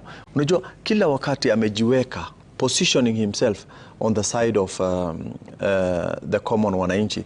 Kwa hivyo kuna vitu vingi kumbuka yeye naye, lakini ya muhimu ni kwa sababu yeye pia alipigania hii kiti mara 5 ya kukuwa president. Na unajua ukipigania kiti mara 5, Wakenya wanaona kwamba wewe ni mtu ambaye unataka you want change. At every one time wewe unataka demokrasia ya nchi ibadilike. Naam. Alenga, asante sana kwa leo. Kama mmoja wa watu ambao mmefuatilia historia ya Mheshimiwa Raila, wewe unamkumbuka vipi na ni maadili gani ambayo kwako wewe unaweza kuyabeba hivi sasa katika shughuli zako? Asante sana Mashirima kwa mwaliko huu, na pia nichukue fursa hii tu kwa heshima na taadhima kuu kuweza kupeana rambirambi zangu tena kwa mara nyingine kwa ajili ya kuondoka kwake mzee Raila Amolo Odinga. Kwangu mie namkumbuka Raila Amolo Odinga kama kiongozi aliyejiondoa katika jamii. Watu wengi wakizungumzia Raila huwa wanamlinganisha ama wanamzungumzia kwa taswira ya jamii ya Waluo, lakini ukimtizama katika siasa zake, alibuni siasa zake mbali na jamii yake, ikawa political base yake ilikuwa hapa mjini Nairobi, kudhibitisha kwamba alitaka kuingiza ama kushawishi Wakenya wa matabaka mbalimbali na makabila mbalimbali kusikiza siasa zake na kufuata mwelekeo wake. Ni kiongozi wa pekee ambaye hatujamuona akihutubia watu wote kule Nyanza. Hatujamuona akienda kule Nyanza baada ya kuanguka uchaguzi akaambia jamii yake wametudhalalisha, wametufanya hivi. Yeye siasa zake aliangalia taifa. Basi ni changamoto tu kwa viongozi wanaoibuka sasa hivi, tuache zile falsafa za kutuegeza katika kabila zetu, ikawa ni kuchanganya tu kabila fulani, tuchukie kabila fulani na tupende kabila fulani ili tupate uongozi. Yeye hakufanya siasa kama hizo. La pili, Raila Amolo Odinga ni kiongozi ambaye aliheshimu viungo vyote vitatu ambavyo vinasitiri demokrasia kwa taifa lolote. Kiungo cha kwanza ni watu, the people. Kiungo cha pili ni utaifa, the state, na kiungo cha tatu ni uhuru wa wanahabari, free press. Raila Odinga ndiye kiongozi wa pekee hapa nchini kwa tajriba yake hajawahi kumpeleka mwanahabari yeyote kotini. Licha ya kuwa kwamba yeye ndiye amezungumziwa mambo mengi ambayo labda ya kuchafua jina ambayo yangemkasirisha akapeleka mtu kotini, hajawahi kufanya hayo. Hajawahi kuzomea wanahabari walipofanya kazi yao, aliwaacha waseme kile wanachosema. Na nguzo hizo ambazo husitiri demokrasia zilikuwa muhimu sana. Raila aliwaheshimu watu, manake wakati wote ule yeye alisikiza watu wanasema nini, na hakuwa kiongozi ambaye alitaka watu wamfuate yeye. Yeye alikwenda kwa watu. Wakati mwingi unapata kwamba mikutano ya Raila ilifanywa pale ambapo yeye mwenyewe alijipeleka kwa watu. Sio kama sasa hivi ambapo tunaona kiongozi fulani akitaka kufanya mkutano lazima uyaone mabasi ya rangi ya yellow ya mashule yamejaa kwa uwanja fulani ulio karibu, manake ule kiongozi anataka watu wamfuate yeye. Sasa yeye alidhibitisha kwamba siasa unaweza kuzifanya kwa kuzingatia ushawishi. Manake kiungo muhimu cha siasa ni ushawishi. Wewe ambia watu kile unachosimamia na watu wakusikize wewe, wakufate kwa hayo. La mwisho ni kwamba Raila Odinga alidhibitisha kwamba tunaweza kupiga siasa bila kuwanunua watu kutufuata sisi. Siasa zetu sasa hivi zimeharibiwa kwa ajili ya hilo jambo, ambapo ndipo watu wakusikize hata watu 100 peke yake, lazima pesa zitolewe, wakalipwe, waje pale. Kuna watu wengi sana ambao walitembea wenyewe bila kushurutishwa na mtu, bila kubebwa na mabasi, wakaenda katika uwanja wa JKIA. Wakatoka pale na mwili wa Raila wakitembea wenyewe bila kushurutishwa. Wakabadilishiwa maandalizi, wakaambiwa kwamba ni Kasarani, wakapelwa mwendo kuelekea Kasarani kivyao, kwa hiari yao. Inadhibitisha kwamba huyu ni mtu ambaye alionyesha kwamba usilipe watu ndipo wakufuate. Wewe ongea ukweli wako, wale ambao watakufuata kama vile wanavyosema wa kizazi kipya, wakudumu watadumu. Wakudumu watadumu bila shaka. Nadhani tukiangazia zile hotuba ambazo zilitolewa jana na familia yake pamoja na Rais mstaafu Uhuru Kenyatta, Daktari William Ruto. Kwanza kabisa tukianza na hotuba ya Mama Aida Odinga akisema kwamba Mheshimiwa Raila alikuwa mtu mwenye uwazi, alikuwa hapendi mambo ya uongozi mbaya. Alikuwa si mtu mwenye ulafi wa kuchukua mali ya umma. Alikuwa mtu ambaye alikuwa anapenda ukweli. Lakini ukiangazia jinsi ambavyo wapinzani wake walikuwa wanamzungumzia, ilikuwa inaonekana ni kama taswira tofauti. Jinsi miaka nenda miaka rudi wapinzani wake wamekuwa ni kana kwamba wanampaka tope, lakini sasa hivi tunaona wanasema kitu tofauti. Hiyo inaonyesha nini katika mazingira haya? Tuanze na Fred. Asante sana Mashirima. Tena nadhani hiyo inaonyesha kwamba kidogo hali ya siasa zetu, manake siasa, Raila alipendwa na watu, lakini walomchukia pia walimtumia ili kuona kwamba wanaeneza hazma zao kisiasa. Kuna maeneo humu nchini ambapo kuna wale ambao wangechaguliwa kirahisi, kama alivyosema mwenzangu na rafiki yangu Fanya Mambo hapa kwamba alipokuwa na gombea uchaguzi katika uchaguzi uliopita wa uchaguzi mkuu uliopita, wapo wale waliokuwa namwambia kwamba wewe sasa tungekuchagua, lakini kwa sababu umeweka picha ya Raila sasa inaonyesha kwamba umekosa mwelekeo. Kwa hivyo wapo wale walonawiri kisiasa kwa sababu ya kueneza chuki dhidi ya Raila, na pia wapo wale waliochaguliwa na walonawiri kisiasa kwa sababu ya kuonekana kuwa mwandani wa Raila Odinga. Niruhusu niseme kwamba ukijaribu kuangalia haswa katika hiyo picha ambayo tunaona kwa runinga, inakuonyesha kwamba Raila alipendwa na watu kiasi kwamba hata wale ambao hawakumpenda walimuhitaji ndio waweze kunawiri. Kwa hivyo katika haya maombolezi hata wale ambao walimchukia pia wanaomboleza kwa sababu hawatakuwa na kile tunachoita kwa kimombo punching bag. Because walihitaji mtu kuonyesha jamii zao na maeneo wanakotoka kwamba huyu ndiye adui. Sasa yule adui hayuko, watamuonyesha nini ama watawaonyesha nini wananchi ama nani nakuambia. Sasa wameisha kisiasa, lazima watarudi kwa drawing board, na pia wale wafuasi wa Raila, wafuasi wao sugu. Mashirima, niruhusu niseme kwamba mimi niliwahi fanya kazi kwa karibu sana na Mheshimiwa Raila Odinga, japo si kwa cameras, na nilipata tunuku ya kuwa na yeye kwa mkutano tarehe 3 mwezi uliopita pale Orange House.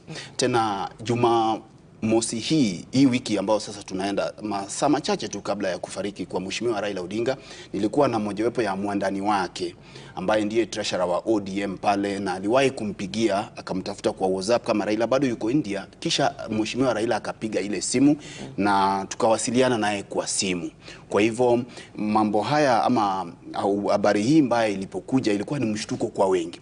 Unapoona namna watu wamejitokeza kwa wingi jana, sawia na ulivyosema kwamba hakuombolezwa tu na viongozi, lakini pia ameombolezwa na wananchi wa tabaka mbalimbali, wale walio chini aliowapigania wakati ambapo walikuwa wanafinywa na serikali ambazo zilipita, pia wale walio juu, wale ambao pengine ni wafanyi biashara ambao aliwapigania haki zao, pia wanasiasa. Kwa hivyo Raila alikuwa ni kiongozi ambaye hawezi kulinganishwa na kiongozi mwingine katika kanda hili la Afrika. Wapo wale ambao wamesema kwamba pengine angelinganishwa na aliyekuwa rais wa South Africa Nelson Mandela, lakini kwa mtizamo wangu sioni hata kama Mandela angemfikia Raila Odinga, kwa sababu unaangalia mazingira ambayo Raila akakuwa Raila. Mwenzetu wamesema kwamba aliwahi kufungwa zaidi ya miaka 9, lakini pia ile hali ya kunyang'anywa ushindi haswa katika mwaka wa 2007, haya mengine hatuyaelewi, lakini 2007 hata aliyekuwa kiongozi ama mwenyekiti wa tume ya uchaguzi wakati huo Samuel Kivitu mwenyewe alipoulizwa alisema kwamba ajui aliyeshinda uchaguzi. Na hapo sasa inakuambia kwamba ujijazie wewe mwenyewe ama utumie akili. Kwa hivyo Raila alipitia mengi, na katika hiyo hali ya kupitia mengi na kuwapigania Wakenya ilimfanya akapendwa na Wakenya. Ndiye kiongozi ambaye hakupendwa tu na Wakenya humu nchini. Mashirima, nakumbuka tulipoenda Addis Ababa wakati akigombea kuwa mwenyekiti wa tume ya AU. Pale ungedhani Addis Ababa ni Nairobi. Manake aliyekuwa akizungumziwa sana hata kuliko kiongozi ama aliyechaguliwa yule kutoka Djibouti alikuwa ni Raila Odinga. Ukiangalia baadhi ya viongozi wa dunia na ule ushirikiano na urafiki aliokuwa nao Raila Odinga, ndio sasa unaona wakati amefariki hivi. Manake unapoona umati namna umejitokeza, ambapo serikali wana wakati mgumu na wananchi pia wana wakati mgumu kumuomboleza Raila Odinga. Sisi kama jamii ya Waluo na Wakenya kwa jumla hatujui kumuomboleza Raila Odinga. Pengine serikali imekuwa na taratibu zake za kuwaomboleza waliokuwa marais ama rais waliostaafu. Kama ukumbuke mheshimiwa mwanzilishi wa taifa alikufa akiwa uongozini, akakufa mheshimiwa Daniel Toroitich arap Moi, alafu akafuata Kibaki. Kuna zile itikadi na taratibu za serikali ambazo hufuatwa, lakini Raila alikuwa ni Raila mmoja tu. Hakuja kuwa na Raila mwingine ambaye aliwahi fariki. Sasa tukasema hebu tufuate taratibu hizi katika kumuomboleza. Ndio maana serikali na asasi za usalama wanakuwa na wakati mgumu, na unakubalika ukiona namna mambo yalivyo pale. Wananchi pia wako na wakati mgumu. Kwa hivyo sote tuko katika hali ambao tujawahi pitia. Kwa hivyo ni muhimu tuweze kuwaelezea. Maana kuna wale ambao kidogo wamezungumza vibaya kuhusu wananchi, wakijaribu kusema kwamba behave ama hawashughuliki. Wajizuie. Yes, wajizuie. Sasa wewe unayetaka kujizuia, uliwahi kumuomboleza Raila lini? Kwa hivyo hapa inabidi serikali inajizuia, na mpaka wakati huu serikali imejaribu, maanake hawajawahi kumuomboleza Raila mwingine. Wananchi pia wamejaribu. Kwa hivyo kile ambacho tunaomba ni kwamba utaratibu huu ambao tunaona kama uko katika ule uwanja wa mambo leo, mimi nimewahi zungumza na ndugu yangu asubuhi, maanake alikuwa pale, ananiambia namna watu wanavyosikia. Kuna wale ambao wanasema eri tungeenda na yeye. Kwa hivyo inakuwa ni ile tunaita kwa kimombo delicate balance kati ya wananchi na asasi za usalama. Na kidogo naweza wapa kongole majeshi yetu ya nchi ya Kenya, manake ukiangalia namna ambavyo wameshughulikia umati huu si mdogo, Mashirima. Na ule uchungu ambao watu wako nayo, nimezungumza na wengi sana, ni uchungu mkubwa sana. Kwa hivyo sote tunapita barabara hii kwa mara ya kwanza na hamna aliyewahi kuipita. Naam.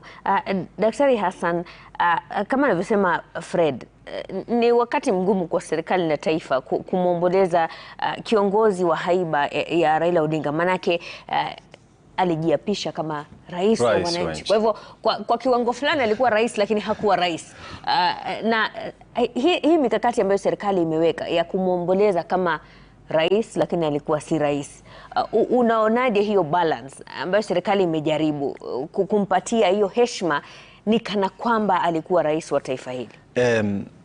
Nadhani kwanza kama yeye hangekuwa kwa hii makubaliano ya Kenya Kwanza na broad based government hii, mimi nafikiria hangepewa kiwango ambaye heshima ambaye alipewa saizi, kwa sababu angekuwa ni opposition ya the other side. Lakini ukiangalia vizuri, wakati yeye ameingia alituliza nchi. Gen Z, unakumbuka vijana wetu kila wiki Thursday tulikuanga na holidays, Tuesday na Thursday, si ndio? Na sasa hizo holidays, saa ile yeye amejoin broad base, hizo holidays zimefifia kabisa. Inamaanisha kuwa ametuliza nchi. Na Rais William Samoei Ruto hana budi ila kuheshimu baba na apatie ile send off ile ya mwisho. Unajua balancing ambaye ndugu yangu anasema saizi kwamba ni nini ndio tuta lose tukipatia hii balancing na tupatie send off, because yeye mwenyewe tunajua kuna vitu nyingi ambaye amechangia kwa development ya hii nchi. Watu wote wanajua hiyo, kwa sababu ukiwa nje na unapigania haki za nchi ama wananchi, basi lazima kuna contribution yako iko. Kwa hivyo mimi naona vile serikali wameamua wampe fursa kama hii, wampe heshima kama hii ambaye naona amepewa watu wanne ama maybe. Sijui kama kijana wa Malo alikuwa amepewa, because siku hizo hatukukuwa na mitandao na hatukuweza kufuatilia. Lakini tunajua rais wa kwanza alikuwa amepewa heshima kama hii, rais wa pili alipewa hii vile vile, rais wa tatu alikuwa amepewa, na sasa yeye ndio pia ya nne saizi sisi tunajua kwamba alipewa heshima kama hii. Kwa hivyo hii inatuliza ile tension ambaye tungekuwa nayo. Wafuazi yake ni wengi, kwa hivyo hiyo ni kutuliza wafuazi wake, inaitwa nini, paying back to him ile contribution ambayo yeye ameleta kwa hii nchi. Lakini wajua kila mtu ana mazuri yake na ana weakness yake. Kwa hivyo Raila si ati yeye alikuwa na uzuri all through kwa extent that yeye sasa ndiye amefanya vizuri kushinda wengine wote. Kuna wengi wengine tunajua ambaye wali contribute kwa hii nchi, development yake, demokrasia yake na freedom yake, ile second liberation yote. Na najua kuna watu ambaye wako na critics. Sababu ni kwamba baba akiwa na sera ya nje, akiwa opposition, akiwa na sera ya nje, saa hiyo sera zake ziko wazi. Lakini baba akikaribia aingie, kwa sababu wakati wa handshake na saa hii ya broad base hatuoni, yani watu hawaoni kama baba bado anaendeleza ile sera zake ndani ya serikali, akiwa ndani, kwa sababu ananyamaza. Mara moja ama mbili anaweza Daktari Isaac, naomba nikukatize kidogo ili tuweze kuelekea moja kwa moja hadi eneo la Bondo tuweze kumsikiza gavana wa Siaya James Orengo anasemaje. The 2 days, particularly the 2 days of yesterday and today, yesterday ended up well, and today we really entreat members of the public and the community in general to maintain peace during this period. I know that shortly the mortal remains are going to be brought to Bondo, the final resting place. When the body arrives, it will be here in the home, not for viewing, it will be for family and other close relatives. Otherwise, there's a place which has been set aside just across, where members of the public and the community in Bondo and Siaya will be able to view the body of our departed leader, Raila Amolo Odinga. I continue to say that this has hit us hard, and God has many ways of giving us blessings, even in times of tragedy. And we hope that all will be held well today as we wait for the final journey tomorrow here in Bondo. Asante ni sana. Asante sana.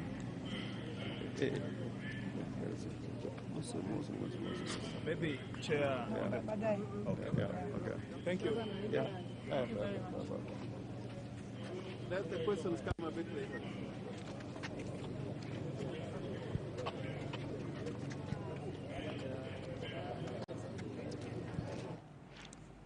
Ni gavana wa Siaya James Agri Orengo akiwa anazungumza hapo kutoka Bondo kuhusiana na maandalizi ya shughuli ya maziko ya Mheshimiwa Raila Amolo Odinga itakayofanyika hapo kesho Kang'o ka Jaramogi, mahali ambapo atazikwa katika eneo ambapo familia yake imeweza kuzikwa, babake, mamake, ndugu zake wengine na jamii jumla ya Mheshimiwa Jaramogi Oginga Odinga.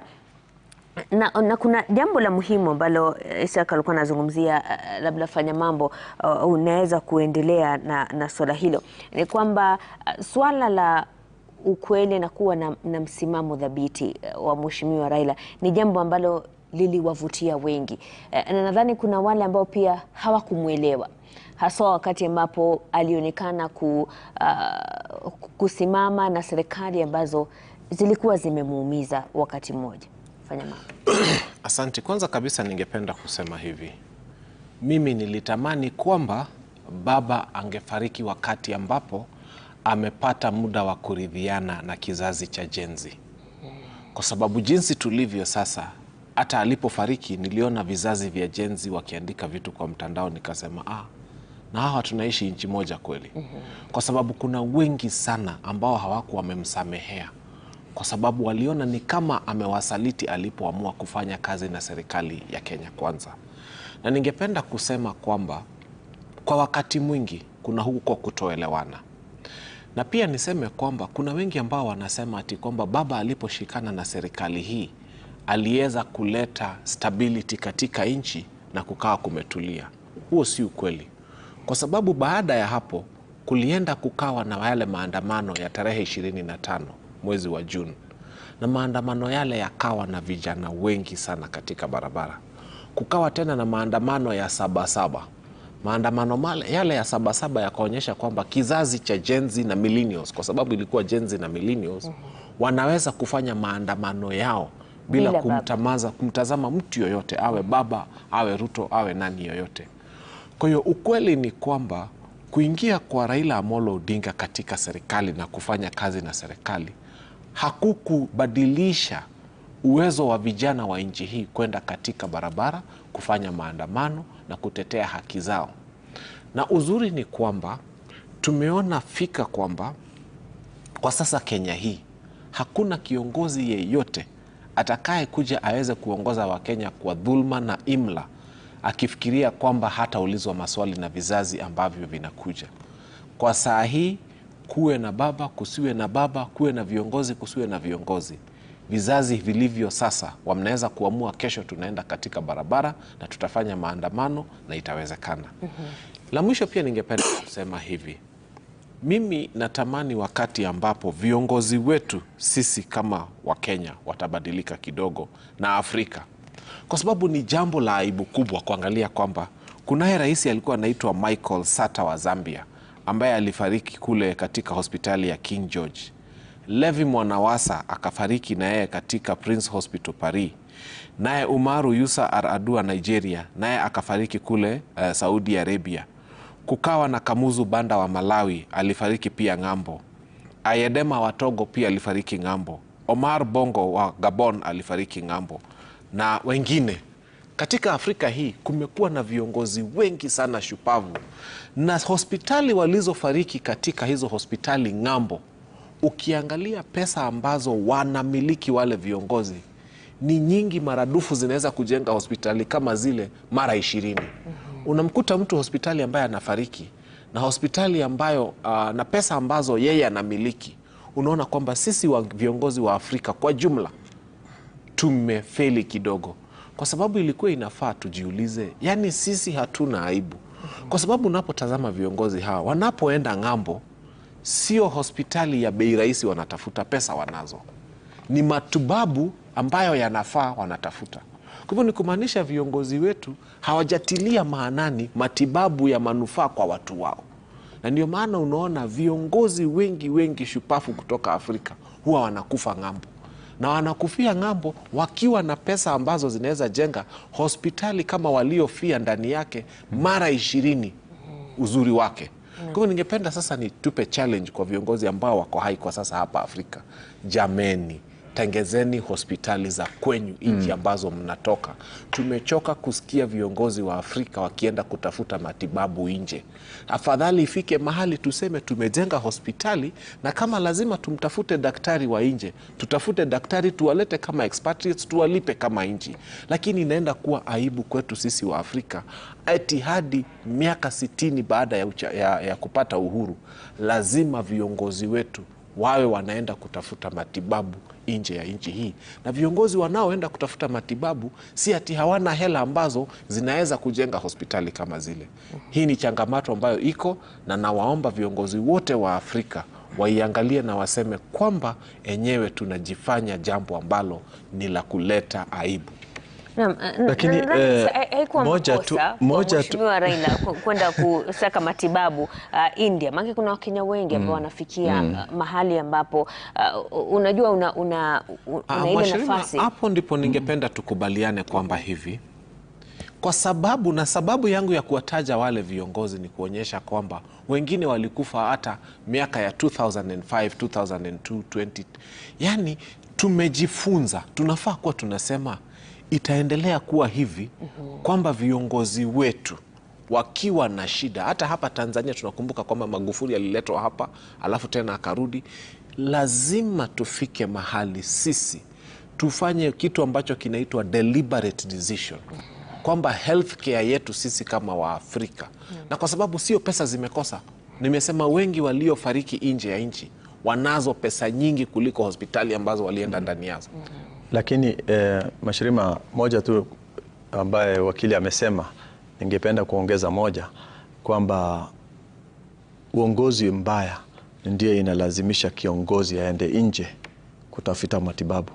Uaminifu, wewe kama ni kiongozi, unaona unashuku ile hospitali iko hapa, ukiogopa kwamba uongozi mbaya itaweza kukumaliza bila wewe kupatiwa matibabu ile inafaa. Kwa hivyo utakuta kuna vitu nyingi lazima tuishughulikie kabla hata hatujaongea kukuwa na hospitali ambaye inafaa. Sisi hospitali ziko, Nairobi hospital iko, Kenyatta hospital iko, hakuna unique ingine. Hospitali ni hospitali. Hata ukienda nje madaktari ni wale wale. Na equipment ndio ilikuwa zamani watu walikuwa wanatafuta ile hizi equipment ambayo inafaa upimwe naye. Lakini sasa siku hizi kila equipment iko, MRI iko, CT scan iko. Zamani hizo ndio watu walikuwa wanaenda kutafutia nje. Ujuzi iko siku hizi, hata iko AI led procedures, equipments ambazo zinasaidia. So si ati hatuna mahospitali. Shida ni uongozi ambaye tuko naye haikupei inaitwa nini, confidence ya kwenda kutibiwa hospitali bila hawa kutumia uongozi mbaya, alafu vitu mbaya itendekee wewe. Kwa hivyo uongozi wetu ndio ile mahali iko shida. Na turejelee mahali ambapo wafanya mambo alikuwa ameachia kuhusiana na uhusiano wa Mheshimiwa Raila na Gen Z, na Alenga, labda unaweza kuzungumzia hilo. Ni kwamba kuna wengi ambao wanasahau mchango wa Mheshimiwa Raila, haswa katika kuwepo kwa katiba mpya ambayo inawapatia nafasi hawa Gen Z kuweza kutoa kauli zao bila uoga, kuweza kuitisha maandamano bila uoga. Labda tuzungumzie mchango huo na jinsi ambavyo kuna hiyo difference of opinion kati ya vijana wa sasa hivi na wale ambao wamekuwa wakiona mchango wa Raila Amolo Odinga katika demokrasia ya taifa hili. Nafikiri shida tuliyoko nayo, Mashirima, ni historia kupindwa ili ikawafurahisha watu jinsi wanavyotaka. Mwanzo kabisa, zile juhudi ambazo Mheshimiwa Raila ameziweka katika nchi hii si juhudi ambazo unaweza kuzidharau. Na kitu cha muhimu katika maisha ya Raila Amolo Odinga, alielewa ni wapi pa kukoma. Hilo ndo jambo kuu ambalo alielewa.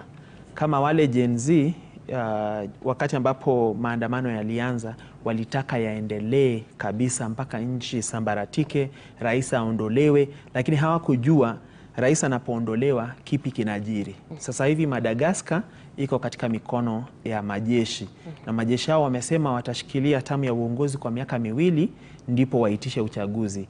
Nani anayejua kile wataamua baada ya miaka 2?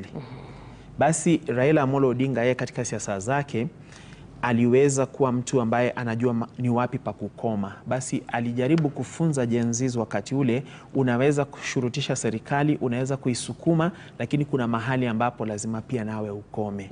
Ukifika pale ya utaifa kwa ajili ya mambo mengi ambayo yanaweza kuharibika tukiwa tunafuatilia jambo moja, hebu tufanye nini? Tuone vile serikali itasawazishwa ili iweze kutuelewa, lakini idumu serikali. Ndipo ninaweza kukataa kauli zake. Vigumu sana kusema kwamba Raila Amolo Odinga wakati wa maandamano ya Gen Z hakufanya kila juhudi kuweza kudhibiti serikali ya nchi hii. Alifanya. Manake kuna watu ambao wanamsikiza Raila Amolo Odinga. Kama angekuwa ni kiongozi mwenye tamaa, huo wakati ndipo wangesema sasa wale wafuasi wangu pia na waamurisha muingie katika haya maandamano, na tunajua jinsi ambavyo nchi hii ingekuwa. Hata leo hii hatungekuwa tumeketi hapa. Basi zile juhudi za kiheshima ambazo mtu hufanya, wakati mwingi watu hawaelewi. Lakini historia yetu iwapo itaelezwa visawa, tutaweza kuelewa kiongozi fulani amefanya juhudi gani. Kuna tetesi ambazo zimesemwa sana miaka nenda miaka rudi kwamba Raila Amolo Odinga alichangia jaribio la kupendua serikali mwaka wa 1982, ambazo ni porojo. Manake mwaka wa 1982 Raila Amolo Odinga alikuwa miaka 37. hakuwa na kazi, alikuwa ashafutwa Kenya Bureau of Standards. Hana kazi, ni kijana mdogo wa miaka 37, hayuko katika jeshi, hayuko katika serikali. Angeweza vipi kuipendua serikali? Alikuwa na uwezo upi wa kupendua serikali? Tunaelewa kwamba ndipo uwe na uwezo wa kupendua serikali, lazima uwe na uwezo lazima uwe na nguvu kiasi fulani. Unaweza kumfikia hata kiongozi wa majeshi, unaweza kumfikia kukusanya viongozi fulani katika serikali, ukawaambia kwamba acha tumtoe huyu, tunapomtoa hivi ndio inakuwa. Lakini hizo ni hadithi ambazo zimesemwa miaka nenda miaka rudi, mpaka zikaingia katika mioyo yetu, tukaona ni kwamba ni kambe ukweli. Lakini mambo hayo ambayo nchi hii imepitia, katika mchango wake lazima utakumbuka sura na mkono wa Raila katika mambo hayo. Kuna vita ambavyo aliweza kupigana kuondoa section 2A ya kutupa uwezo wa kuwa na mfumo wa vyama vingi. Yale yote ambayo yalifanyika na viongozi wengine ambao walishirikiana katika vuguvugu hilo waliweza kupata walichotaka. Katiba mpya akaisukuma pamoja na viongozi wengine wengi, iliweza kupatikana. Basi kila juhudi ambayo amesukuma ameifikisha mpaka mwisho. Sisi Gen Z tulipoenda kuandamana, ni kipi ambacho tunaweza sema? Maana lenga sioni kama wewe ni Gen Z. Wajua Gen Z ni spirit. Amejiongeza kwa Gen Z. Amejiongeza kwa Gen Z. Asijali, hata Dr. Oburu ni Gen Z. Kama my fellow Gen Z. Sasa hatuwezi sema kwamba kuna kitu ambacho kilipatikana kama sio maafa pekee. Basi Raila alitufunza ile power of negotiation, diplomacy, na pia yani ni wapi unasukuma, ni wapi unazungumza, ni wapi unasikiza, ni wapi unaweka stand. Manake kuna mambo mengi yangekuwa yamesha kwenda mrama iwapo Raila Amolo Odinga hangesimama katika room na akasema wenzangu tutakwenda hivi. 2007 ni example nzuri kabisa. Alisimama pale akasema nakubaliana na nyinyi kabisa, tumeibiwa ni sawa, lakini jinsi ambavyo nchi inavyoenda, acheni tukubali, tugawane, Kenya iende mbele. Fred, kuna msemo ambao unasema kile ambacho mzee anaona akiwa amekaa, kijana hawezi kuona akiwa amesimama. Na ndio tunaweza kubali kwamba hakuna binadamu aliyekamilika, lakini kuna hekima iliyokuwepo katika maamuzi ambayo Raila Amolo Odinga alikuwa anafanya, haswa hii baada ya maandamano ya mwaka wa 2024 Juni tarehe 25. Manake ni taswira ambayo tulikuwa tunaiona katika mataifa mengine. Tulikuwa hatujawahi kushuhudia jambo kama hilo, kwamba tuko katika sehemu ambapo wananchi wangetekeleza kile ambacho kiko katika Article 1 ya katiba, kwamba the sovereignty and power belongs to the people hadi wakati huo. Na labda tuzungumzie hekima iliyokuwepo katika Raila Amolo Odinga kusimama na kusema taifa lina umuhimu zaidi, kwamba ni heri uwe na serikali usioipenda kuliko usiwe na serikali kabisa. Asante sana Mashirima. Kwa kiduchu umechukua maneno yangu na nilikuwa naomba usiendelee sana. Samahani. Kwa sababu hayo ambayo umeyataja ni kweli kabisa. Kwanza ni muhimu kuelewa kwamba Raila pia alikuwa ni binadamu kama binadamu yeyote yule. Kama binadamu yeyote yule alikuwa na udhaifu wake na pia alikuwa na strength zake. Sasa hivi kwa sababu tunasherekea kuaga kwa Mheshimiwa Raila Odinga, mimi kidogo nitaegemea upande wa mazuri yake. Najua kwamba Mungu akitujalia tutakuja kupata nafasi katika wiki ambazo zinakuja, tutazungumzia pengine ulegevu wake na mapungufu yake kama binadamu. Lakini sasa hivi kwa sababu wengi wanaomboleza na kuna mazuri yake chungu nzima, nitayazungumzia. Lakini hilo swala la Gen Z ambalo ameleta mwenzangu na rafiki yangu Fanya Mambo, ni swala ambalo Raila mwenyewe aliwahi zungumzia sana. Na nakumbuka mimi mwenyewe pia nilipata fursa, ujue kwamba unavyojua mie pia ni mwanahabari. Nilipata fursa ya kuzungumza na executive director wa ODM na pia Raila aliwahi kuelezea sababu zilizomfanya yeye kujiunga na Mheshimiwa William Ruto ili kuweza kuona kwamba serikali inakuwa dhabiti. Swali ambalo nawauliza au ambao wanaona kwamba Mheshimiwa aliwasaliti. Wakati Raila alikuwa anasalitiwa in 2007, alikuja akasalimiana na Mheshimiwa Mwai Kibaki. Walikuwa wapi? Na pia nikisema tu swali hilo ama kuliweka, Raila mwenyewe alijitokeza katika uchaguzi uliopita wa 2022. Wakenya wengi walimpigia, kuna wale ambao hawakumpigia. Watu wakasema kwamba huyu ndiye Mungu ametupa.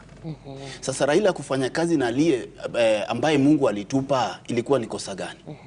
Kwa hivyo kuna mambo mengi ya kisiasa ambayo yamo mle ndani, lakini kama mzee ambaye amekuwa katika ulingo wa kisiasa kwa miaka na mikaka, kuna mambo mengi ambaye aliweza kuona. Ndio maana Mheshimiwa Raila Odinga akasema heri kuwa na serikali mbaya kuliko kutokuwa na serikali kabisa.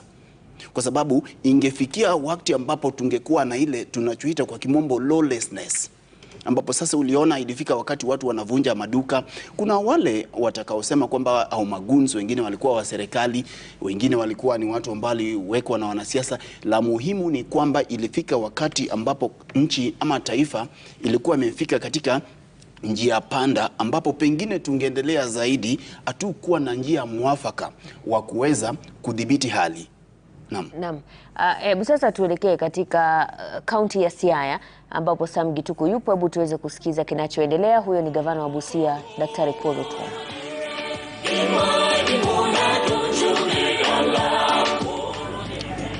Naam, kwenye runinga unawaona viongozi kutoka kaunti za upande wa magharibi wakiweza kufika huku katika boma la Raila Odinga Opoda Farm, wakiongozwa na gavana Paul Otuoma kutoka kaunti ya Busia. Mweza kufika na kikosi cha wananchi kutoka upande huo. Tumefahamishwa kwamba na tumeziona picha nyingi sana za baadhi ya mifugo ambao mweza kuleta upande huu, zikiwa ni ndume kutoka upande huo wa magharibi mwa taifa.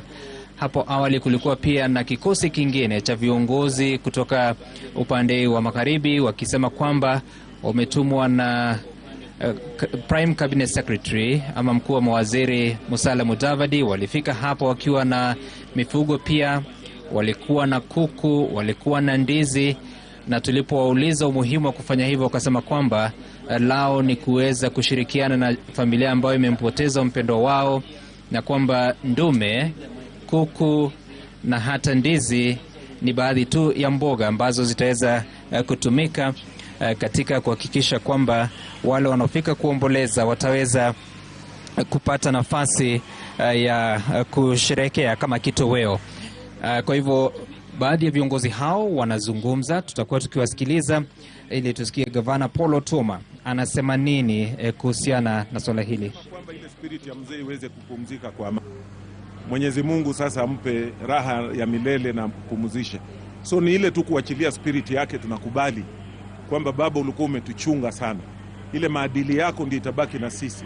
Lakini hatutaki kukushikilia ili tukufungie njia yoyote. Tunawachilia spirit yako uweze kuenda kupatana kule na wakina Jaramogi Odinga, wakina Kenyatta, wakina Nkuruma, bila uliweza kusikia. So hiyo ndio maana ya sisi kuja hapa leo. Wewe binafsi unamkumbukaje kwa dakika moja? Mimi Raila namkumbuka sana, ndio baba yetu wa kisiasa. Sisi wengine kutoka tukuzwe hatujajua baba mwingine wa siasa. Kutoka tukiwa katika vyuo vikuu, ule mwenye siasa ambaye mzee wetu ambaye sisi tumejua tu ni mzee Raila Amolo Odinga, baba yetu, ambaye ndiye ameweza kutufunza kisiasa, na maadili yake kubwa ilikuwa kwamba ni maisha bora kwa Kenya, maisha bora kwa kila Mkenya, haki ya binadamu, demokrasia. So hizo ndio kumbukumbu sisi tunasema baba ametuachia katika damu yetu iweze kutembea, na tutaitembeza hivyo. So sisi tunasema tu wafuasi wote ambao walikuwa na muamini baba alitaka Kenya iwe Kenya moja. So hapa kwa matanga ya baba tukaribishe kila mtu na tukuwe na amani, tukaribishe kila mtu. Baada ya hii sisi vile baba ametuacha tutaketi chini tuone kwamba tunaelekea vipi pale baba ametuacha hapa. Lakini gavana, labda tueleze umuhimu wa mifugo ambao umuhimu wa mifugo ambao umeweza kuleta upande huu, ni wangapi, ni kwa nini? Mifugo sana sana huwa tunaleta kwa sababu ng'ombe ni symbol kwamba huyu alikuwa mzee wa jamii. So ile symbol kwanza is symbolic. Ya pili, hii mifugo tumeleta pia ni chakula. Kwa wale watu watakuja hapa, kukaa hapa, hii ni mambo ambayo itasaidia hii boma chakula. Hiyo ndio haswa utamaduni wake mkubwa. Hiyo ndio vile ilikuwa kulingana na mila za desturi za Kiafrika. Na hii yote hii regali ulikuwa unaona vile nimewaeleza hawa, hii ni ile tu kusema tunataka kuachilia roho ya baba iweze kwenda kwa amani na apumzike kwa amani. But his spirit must live with us. Labda tumeona viongozi mbali kutoka upande wa magharibi akiwemo waziri ama mkuu wa mawaziri Musalia Mudavadi, wewe mwenyewe, tunafahamishwa kwamba gavana wa Trans Nzoia George Natembeya atakuwa akifika na kikosi chake na mifugo. Labda tueleze umuhimu wa kila kaunti kujipanga namna hivyo. Sisi tunajipanga hivyo katika kila kaunti kwa sababu unajua kaunti ni serikali na baba ndiye alileta ugatuzi. So gatuzi la serikali ya Busia, tumekuja na wananchi wa Busia na kesho watakuwa hapa kwa wingi sana. Leo tu ni wazee, hii ni sample tu ya wazee ambao ndio wamekuja kufungua njia na kusema tunawachilia spirit ya baba. So hiyo ndio muhimu. So katika zile gatuzi zote ambazo baba ndiye amekuwa kiongozi wetu, atakuwa hapa. Na kumbuka pia baba ndiye alikuwa kiongozi wa gatuzi zote 47. Kwa sababu kama sio baba hizi gatuzi hazingekuwa. So ingekuwa muhimu kama hata gatuzi zote zingekuja, lakini sisi wa kutoka mkoa wa Magharibi, hiyo ndio desturi zetu. Asante sana Gavana Paul Otuoma kutoka upande wa Busia County akiweza kutoa kauli yake kuhusiana na kikosi ambacho mweza kuleta hapa. Anasema kwamba amekuja kuhakikisha kwamba wamehakikisha wale ambao wanaomboleza hapa wamepata kitoweo. Anasema kwamba mifugo ni muhimu sana kama kumuenzi kiongozi ambaye ameaga, na pia akasema kwamba kila gatuzi linajipanga kivyake kutoka upande wa magharibi. Tutazidi kuwaona, kuwasikiliza, wakija tuwazungumzia tuweze kujua basi mila na desturi za jamii za hapa nchini Kenya zinawiana vipi wanapomwaga Raila Odinga. Hapa Opoda Farm kumekuwa na shughuli chungu nzima zinaendelea, na tutawapa zaidi pindi tu tutakavyopata kutoka upande huu. Mashirima.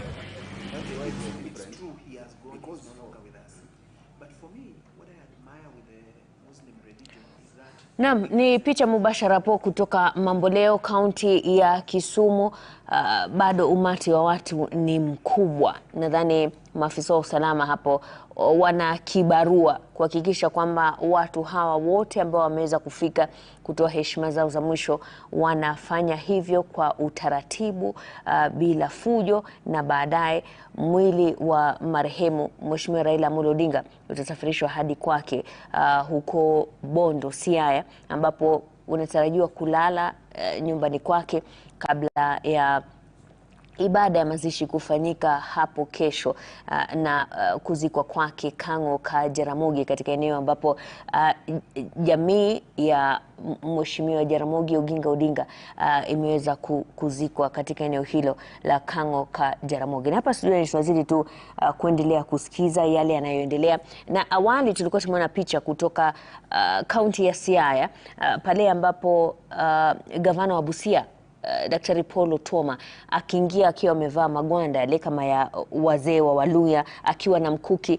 Fred, kwa sababu hawa ndio wanaitwa mashemeji wenu, labda unaweza kutueleza nini haswa hapo kinachoendelea, na Alenga pia maki anatoka jamii hiyo. Labda mnaweza kutueleza significance ya hayo mavazi, na pia kuingia na mkuki, vile vyakula wanavyoleta fahali. Nimeona majogoo, nimeona ndizi, ambayo ni tofauti na baadhi ya jamii hapa nchini. Asante tena Mashirima.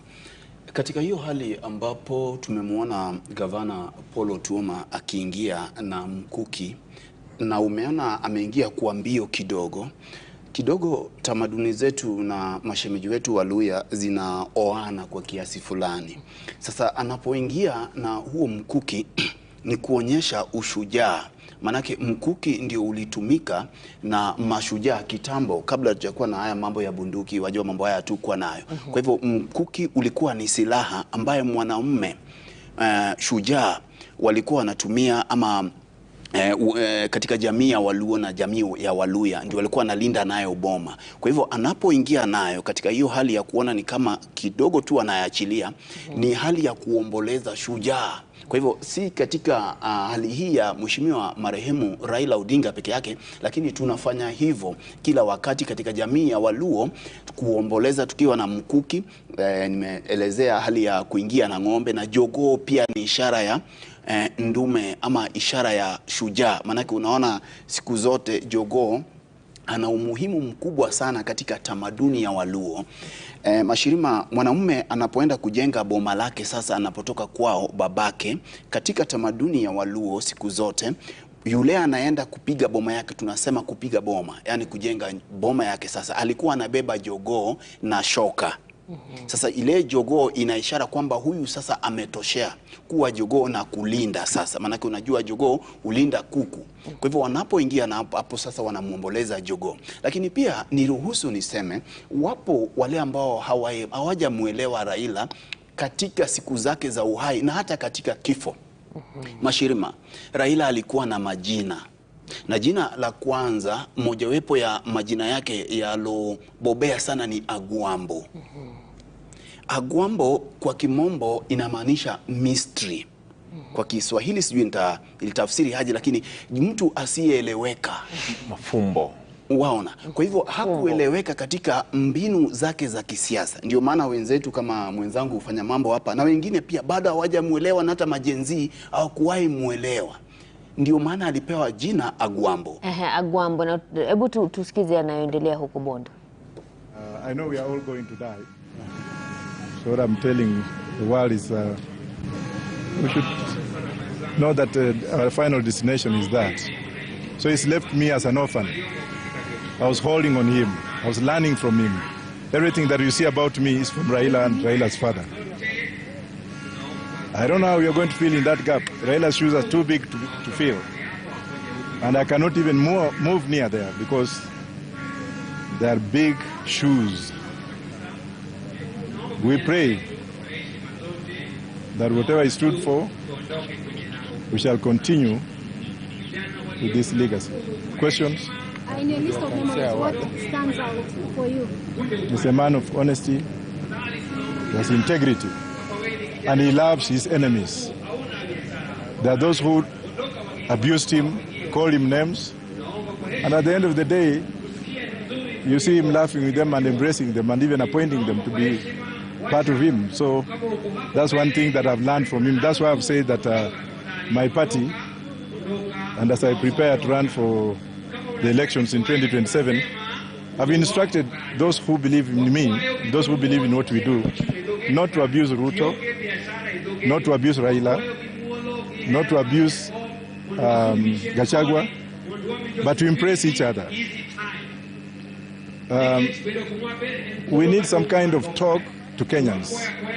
We don't need to abuse each other. We need to tell Kenyans what we can do for them. And collectively, not just somebody. I can see a lot of my friends and my colleagues are now coming up to form groups to take over power. Yes, it's a good thing. But none of them has ever come to me to ask me what Roots Party stands for. That's why I'm not joining any of those fellows. Thank you. The next question?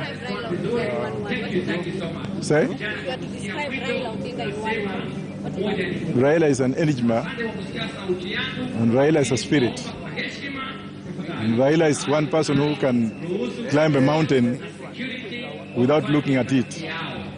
He's not somebody that you cannot describe Raila. That's what I'm trying to say. He's the spirit. He's not dead, he's just sleeping because his spirit is well alive. Thank you.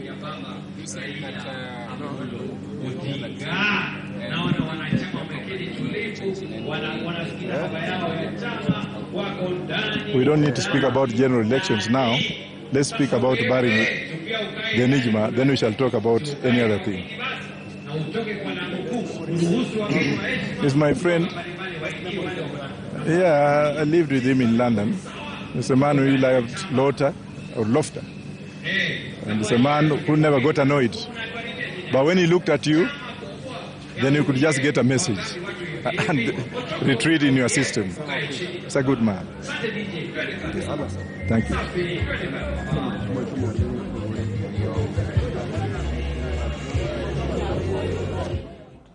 Naam, ni picha huko kutoka Bondo na Mamboleo.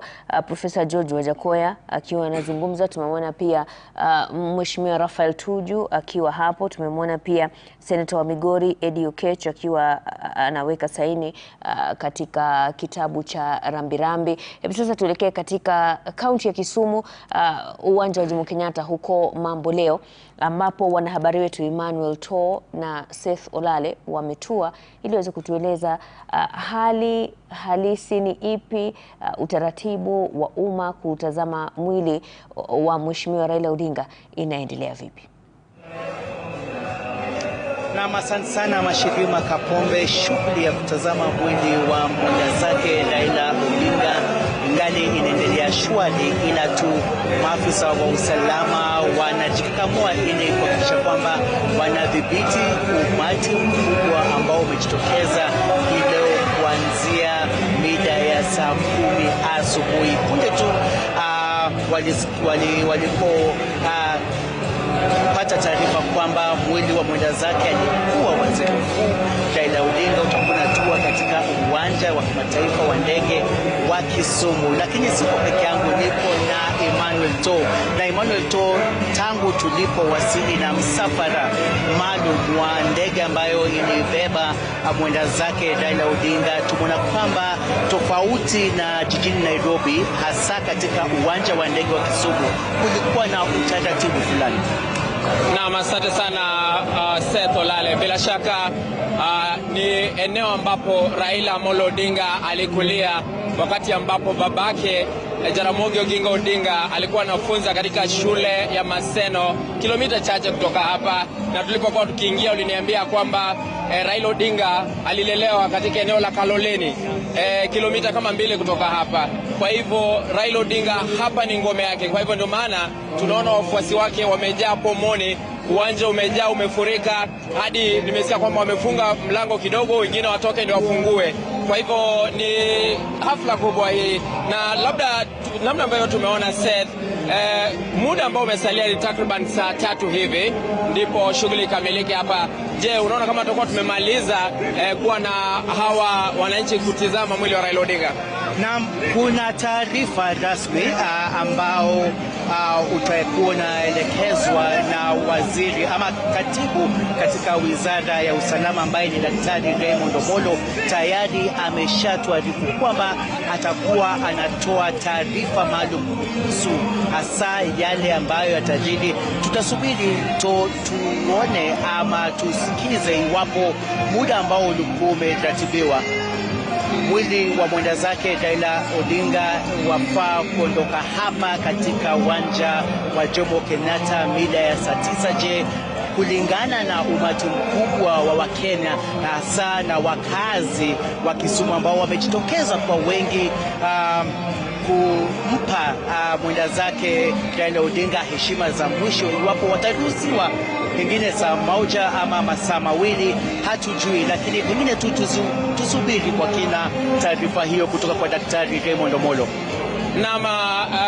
Seth, namna ambavyo tumeona tangu tuingie hapa, watu wengi wamekuwa wakibebwa na machela baada ya kuanguka, baada ya kuona mwili wa Odinga. Inaonyesha kwamba wananchi wa eneo hili walikuwa na mwenzi Odinga sana. Tumeona wengi wakiwa na vibango vimeandikwa RIP Baba, wengine wana vibango vya wakati aliwania urais mwaka 2007, wengine wana vibango vya mwaka 2022 wakisema Baba the Fifth. Unakumbuka wakati huo, na wakati mmoja Raila Odinga alifika katika uwanja huu akatoa hotuba moja ambayo ilisisimua wafuasi wake. Nakumbuka kuna hotuba moja ambayo Raila alitoa, akasema, I have been to the mountain top, I have seen the glory land, the glory land, the glory land. Ndi hali wanasemanga uko na uko kwenye mlima, kwa hivyo glory pengine ni glory na glory. So Raila alisema kwamba I have been to the mountain top, I have seen the glory land. I might not get there, but you will get there together. Kumaanisha kwamba watu ungane, waendelee kuishi pamoja, na bila shaka hivyo ndivyo inadhihirika hapa. Na ni kama leo ni siku ya likizo hapa jijini Kisumu, kwa sababu punde tu tulipotua kutokana na msafara wa ndege moja kwa moja kutoka jijini Nairobi, hadi hapa katika jiji la Kisumu. Tumeweza vile vile kutazama kwamba biashara mingi, maduka yamefungwa, hali ya uchukuzi umesitishwa, na pengine ni kama tu pengine tuseme ni kuna likizo hapa jijini Kisumu. Na usikumbuki na pia Emmanuel, tuliweza kwenda nawe moja kwa moja katika duka moja katika eneo la Garissa, ambapo uliweza kununua suti. Hata kama ukufika bei, uliweza kubagei. Walikuwa nasema ulipe 20,000 lakini ukabagei hadi 10,000. Lakini pale ambapo uliweza kununua suti kwa sherehe maalum ya mazishi ya kesho, uliona kwamba ni duka moja peke yake ilikuwa imefunguliwa, na shughuli hasa uchukuzi, biashara katika jiji la Kisumu limesitishwa, na wakazi wamechukua muda huo kuja katika uwanja wa Jomo Kenyatta kutazama mwili wa mwenda zake Raila Odinga. Na Seth, kwanza kukukosoa kwamba wakati tulipokuja na ndege asubuhi, unajua sisi ni Sky Team, wakati tuliland ilikuwa, unajua Kisumu, you don't arrive in Kisumu, you land. So wakati tuliland hapo, wakati tulitua, suti yangu niliacha kwa gari yangu, kwa hivyo tutakuwa nayo kesho. Lakini kuonyesha tu kwamba duka nyingi hapa zimefungwa, na tulikuwa na wakati mgumu kununua baadhi ya vifaa ama nguo ambazo tunahitaji kwa sherehe. Lakini la mno ni kwamba wananchi hawa, unaona majonzi yao wakishatoka pale baada ya kutazama mwili wa Odinga. Wengi wanatoka na wakilia. Wakati tulikuwa tunaingia kwenye uwanja huu, wengine walikuwa wanatoka, wengine wakiingia. Wanatoka na sura ya majonzi, wanaoingia majonzi pia. Ni kuonyesha kwamba kinara wa ODM ama alikuwa kinara wa ODM, kwa sababu sasa kuna ambaye anashikilia kwa sasa, ambaye ni nduguye Odinga, Jaramogi, alikuwa anaenziwa sana eneo hili, na bila shaka watu hawa watakuwa hapa, na sidhani tunamaliza kwa sababu kuna wengi ambao wanataka kuona, lakini itabidi wakuja hadi Bondo kesho. Na kuna vile wale wakazi kutoka jiji la Kisumu, hasa katika nyumbani kwake Raila Amolo Odinga marehemu, pale katika eneo la Riat.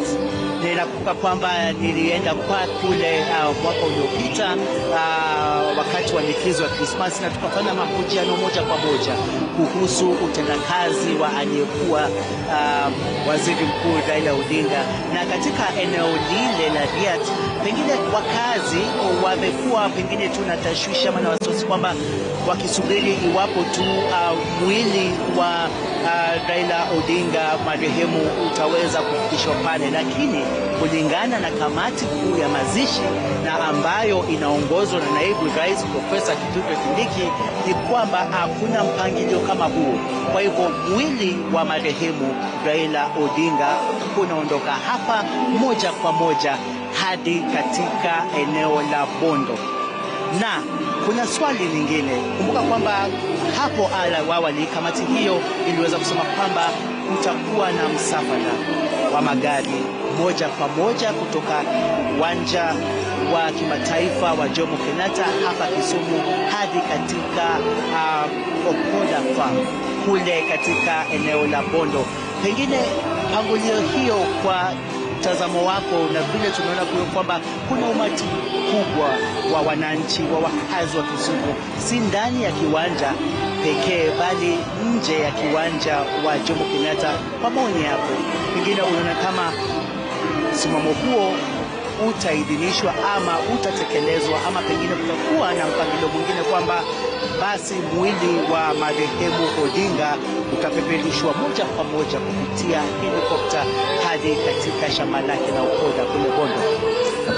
Naam Seth, kuna changamoto za mawasiliano hapa kwa sababu ya kelele.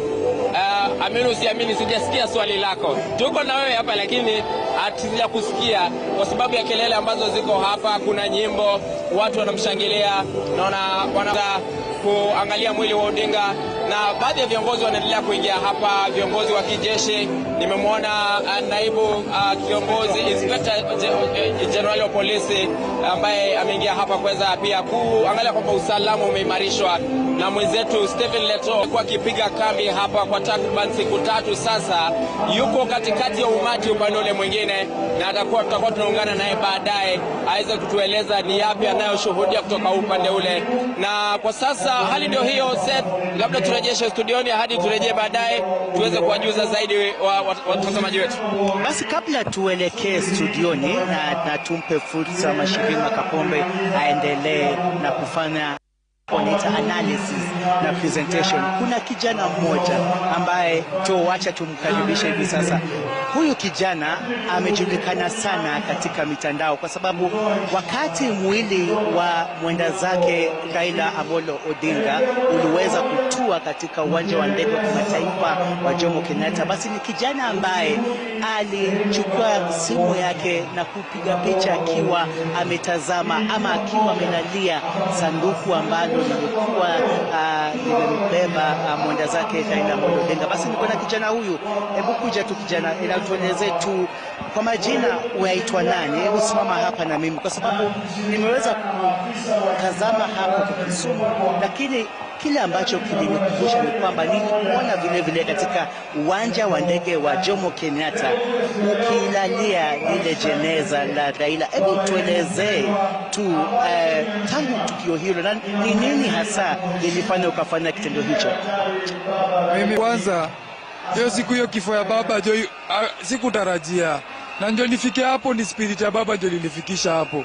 Juvenye natambua baba. Kuata simu, kuata smarta, kuata kapiata. Get the brand new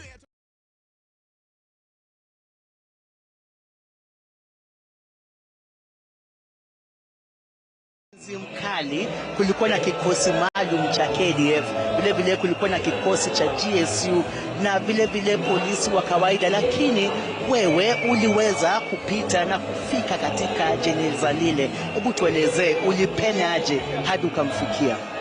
Ndio nakwambia spirit, ukishakuwa na spirit ya baba Raila Amolo Odinga, hata risasi bana uko tayari kupigwa risasi. Ukishakuwa wa baba, wewe ni wa baba. Na mimi venye baba ametuacha tukiiba 2 term, baka arudi ndio sasa anaweza sema 1 term. Yeye anaweza uko na mpangilio wa his resilience, the way he has stood for the defense of humanity and fellow countrymen, Africans, and protected democracy, not just here in Kenya but elsewhere in the region, is something that I will always remember. Of course, as a political figure, he is a leader to emulate, a selfless leader who stands for principles and change. I mean, all the space that we enjoy in this country, including the 2010 Constitution, is a result of what Raila Amolo Odinga stood for. He's the reason I'm in politics, I must say.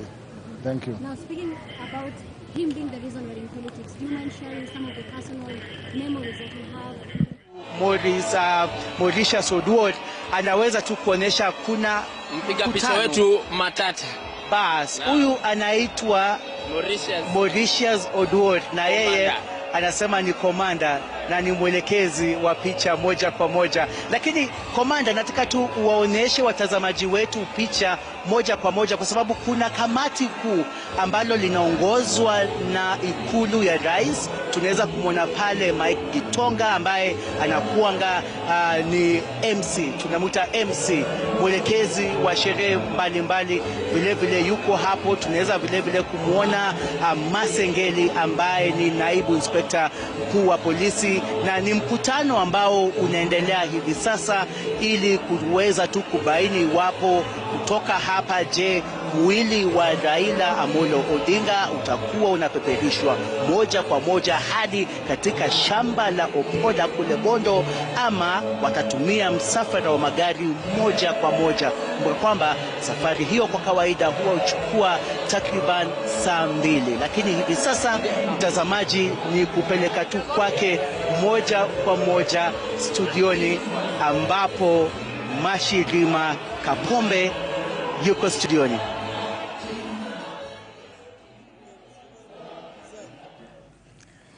Naam, ni picha za mubashara kutoka kaunti ya Kisumu, uwanja wa Jomo Kenyatta huko Mamboleo, ambapo Seth Olale na Emmanuel To wameweza kutupatia taswira ilivyo. Wengi tu wameweza kufika hapo, pia wameweza kufanya mahojiano na yule kijana ambaye bila shaka yuko katika picha nyingi tu ambazo zimesambaa mtandaoni, wakati ambapo mwili wa Mheshimiwa Raila ulipofika katika uwanja wa JKIA siku ya Alhamisi. Alikuwa miongoni mwa wale waombolezaji waliofika katika uwanja huo wa ndege na kupenya hadi katika eneo ambapo ndege huwa zinaegeshwa, na alikuwa miongoni mwa wale ambao waliweza kufika karibu na jeneza hilo la Mheshimiwa Raila, akiwa tu anasema kwamba alikuwa huko na bado ataendelea na safari hii hadi wakati ambapo taifa litaweza kumpumzisha Mheshimiwa Raila Amolo Odinga huko Siaya, Kang'o ka Jaramogi.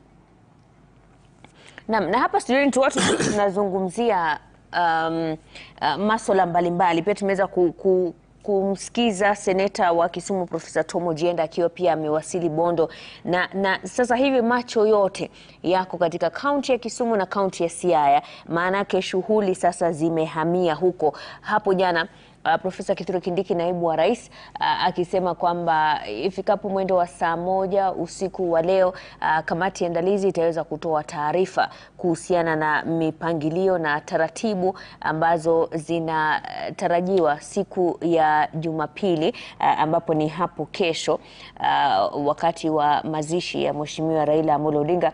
Tumeweza kupata taarifa zao tatu baada ya wao kukutana toka siku ya Jumatano, wakati ambapo Rais Daktari William Ruto alipounda kamati hiyo inayomjumuisha mwenyekiti naibu wa rais Profesa Kithure Kindiki pamoja na mwenyekiti mwenza ambaye ni Daktari Oburu Oginga, seneta wa Siaya na pia ndugu wa Mheshimiwa Raila.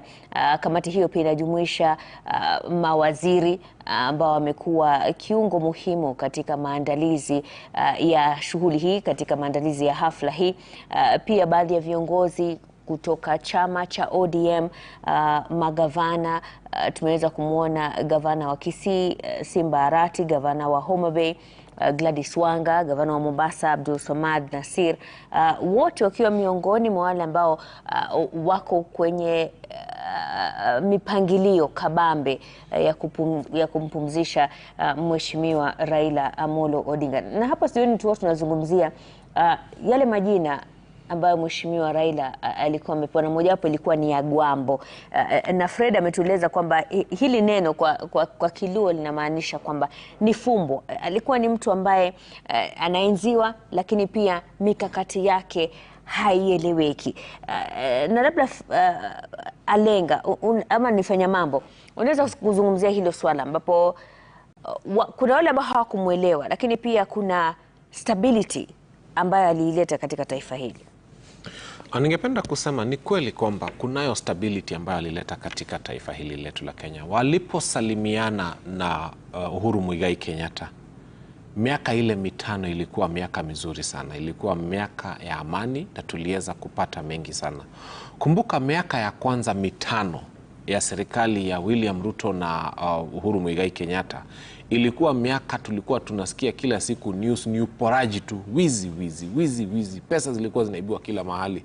Raila Amolo Odinga alipoingia, tuliona Uhuru Muigai Kenyatta alifurahia, hata alisema hii miaka mitano, hata ukiangalia record ya serikali ya Jubilee government, miaka mitano ya pili, awamu ya pili ya Uhuru Muigai Kenyatta, walipofanya kazi pamoja na Raila Amolo Odinga, kulikuwa na maendeleo kuliko miaka ya kwanza ambapo William Ruto walikuwa wanafanya kazi na Uhuru Muigai Kenyatta peke yao. Kwa hivyo ningependa kusema contribution ya Raila Amolo Odinga katika kuwa na amani, katika kuwa na maendeleo imekuwa kubwa sana katika serikali hii. Na pia ningependa kusema kuna mahali ningependa kumkosoa ndugu yangu kidogo Isaac, nimwambie kwamba Raila Amolo Odinga bado angepata state burial kwa sababu alikuwa prime minister, alikuwa waziri mkuu katika nchi hii, na ukumbuke kwamba huyu ni waziri mkuu wa kipekee ambaye amepatikana post independence, kwa sababu nakumbuka mahali ambapo wadhifa wa waziri mkuu ulififia, alafu sasa Raila Amolo Odinga akawa waziri mkuu kwa muda wa miaka mitano. Kwa hivyo kule kumpa heshima ya nchi, kule kumpa heshima ya state, tunampa kwa sababu alikuwa waziri mkuu na sio kwa sababu alikuwa rafiki ya President William Samoei Ruto. Na tungependa pia kusema, unapotazama mambo ambayo yamefanyika pale katika Nyayo Stadium jana, viongozi walipokuwa wakihutubia wananchi, unaweza kujua kwamba mapenzi ama upendo wa Wakenya uko wapi. Kwa sababu kila aliposimama Uhuru Muigai Kenyatta, hata dakika za kwanza alikaa tu akijaribu kuwatuliza watu kwa sababu walimshangilia sana. Naye President William Ruto akaja kunena na wananchi na alionekana kama ni mwenye hasira, mwingi wa hasira, sijui kwa nini. Na haya mambo mimi naona yatajirudia kule Kisumu, kwa sababu Wakenya wanaonyesha mahali ambapo mioyo yao iko na mahali ambapo fikra zao ziko. Kwa hivyo tunapompumzisha Raila Amolo Odinga, tukumbuke kwamba kuna mambo mengi. Mimi nimesema kunayo mengi sana mazuri ambayo amefanya. Na nilipotaja mambo ya Gen Z, nilikuwa najaribu kusema hivi, mimi matumaini yangu ilikuwa kabla afariki Mungu angempa muda ya wao kuelewana na Gen Z, kwa sababu ilikuwa ni kutoelewana. Wale walidhania hivi na yeye aliona hivi. Ikawa kwamba katika zile fikra zao kuna tofauti. Wao wanafikiria amefanya vibaya, hawakumuelewa.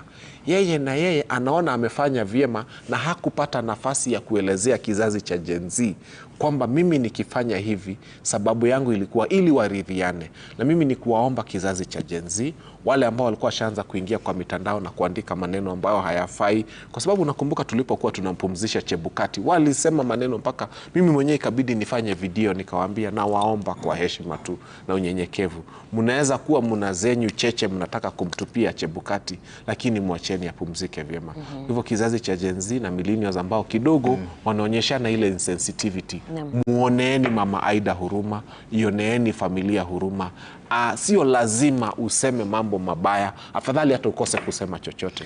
Afadhali unyamaze. Ukiniruhusu, ili jambo swala la Gen Z, I think pia tuna overemphasize. Because mtu wazima, mzee tu ambaye anaingia mtandaoni kujificha nyuma ya Gen Z, alafu anaandika mambo mengine ya kiupuzi pale, kujificha nyuma ya Gen Z. Sasa hivi ukitizama katika runinga, wengi waninao waona pale ni vijana. Ni millennials na ni Gen Z. Kama walikuwa na tofauti na Mheshimiwa Raila Odinga, basi wanafanya nini katika kusherekea na wanataka wamuone mpaka akiwa kaburini? Kwa hivyo lazima tuelewe mambo yale ambayo nimesema singetaka leo hii ni yazungumzie kwa undani, kwamba kuna siasa ambayo iliingia kati ya hii mambo ya Gen Z. Ikawa ukabila imerudi. Kwa sababu Gen Z walipoanza walikuwa wanasema they are tribeless. Ilifika wakati ukabila ukaingia. Sasa kuna wenye walikuwa wanasema wao ndio wenye Gen Z. Ikawa sasa inaonekana kwamba hawa Gen Z wanatoka tu maeneo fulani ya nchi, ambao haikuwa dhana na dhamira ya ile azma ya Gen Z walipoanza msukumo wao wa kusukuma serikali hii. Kwa hivyo kuna wakati ilifika siasa iliingia, na tunaona mambo kama hayo siku zote. Uwezekano wa siasa kuingia katika swala lile la Gen Z haungehepukika. Manake msukumo huo ulipoendelea kwa muda, basi uliwavutia wanasiasa kutoka mirengo tofauti tofauti. Sasa hivi mtu ambaye amelazwa katika lile jeneza, mtu ambaye unamuona katika picha hii, na wanaotutazama wananchi wa Kenya kutoka tabaka mbali wanamtazama picha yake, Raila Amolo Odinga Wonya Lego Tinga. Nilikuwa nakuambia lile jina Agwambo ni kutoeleweka kwake. Hadi Gen Z kama millennials hawakumuelewa, sasa Gen Z watamuelewa aje? Sababu ipi nasema hivyo? Mimi ni Mjaluo. Kuna siku mingi ambapo Raila, pengine ukikumbuka mambo ya uchaguzi, nikupe tu mfano moja ndio uweze kumuelewa Raila, wasiomuelewa. Uchaguzi ungefanyika kama sasa hivi tuko na chaguzi za by elections, alafu upate kwamba pengine yule mtu ambaye alikuwa anapendwa na watu hajapewa ticket na watu wamekasirika kabisa. Alafu Raila atakuja pale, usikia anasema jokanyana umor. Meaning watu wa Luo people, Nyana means the lady, a woman from the lake, you know. So you would ask them, Umor, are you happy? Na kumbuka wakati huo anapokuja, people hawajafurahia, watu hawana raha, lakini watajibu Wamor. Nao kuanzia siku hiyo ndio yule jamaa ambaye alipewa tiketi alishinda. Ukitaka kumwelewa hii ya Gwambo na the ministry ya Raila Odinga, mueleze Senator Orengo. Mueleze Profesa Nyang'nyong'o, wale ambao kwa wakati mwingine waliwahi fanya kazi nayo wakaenda kinyume naye. Unaona, watakuelewa. Hili jina Tinga alilopewa baada ya kukanyaga shingo ya jogoo, unaona, alipokuja na yeye kuingiana. Kwa hivyo jambo ambalo lilimvutia Mheshimiwa Raila Odinga kwa watu sana ni uwezo wake wa kusema mambo namna yalivyokuwa, ya kumchukua head on aliyekuwa Rais Moi, ya kumchukua head on wakati ambapo Kibaki mambo yako endelea vizuri, ya kumchukua head on hata Mheshimiwa Uhuru Kenyatta ambaye jana alikuwa anamsifia kwa maneno mazuri chekwe, na hata Mheshimiwa William Ruto wanamtambua vizuri. Aha. Sasa tuelekee katika kaunti ya Siaya huko Bondo ambapo kuna shughuli inayoendelea. Sam Gituku, usukani ni wako. This is the graduation. Now, this is the graduation pavilion of the Jaramogi Oginga Odinga. Okay. Now, this is the graduation pavilion of the Jaramogi Oginga Odinga University of Science and Technology. The preparations are quite advanced right now because you will see that the tents have already come up. Behind me, that is the main dais. That is where President William Ruto will be sitting among other top government officials and dignitaries, and perhaps even visiting heads of state and heads of government or representative of foreign governments. They will sit there. You can see the preparation going on, the drapery with a Kenyan flag that is to signify that that's where the leaders of the nation will be sitting come Sunday when the funeral service will be conducted here. But on the left of that main dais, that's where you will find the jukwaa where the members of the family will be sitting. The family of Raila Odinga, the larger Jaramogi Oginga Odinga family, the seats are already being prepared to be brought here. Some of them are here. The drapery is ongoing, but that is the tent where the family of the late Raila Odinga will sit during that service. Opposite, on this other side, right opposite the family's dais, that is where you will find the tent for the church. This is the Anglican Church of Kenya is expected to lead the service here. You will obviously understand after the state funeral service that was at the Nyayo National Stadium led by the Bishop of the Bondo Diocese. Now here, it is also the same church that will be sitting here, members of the clergy. You can see the drapery there with purple to signify some of the colors of the church. Now, after that, on the other side, you will find the tents for the members of the public. They are expected to be here in their thousands.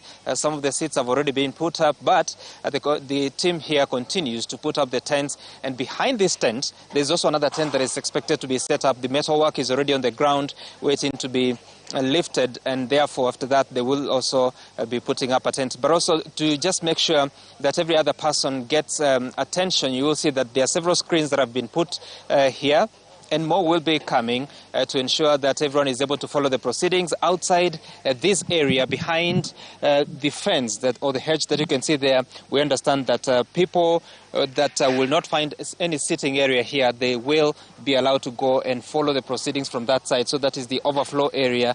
We will be seeing more screens put up to ensure that every other person gets that access and an opportunity that even if they are not able to access the main area, they're able to follow the proceedings. But obviously you'll understand that very many people will be paying attention to this event, the funeral service of the late Raila Amolo Odinga. Now from here, the body will be moved, we are told, to Kango Jaramogi, where the final rites, the burial rites will be conducted, the interment, and we will be seeing Raila Odinga laid to rest. But for now, we're here at the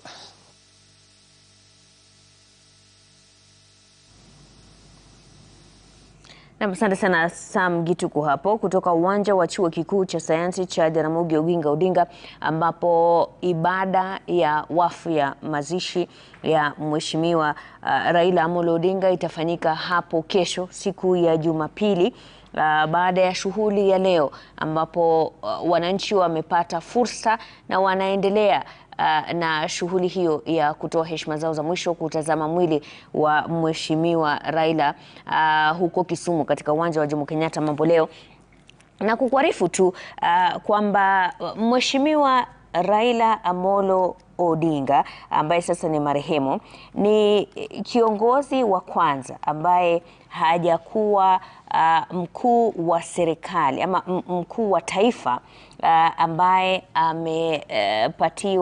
amepatiwa hii hadhi ya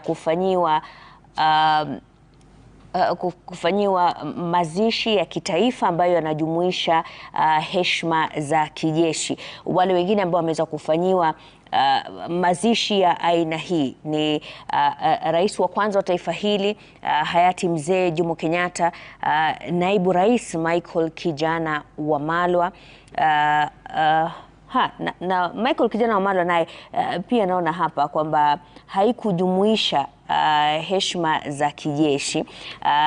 Wakati wa pili ambapo kulikuwa na mazishi ya kitaifa ambaye alijumuisha heshima za kijeshi, yani full military honors, ni wakati wa mazishi ya Mheshimiwa Rais Daniel Arap Moi, pia Rais Mwai Kibaki, na bila shaka pia utakumbuka kwamba alipofariki mkuu wa majeshi General Ogola, yeye mazishi yake yalikuwa mazishi ya kijeshi. Nadhani hiyo ndio tofauti ambayo lazima ieleweke kwamba kuna mazishi ya kitaifa ambayo hayajumuishi heshima za kijeshi na kuna mazishi ya kitaifa ambayo yanajumuisha heshima za kijeshi. Na Mheshimiwa Raila Odinga ni mkuu ni mtu wa kwanza, kiongozi wa kwanza ambaye hakuwahi kuwa mkuu wa serikali ama mkuu wa taifa ama rais ambaye amepata state funeral ambayo inajumuisha heshima za kijeshi.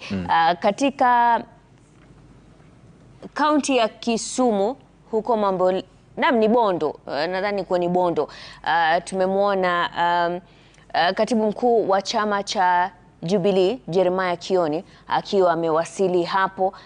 Tumeona viongozi mbalimbali wakiwa wamefika hapo kutoa rambirambi zao pamoja na kushiriki yale maandalizi ambayo yanaendelea katika kaunti ya Siaya. Naam, tukirejea hapa studioni, nadhani la msingi ambalo haliwezi kusahaulika ni japo Mheshimiwa Raila alikuwa mtu ambaye alionekana kuwa na kutoa msamaha wa haraka, kujumuika na serikali ambazo zilionekana kumdhalilisha na kumnyang'anya uongozi. Pia kuna jambo ambalo wengi walihisi kwamba ukuruba wake na serikali hizi ilikuwa pia inafifisha nguvu za upinzani. Labda Daktari Isa kunaweza zungumzia swala hili. Asante sana. Kwanza ningependa kusaidia ndugu yangu ambaye ameongea juu ya jina Ogwambo vile imetokea. Naona hajui wakati ilikuwa imeanza. Wakati ilikuwa imeanza ni wakati ambaye yeye alisema Kibaki tosha. Na hakuna mtu alikuwa anatarajia hiyo wakati kwamba Raila angeamuka tu leo asubuhi aseme Kibaki tosha. Kuanzia wakati hiyo ile dalili ya Ogwambo ilikuwa inaendelea kwa sababu hakuna mtu yote alikuwa ameambia wakati alifanya handshake na Uhuru Kenyatta. Kila mtu, hata media hajaambia, tulikuta tu wakiwa wamesimama mbele ya nyumba ya Harambee na wakatangaza kwamba ni handshake. Na hata saa hii inaitwa nini, the broad base, hakuna mtu alikuwa anajua. So yeye move zake ndio imekuwa shida kueleweka. Nikikuja kwa ile swali ya kwamba nikumbushe hili swala la kwake yeye kuamua kusimama na serikali wakati ambapo kuna asante pole kwa kusahau. Wakati ambao Raila akiamua kusimama na serikali ni wakati ambayo tunakuanga na hofu nyingi nchini. Utakuta one way or another, kama ni yeye ama ni mwingine ambaye inaleta hizo hofu, lakini tunaona tunapoteza nchi. Kwa mfano ukikuta wakati wa coalition kulikuwa na vita ya kikabila imeanza, na tunajua nchi kama Somalia, nchi kama Sudan, vita ilikuwa inaendelea, na tunajua nchi ambaye kikabila ikiingia basi tutapoteza nchi. Kwa hivyo yeye wakati hiyo kukubali inapoesha mafikra ya watu kuangalia kwamba Kenya inaweza kusukumuliwa wengine nje na wengine wapate njia yao. Kwa hivyo hiyo imeleta inaitwa nini, cohesion, sijui inaitwa nini kwa lugha ya Kiswahili, but inaleta cohesion ile ambayo watu wanaona kwamba umoja, kutengemana, hiyo ndio inaleta.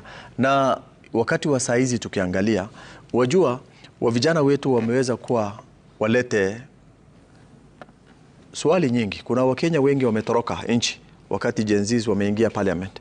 Sisi wote tulikuwa tumejipanga tuseme situpeleke watoto wetu huko rural home, mahali tunafikiria wako safe. Hiyo ilikuwa ni wasiwasi ilikuwa I bet my dad $100 that he couldn't complete the 28-day military workout.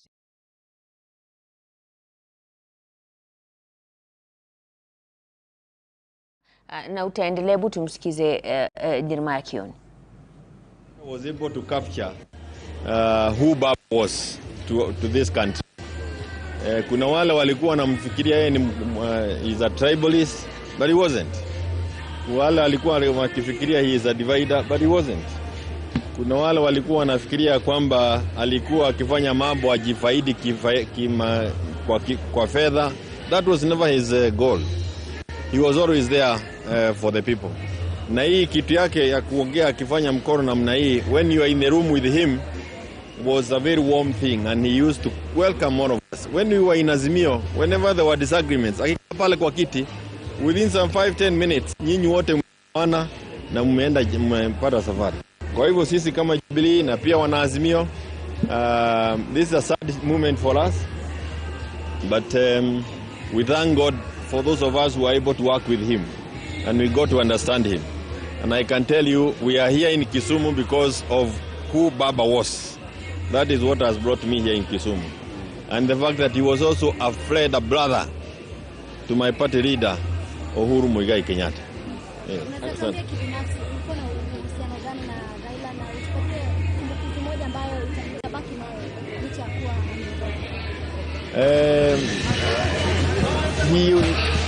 Tulifanya kazi kwa karibu sana wakati wa Azimio, na alikuwa akinipigia simu, uko wapi Jeremiah? Naambia niko hapa. Kuja asubuhi tunaingia ndege tunaenda pande hii tukiwa juu kwa hewa. That was another Raila. And alikuwa naijua Kenya hii hata rivers. Nakwambia ile ni that river, that is about for this county. Ile nyumba ni ya fulani. That is Raila for you. On air he was also something else. But he was Baba. Baba was Baba. And that's why we are here. Kama viongozi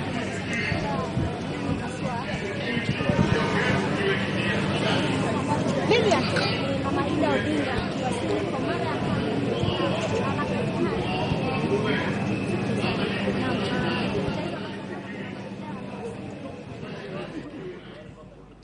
Naam, tunamwona hapo Mama Aida Odinga akiwa anawasili katika nyumba yake Opoda Farm huko Bondo kwa mara ya kwanza tangu tangazo la kifo cha Mheshimiwa Raila Amolo Odinga, akiwa anaandamana na binti yake Rosemary Odinga.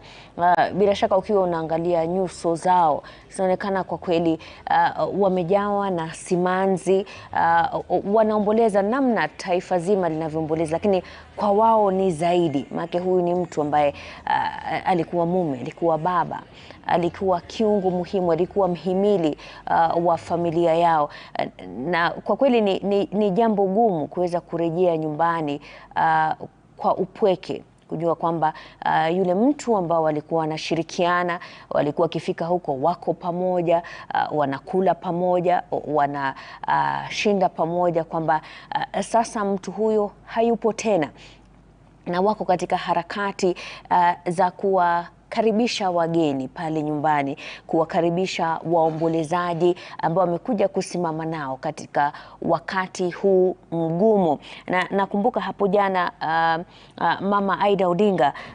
akizungumzia maadili ya Mheshimiwa Raila Amolo Odinga, akisema kwamba ni kiongozi na mwanamume ambaye hakupenda uongo, alikuwa anasimama na ukweli, alikuwa anachukia ubinafsi ambao umeonekana umeteka uongozi wa taifa la Kenya, ubinafsi ambao umesababisha wizi, ubinafsi ambao umesababisha ufisadi, na hayo ndio mambo ambayo Mheshimiwa Raila Amolo Odinga alikuwa hayapendi. Na kwa kweli ilikuwa ni vyema kumsikiza Mama Aida akimzungumzia mume wake, sio tu kama kiongozi lakini kama mume ambao walipata watoto pamoja, na jinsi ambavyo waliweza kuchagua majina ya watoto wao, kuanzia mtoto wao wa kwanza Fidel Castro Odinga, kisha Winnie, Rosemary pamoja na Raila Junior. Hebu tumpatie nafasi sasa Sam Gituku aweze kutueleza mengi yanayoendelea huko Bondo.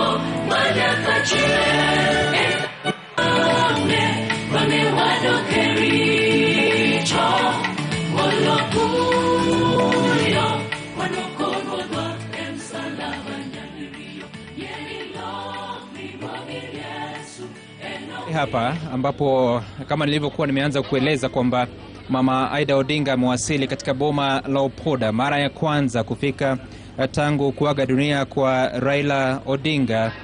Hizo ni picha za hapo awali dakika chache tu zilizopita, wakati Mama Aida Odinga aliwasili akiandamana na baadhi ya familia wakiweza kufika, mwenye huzuni sana, na utaelewa kwamba yale ambayo yameweza kukumba familia yake ni makubwa, akilakiwa na baadhi ya viongozi wa kidini, baadhi ya viongozi wa kisiasa, akiwa na mwanawe Rosemary, na pia wengine wapendwa katika familia hiyo.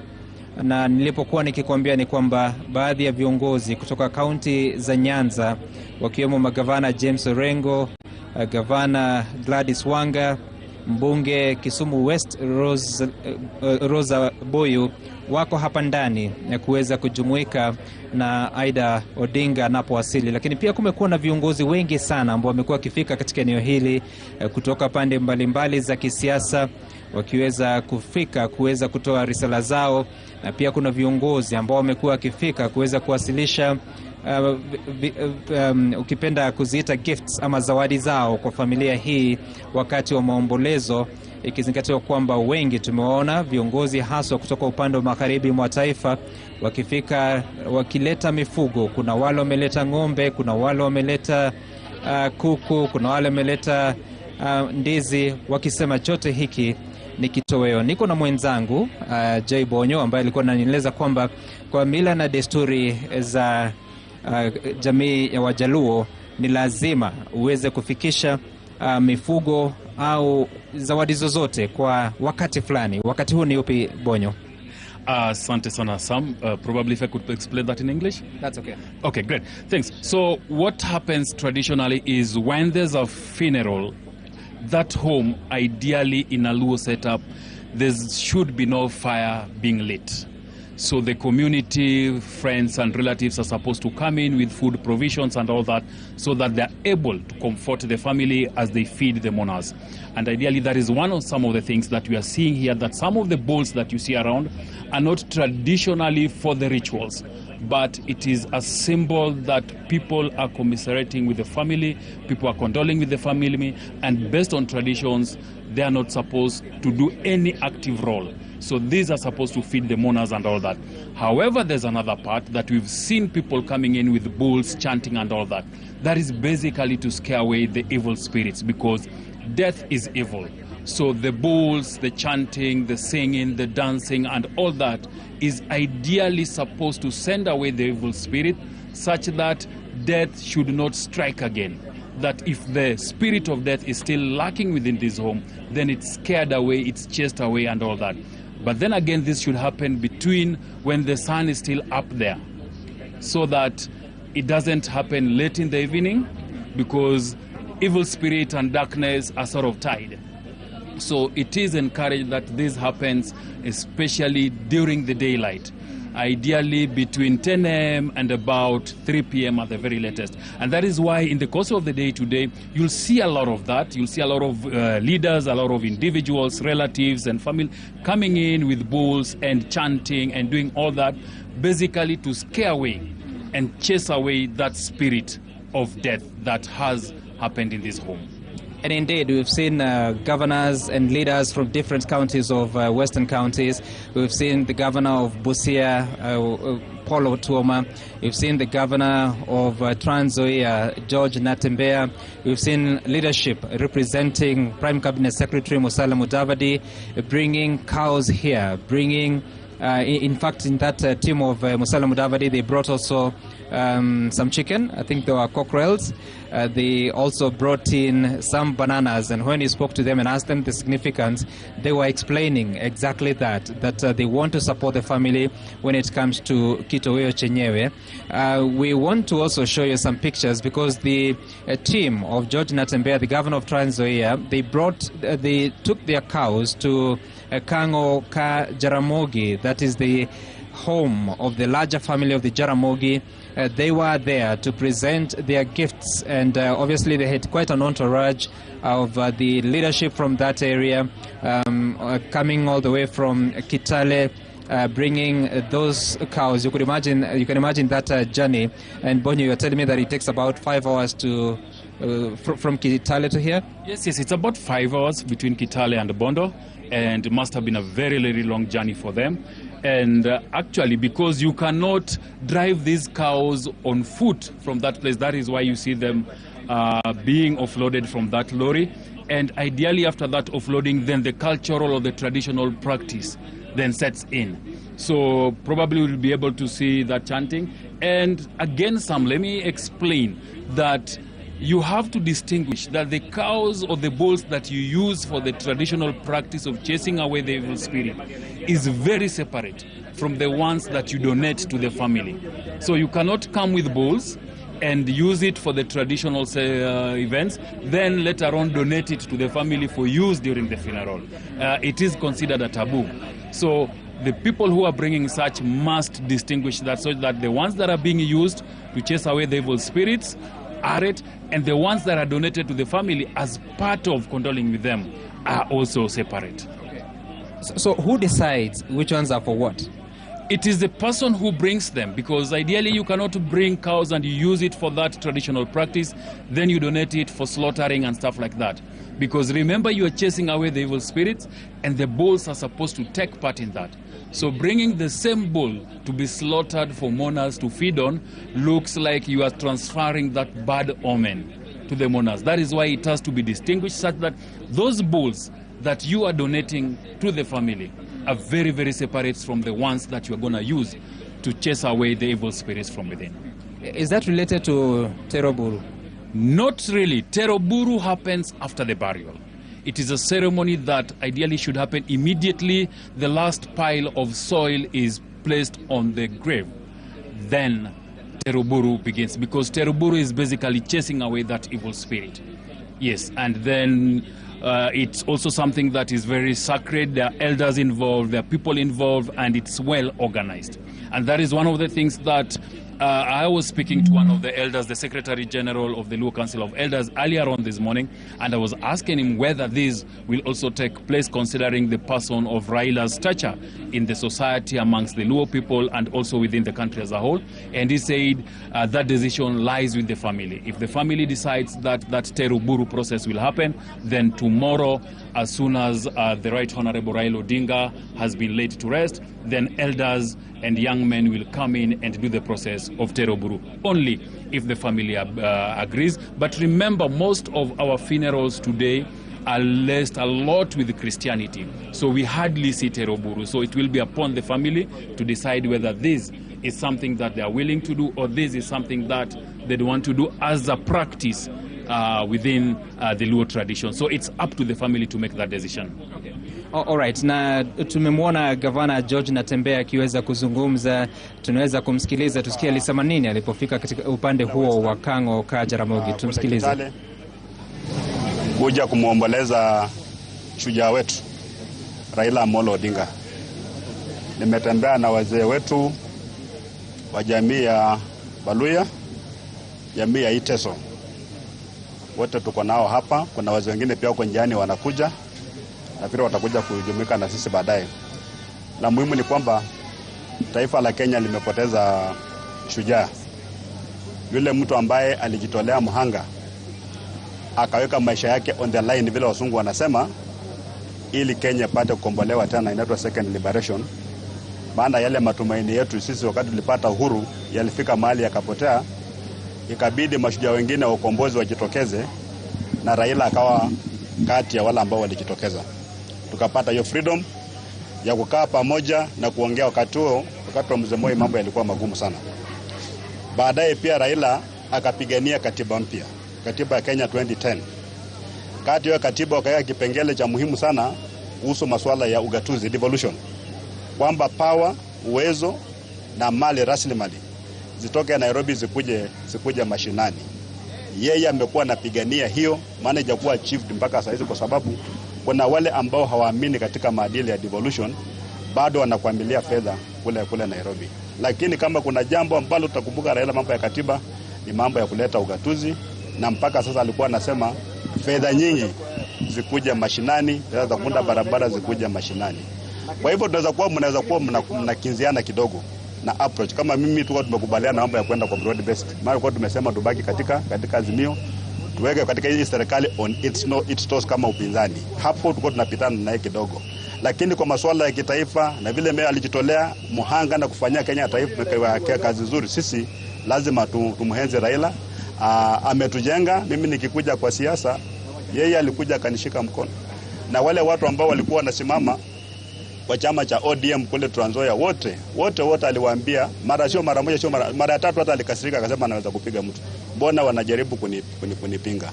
Na mimi nikakuwa na njia rahisi sana ya kukua gavana. Amekuwa role model mzuri sana. Hata mkiona tunaongea bila uoga, tunajua kwamba unaweza kuongea bila uoga, hata wanaweza kukufinya, lakini kama unafanya kazi ya Mungu, hiyo haitakuua. Utatoka umalize kazi ya Mungu vile Raila amefanya kazi ya Mungu. Kwa hivyo tunashukuru na tunaomba kwamba tukue na mazishi ambayo itakuwa ya amani, si ndio? Watu wasizozane, watu wasipigane. So far so good. Ile emotions ambao Kenya wameonyesha, it has never been seen. Hata wakati Kenyatta alizikwa, Moi akizikwa, Kibaki akizikwa, hata wakati Omolo alizikwa, hatujaona zile emotions. Maana Raila alikuwa ni mtu ambaye alikuwa in touch na wananchi. Kila mtu ana feel personal loss. Maana kuna one way or another Raila amekuza wewe personally. Sio kama tu prime minister au sio kama MP, sio kama nani, lakini kama an individual alikuguza mali. Labda alisema jambo ambalo lilikuwa linakufinya na kuona mabadiliko yamefanya nini? Yamepatikana. So tulie Raila, na tulie Raila kwa njia ambayo ni nzuri, bila mambo ya fujo. Wala ambao wanaona watakuwa mayatima ya siasa, tafadhali watu wasilie. Maana Raila pia amewacha nyuma. Ametumenta sisi tunakuja. Tunatembea kwa miguu zake. Will not go wrong. Wala ambao pia wanakuwa uoga sana, pia hiyo uoga wafanye nini? Waeke chini. Maana uoga haiwezi kusaidia. Maana huyu anaogopa nini? Toka nje, ukikuwa muoga watu wengine wataumia. Kama Mwenyezi Mungu amekupatia nafasi vile alipatia Raila, aliitumia vizuri. Ndiposa tunalia. Kuna wenzake pia ambao zaliwa na Raila, wamekuwa na Raila, lakini kuna mtu ambaye atawakumbuka kwa sababu hii mambo ya uoga. Unajua kitu ni kibaya na unanyamaza ukisema. Taifa la Kenya leo kwa mikono mizuri, tupewe time ya kumwona Raila, alafu tukijipanga bila taifa la Kenya litaendelea. Kwa mimi nawashukuru sana. Raila alikuja kule kwetu wakati wa Malo kijana alikufa. Alileta ng'ombe wengi sana. Na akalia na sisi sana. Na sisi tukampenda sana. Yeye ndiye amekuwa political leader wa Western. Kwa hivyo hata wakati watu wa Nyanza wanalia kwamba kiongozi wao amekufa, mkumbuke kwamba pia Western kiongozi wetu wa kisiasa amekuwa ni nani? Amekuwa ni Raila Odinga. Lakini ametufunza sisi. Tutashikilia hatamu ya uongozi, wakati yeye ametoka hakutakuwa na vacuum. Si Mwenyezi Mungu awabariki. Asante. Naam, huyo ni gavana wa Trans Nzoia George Natembeya akiweza kutoa kauli yake alipowasilisha mifugo wengi ndume kufika katika upande huo wa Kang'oka Jaramogi. Ndio hao ng'ombe ambao sasa wamekabidhiwa familia hii ya Jaramogi na watakaa hapo hadi vile familia itaamua, ama namna gani? True some, it is not about the family, because the ones that you bring to mourn, then the family will have to decide ultimately. And of significance is that Natembeya took these ones specifically to Kang'oka Jaramogi, because that would be the burial site of Raila Amolo Odinga. So they will be kept there until, like you rightfully say, the family will make that choice of what to do with the other the bulls. It's also important to some to add that in terms of mourning, more recently, Raila Odinga had been advocating for less expensive burials amongst the Luos. Traditionally, the Luo funerals are very lavish. Days on end, people feed, mourners come in, day out, and all that. And I remember more presently, sometimes in June or July, he attended a funeral just around here somewhere in Rarieda constituency, where he went on and on, asking and beseeching the community that it is about time that we made our funerals less expensive, because his argument was that once you spend nearly every single coin to the last of it in preparing and dealing with matters of a funeral, then post-funeral the family becomes impoverished. So he was advocating that we make our funerals less expensive, and I think his idea of being buried within 72 hours was just one of those ways of trying to actualize the very issues that he was advocating for, that our funerals are very expensive, we spend a lot of money, and then we leave families impoverished. So I think as a family too, probably some of all these bulls that we are seeing will not be put to what we would call good use during the funeral. The family may decide to keep them, and later on, post-funeral, then decide on what to do to them, keeping in line with what Raila Amolo Odinga was advocating for in the last 8 months, that Luo funerals have become too expensive. The industries that have been built around funerals, catering, entertainment, and all that. So he was saying that all these monies that are being spent for this can be put in good use, in education of the children that are left behind, in ensuring that these families put into some economic good use. And therefore, again, as a family, they may want to do what Raila was advocating for and avoid putting all these materials, the bulls, the foodstuffs and all that have been brought, not into feeding the mourners, as it were. Okay, and bila shaka tumefahamu kwamba kuna kikosi kingine cha viongozi wa bonde la Ufa kwamba watakuwa wakileta mifugo yao, ng'ombe zao upande huu wa bonde. Leo pia kulikuwa na kikosi kingine cha viongozi kutoka Baringo ambao walileta mifugo kadhaa, na fahamisho ni kama 80 hivi, ambao pia ni zawadi yao kwa familia ya Odinga. Kwa hivyo ndivyo mambo ya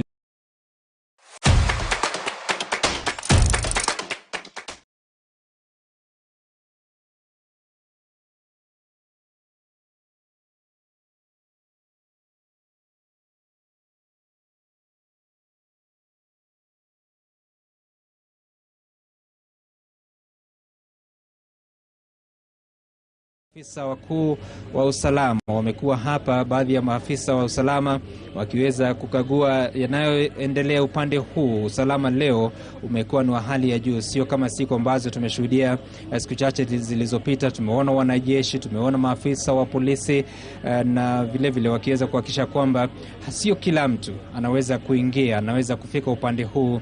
Kama unakuja lazima kuwe na mathumuni ambayo yanajulikana ili uweze kukubaliwa kufika.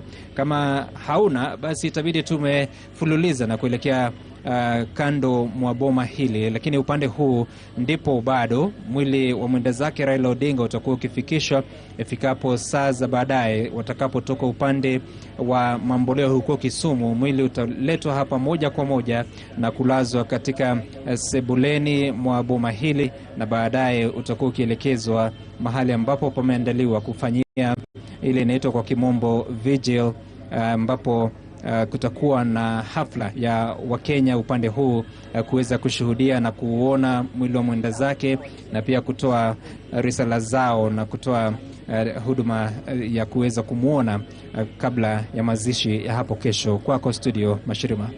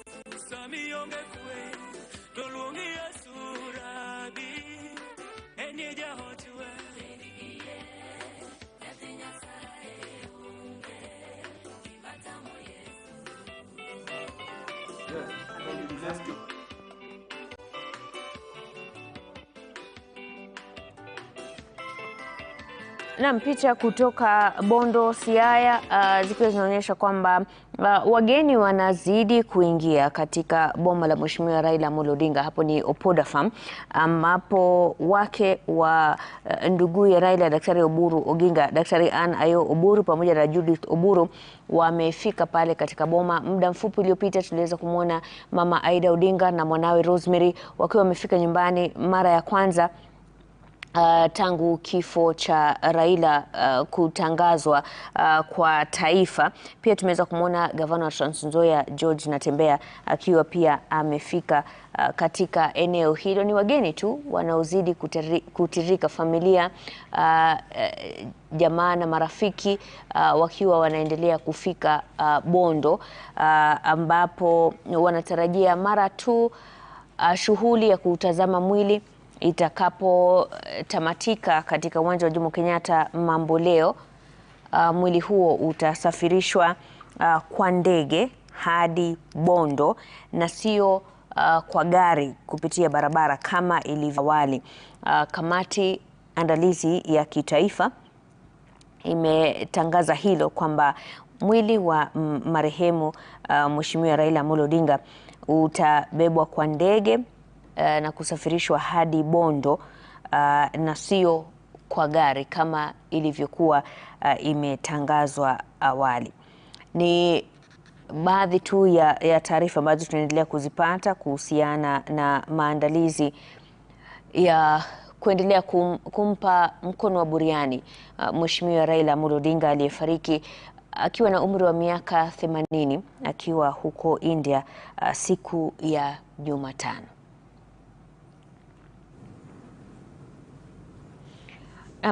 Nadhani tukianza na hilo kwamba kuna mabadiliko wa mwili wa Mheshimiwa Raila.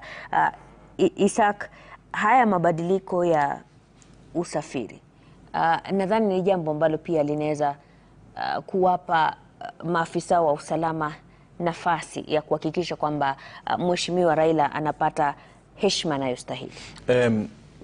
Kwanza ni bahati mbaya kwamba wananchi wa Kisumu ambayo walikuwa wamependa baba kwa muda mrefu wangekuwa na nidhamu ya kukaribisha Raila Amolo Odinga, angepitishwa ndani ya the Lakeside City mpaka huko kiwanjani. Ndiye angekuwa ni kama mtu ameheshimika sana na watu wangekuwa wangependelea, lakini naona vile jinsi ambaye ratiba inabadilishwa inamaanisha kuwa kuna hitilafu upande wa security. Kuna shida ambaye wenye wanapanga security wanaiona, na inamaanisha kuwa sasa vile ambaye kulikuwa na security lap wakati walikuwa JKIA ama Kasarani isipatwe na hiyo shida. Basi sasa naona viongozi wa usalama wanaanza kuipanga jinsi ambaye ratiba inaweza ikaendelea bila hitilafu. Kwa hivyo kupanga asubuhi kutoa yeye kuanzia kwa kiwanja ya ndege na ndege kupeleka kwa hii kiwanja ingine ya Jomo Kenyatta ilipunguza ile ile rush ambaye watu wengine wangepata shida ya kukufa au kuuawa, ama watu wangekuwa wangeleta vitu ambaye haifai kwa wakati ambao tunakaribisha ama tunaomboleza kiongozi kama Raila.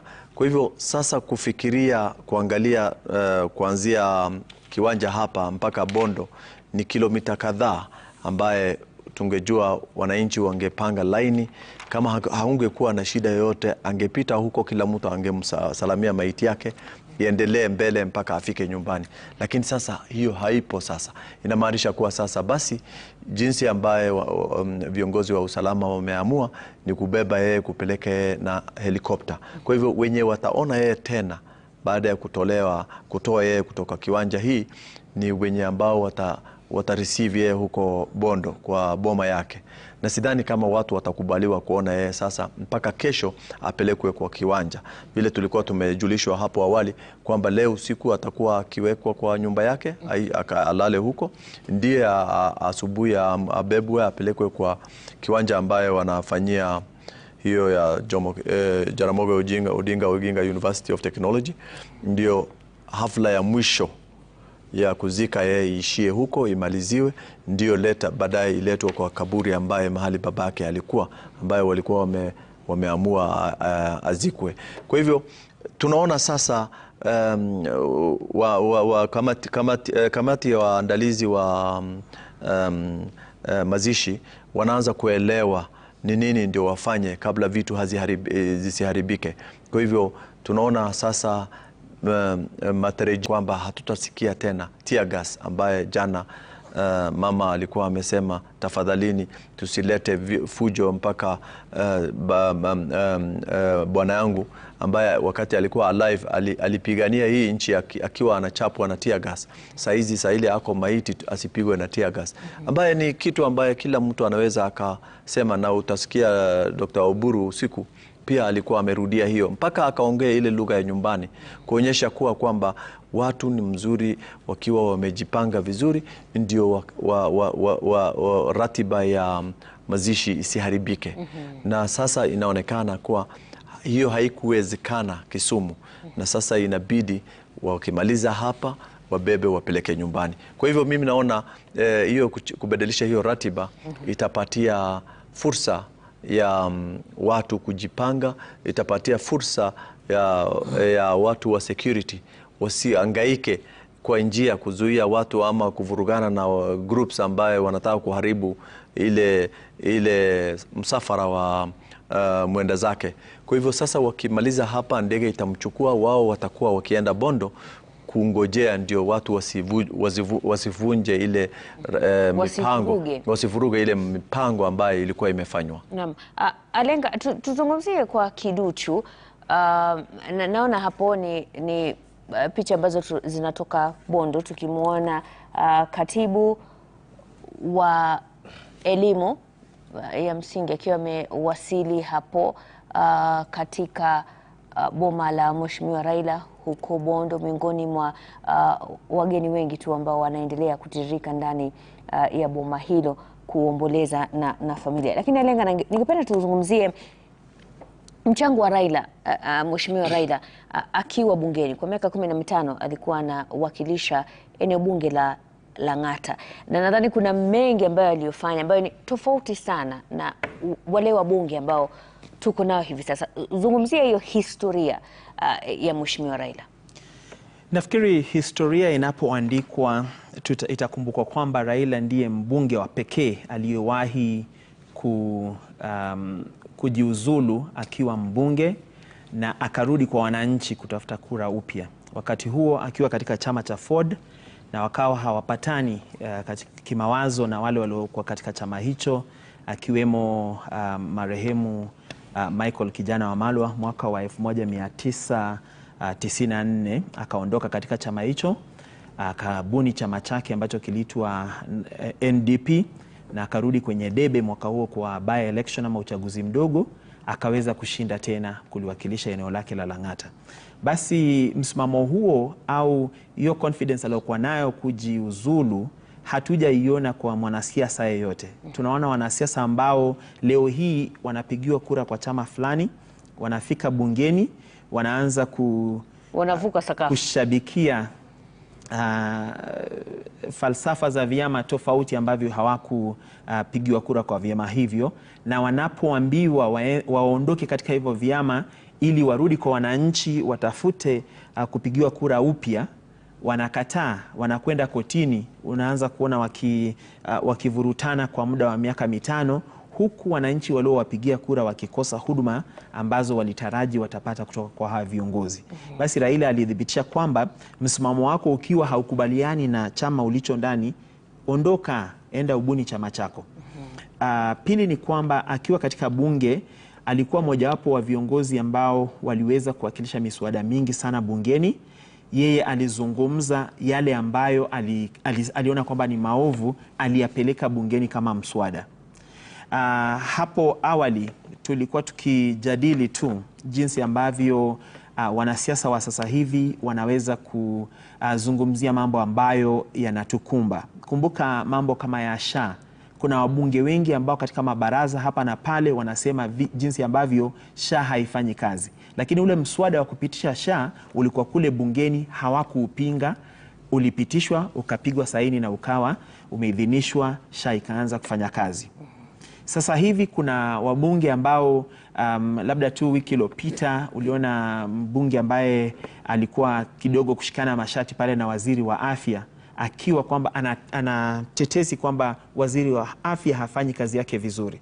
Lakini huu mbunge ana fursa ya kuenda kuwakilisha hoja pale kwenye bunge. Waziri huyu akaitwa na akawa katika mbele ya bunge kujielezea, na huyu kiongozi akatoa yale mambo ambayo anaona si sawa kwa kiongozi huyu. Lakini kwa ajili tu ya kuweza kukubalika na watu huko nje, wanasiasa wetu watazungumza maneno, lakini wanapoingia katika bunge ambapo kuna kazi pale, hauoni wakiitenda hiyo kazi ama wakifanya yale mambo ambayo wakiwasilisha miswada kupinga mambo ambayo wanayapinga huku nje. Raila hakuwa mtu kama huyo, aliweza kusema kwamba anataka yafanyike hivi. Mashirika kama ya KEPSA ni yeye ndiye aliyewasilisha miswada ya kuanzisha mashirika hayo.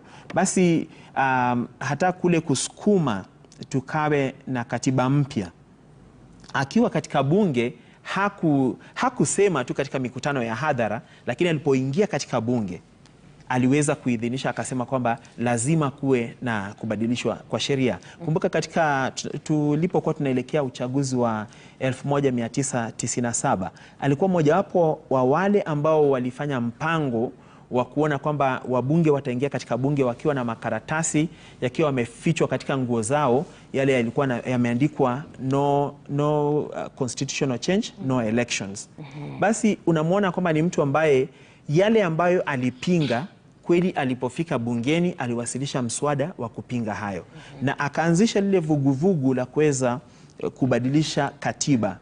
Ijapo katika ule uchaguzi wa 1997 hakufua dafu ili kuweza kubadilisha katiba wakati huo, lakini tunaona hiyo safari ya kubadilisha katiba ikiendelea mpaka wakati ambapo chama cha KANU kimetoka mamlakani na akaendeleza vuguvugu hilo la kubadilisha katiba, ndipo vikao vya kuanza kubadilisha katiba vikaanzishwa.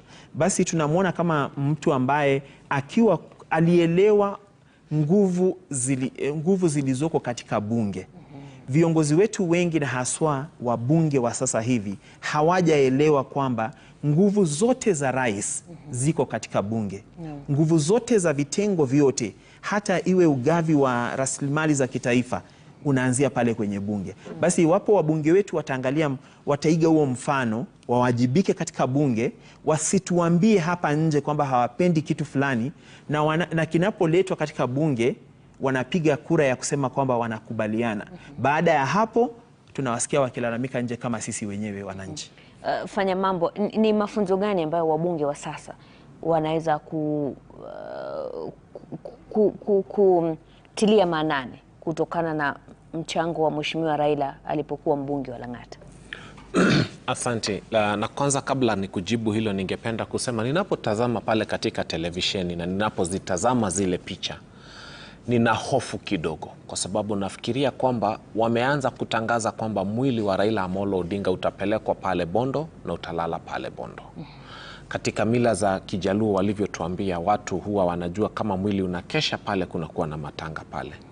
Kwa hivyo kunaweza kuwa na situation ambayo inaweza kuwa ngumu sana usiku wa leo, kwa sababu itakuwa ngumu sana kuweza kucontrol wale watu kama mwili utaenda kwa bile boma. Nadhani hapo jana Mheshimiwa Orengo aliweza kueleza kwamba kuna sehemu ambayo imetengwa ambayo inaweza kustahimili watu zaidi ya 5,000 ambao watapatiwa nafasi, iko kando tu ya boma hilo, ili kuweza kuzuia idadi kubwa sana ya watu kuingia katika boma lake rasmi. Itakuwa vyema. Ningependa kusema hivi, kwa hilo jambo la wabunge ambao sasa wako bungeni, unakuta mtu kwamba alichaguliwa na chama fulani na alipofika bungeni akasaliti waliomchagua na chama hicho. Kumbuke kwamba walipokuwa na kuchagua walikuwa wameona alama ya vyama vingine katika makaratasi yale ya uchaguzi, lakini wakaamua kukuchagua kwa chama fulani. Ni vyema watu ambao wanachaguliwa wawe na nidhamu.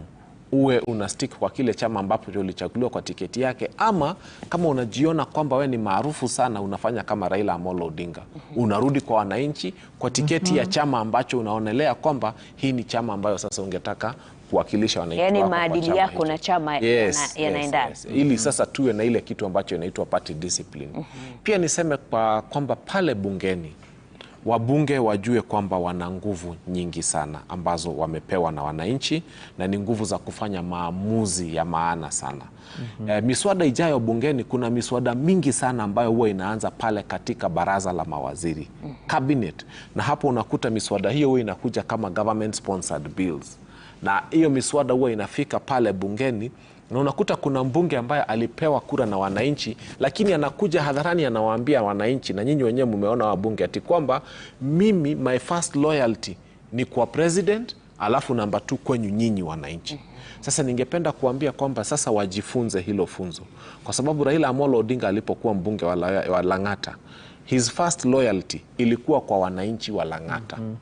Alafu second loyalty kwa mtu mwingine yeyote. Kwa hivyo tunaomba wabunge, tunapomtazama Raila Amolo Odinga, tunapomuomboleza na pia tunapo celebrate maisha ya Raila Amolo Odinga, tukumbuke kwamba watu waliokuchagua ndio boss wako wa kwanza. Hao wengine wote ni second, third na fourth parties. But your voters ni boss wako wa kwanza. Naam. Fred, kuna wale wengi tu ambao wanazidi kuzungumzia mchango wa Mheshimiwa Raila kwa utawala wa taifa hili, demokrasia, katiba, na wale ambao hawajaridhishwa sasa wana nafasi ya kujitokeza na kusimama. Labda ni yapi ambayo wanaweza kujifunza kutoka kwa Mheshimiwa Raila katika hii miaka yote ambayo amekuwa kwenye siasa za Kenya? Asante sana Mashirima tena. Nadhani wapo wale watakaoweza kujifunza na pia kuna wale ambao hawataweza kujifunza lolote. Na wengi wa wale ambao huenda hawataweza kujifunza lolote ni wabunge wetu. Kama vile umemuuliza mwenzetu hapa. Kwanza sidhani kama hata tuko na bunge. Labda tuko na jengo. Ikumbuke kwamba tukielekea katika uchaguzi uliopita, aliyekuwa waziri wa usalama wakati huo, Mheshimiwa Matiang'i, alionya taifa kwamba kuna uwezekano wa sisi kuchagua wale watu tunaowaita wash na wakajaza bunge letu. Imekuwa katika mara nyingi tu umesikia hata wakati ambapo waleo Gen Z wakifanya maandamano pale, walikatalia kule ndani wakimwambia rais kwamba mswada huu ni mzuri, hadi pale ambapo Gen Z walikataa huo mswada, ndio keshoe sasa wameenda bungeni wanamwambia kwamba rais umefanya vizuri kukataa mswada huu. Mpaka rais mwenyewe anashangaa, kwani hii kitu ilikuwa mbaya na mniambii? Kwa hivyo sasa hivi sidhani kwamba ile crop ya viongozi ambao tuko nao bungeni tuna watu ambao wanaweza kujifunza lolote kuhusu uongozi wa Raila Odinga, labda wachache sana. Pia niseme kwamba lile pengo ambalo Mheshimiwa Raila ameuacha, Mashirima umesema vizuri sana kwamba yule ambaye anataka kumrithi Raila basi fanye yale mambo ambayo Raila alikuwa anafanya. Kwanza ni mtetezi wa watu. Sasa hivi kuna mambo kadha wa kadha ambao viongozi hawazungumzii. Kwa hivyo lazima uwe mtetezi wa watu, uweke maslahi ya watu kipaumbele.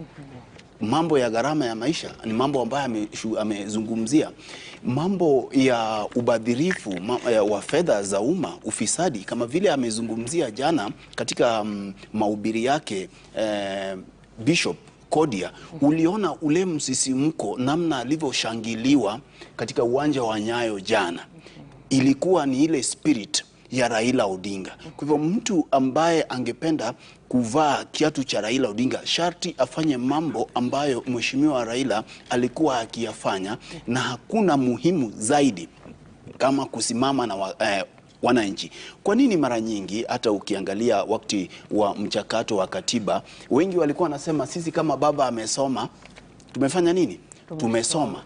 Kwa sababu aliweka maslahi ya wananchi mbele, ikafikia wakati ambapo hata watu wanasema kama Raila amesema ni sawa, ni sawa. Na mara nyingi uliangalia katika vipengee vilivyokuwa katika sheria hizo, mengi yao yalikuwa ni yale ambayo yaliweka mahitaji ya wananchi mbele. Kwa hivyo kuna mambo mengi tu ya kujifunza. Angalia mambo ya Eurobond. Angalia mambo haya yote wakati ambapo kila mtu enjoy ile starehe ya kuketi, Raila siku zote alikuwa anasimama. Anasema siwezi kuketi kwa sababu kila mtu ameketi. Kwa kimombo sometimes wanasema refusing to sit when everyone is seated, but deciding to stand, even if it means that he had to stand alone.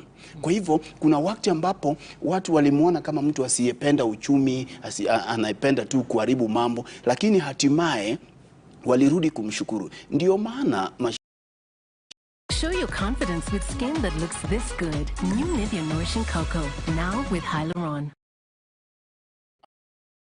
Na wasiompenda wote alike, kwa sababu ya ile nafasi alichukua katika nyoyo zetu. Ndio maana ukirejelea tena picha hizo ambazo tunaona katika runinga, unaona namna watu walivyojitokeza, mpaka unaona sasa serikali inashindwa kuwa na mpangilio dhabiti. Kwa sababu kama nilivyosema hapo awali kwamba uwezi kujua namna kuihandle, na ilikuwa hata katika mikutano ya ODM siku zile. Raila unapoona mazishi yake, sasa huyu ndiye Raila alivyokuwa hai. Alikuwa ni mtu wa watu. Ungetenganisha Raila na watu. Raila alikuwa ni watu na watu walikuwa ni Raila. Ilikuwa hata wakati ambapo akiugua, lakini bado aliutamani ule umati, kwa sababu alivyozungumza nao walimsikiza. Ndio maana pia tulikuwa na wakati mgumu, mwili wake ulipokuwa unatolewa katika uwanja wa ndege wa kimataifa wa JKIA, kwa sababu wengi walikuwa nasema yule mtuliza umati sasa ndiye amelala.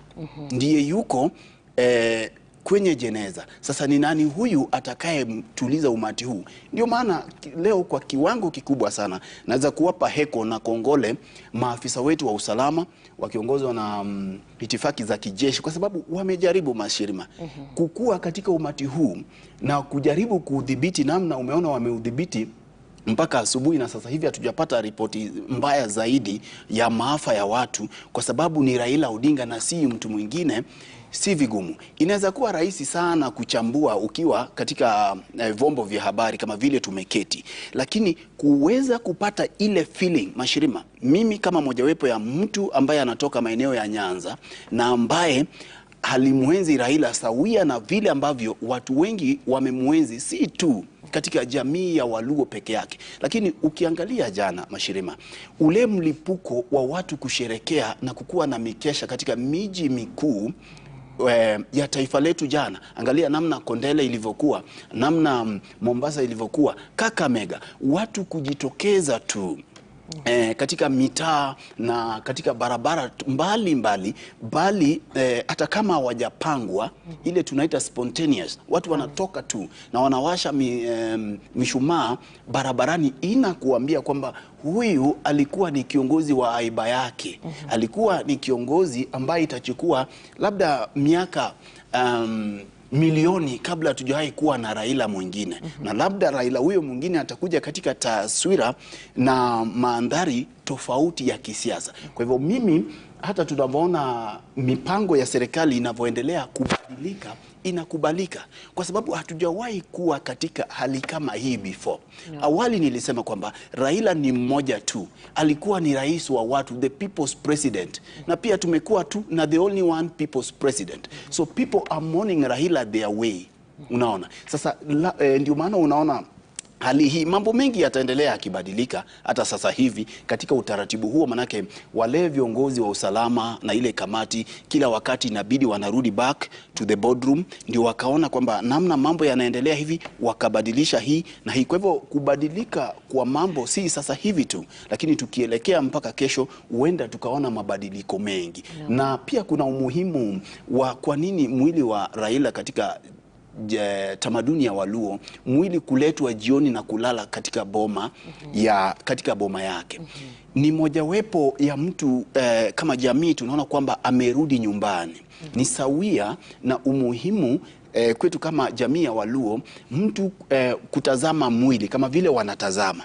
Kuna wengi ambao hawajamini kwamba Raila ameaga ama ameenda mpaka wanapotazama. Kwa hivyo kule kutizama mwili kwetu kama jamii inakusaidia kuamini kwamba ni kweli. Wapo wenzetu na tuko wengi mpaka tulipoona zile picha kama Raila amelala kwenye jeneza pale, amelala kwenye meza. Lying in state. Yes, lying in state. Ndio wengi wakaamini. Na hata sasa hivi, hata baada ya kuona, wapo wale hawajaamini mpaka sasa tutakapoanza, atakapozikwa sasa, ndio watasema tutakuwa na ile sauti ilikuwa inasema haya. Wapo wengi ambao bado sauti zile za Raila akisema tendawili, tendawili, ukimkumbuka na ule muhemko ambao alileta katika siasa zetu, bado kuna wale ambao Mashirima hawajaamini kwamba Raila amekufa. Kwa hivyo wanapojitokeza na kufanya mbwembwe zao na kuruka na ng'ombe, ndio tamaduni yetu kama Wajaluo, na turuhusiwe tuyafanye. Wanaopenda kutukejeli labda wangoje watakaofanya tu inapokuwa katika tamaduni zao imekubalika, na ndio maana Mungu katuumba na tamaduni tofauti. Hii sasa hivi ni ya Kijaluo na tunaifanya Kijaluo, tunamuomboleza namna tunavyojua. La muhimu tu ni kwamba tufuate zile kanuni na mwongozo ambao tumepewa na asasi za usalama. Isaac, mara nyingi ni rahisi zaidi kunyosha kidole na kusema huyu ana dosari bila ya kujiangalia kwanza dosari zako ni zipi. Na labda kwa wale ambao miaka baada ya mikaka wamekuwa wakimtaja Raila kwa matamshi ambayo kwa wale ambao ni wafuasi wake hawayafurahii, sasa wanaonekana kubadilika. Sasa ndio tunaona wanasifia zile hatua ambazo Raila alichukua. Kuna wengi walimkashifu kwa sababu ya kukubaliana na Mheshimiwa Rais Mwai Kibaki mwaka 2007.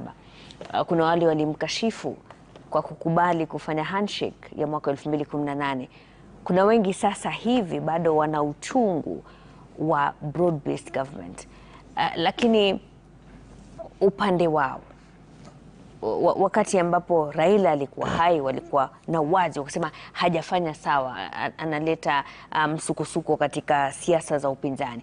Lakini sasa wanaonekana kugeuka. Labda kuna somo gani hapo kuhusiana na namna ambavyo tunaweza kuona nguvu za misimamo dhabiti ambayo tuliweza kushuhudia kutoka kwa maisha ya Mheshimiwa Raila Odinga? Kwanza lazima tujue kwamba mazuri na mabaya ya mtu akikufa amekufa naye, hakuna ile itabaki. Na ni mila ama desturi ya Waafrika ama binadamu, wacha niseme kwamba ukikufa mazuri mengi ndio huwa watu wanaongea juu yake, hawaongei juu ya mabaya yako.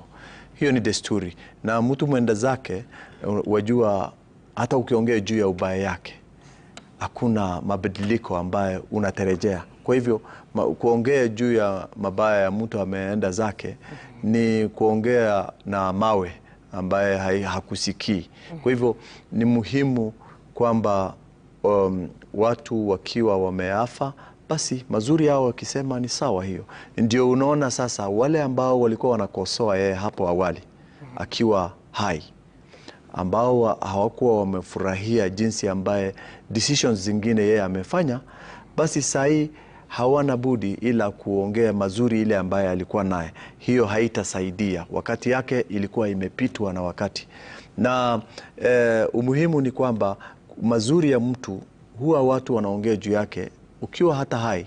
Mazuri inakujanga wakati ambaye unaongelelea huyo mtu ni nini ndio anawafanyia umati, ni nini ndio anawafanyia mtu fulani, ama ni nini ndio faida wewe unaipata. Watu huwa wanaangalia tofauti. Ya pili, kisiasa. Mwanasiasa si lazima awe mzuri. Kama hauko kwa upande yako, lazima utaongea juu yake vibaya, na kama ako upande yako unaongea juu ya huyo. Kwa mfano, angalia kabla hatujakuwa na broad based, kuna kitu ambaye nimeshindwa kusahau. Mawaziri wengine ambaye wamejoin wakati wa broad based, kabla hawajachaguliwa ama hawajaappointiwa kuwa mawaziri, wao walikuwa wanakosoa hii serikali kama kitu ingine ambaye hata unafikiri hautawahi kuwa na hiyo serikali. Lakini sasa ile wamepata fursa wa kuwa kwa serikali, basi wameanza kuongea uzuri wa serikali na wameanza kukosoa wengine ambayo wanakosoa, na hiyo ni inaitangwa selfish interest, na hiyo ni ya wanasiasa. Ukiona selfish interest inakuja, hiyo ni ya wanasiasa.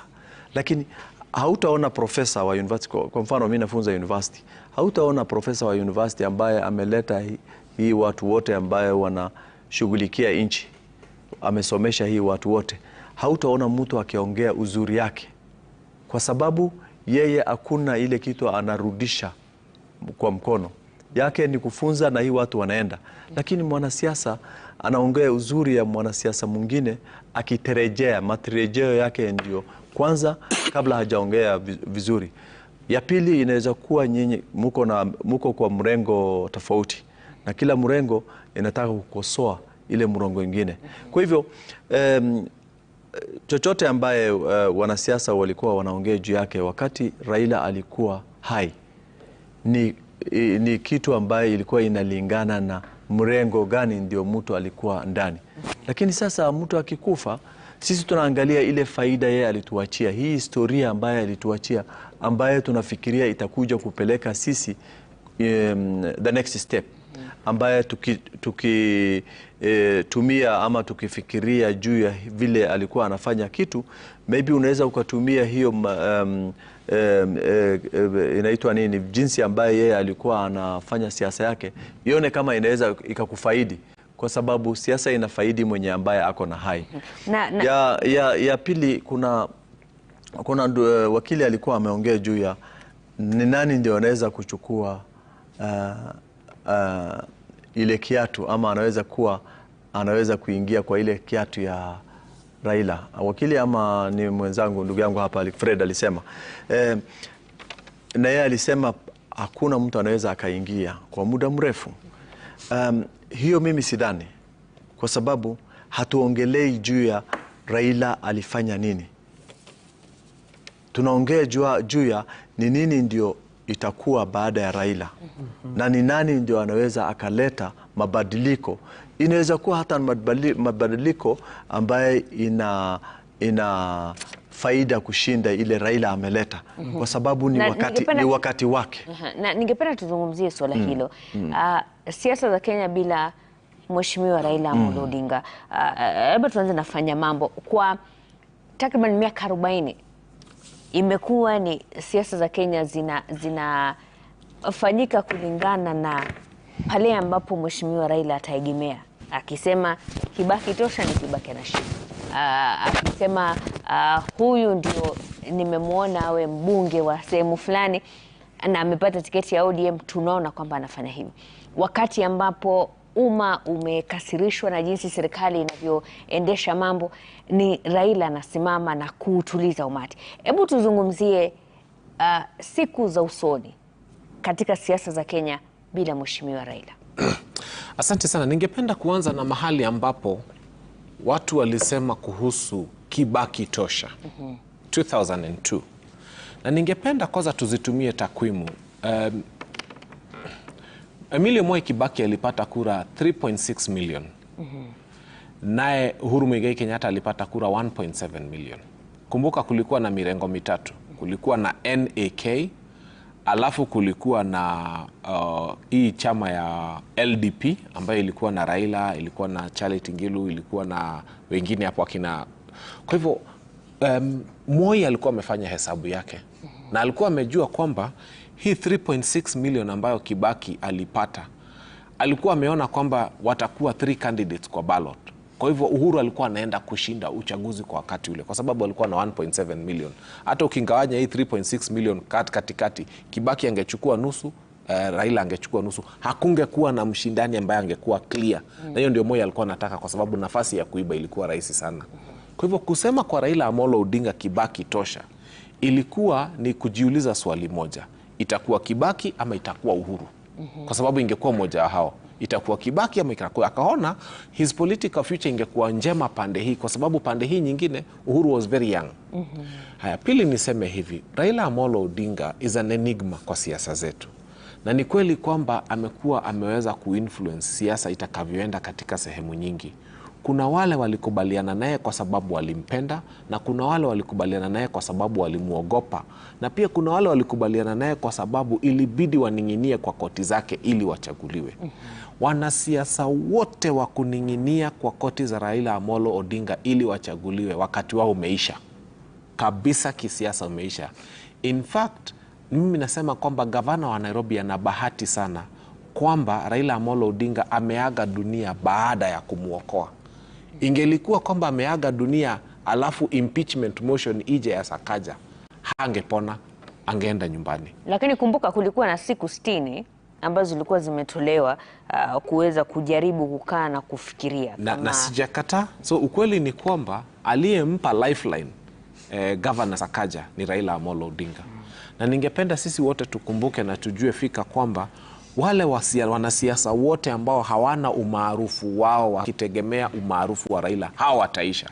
Wanasiasa ambao watabaki ni wanasiasa ambao wako na umaarufu wao, wanapendwa, lakini wako ndani ya ODM. Kwa mfano mtu kama Edwin Sifuna.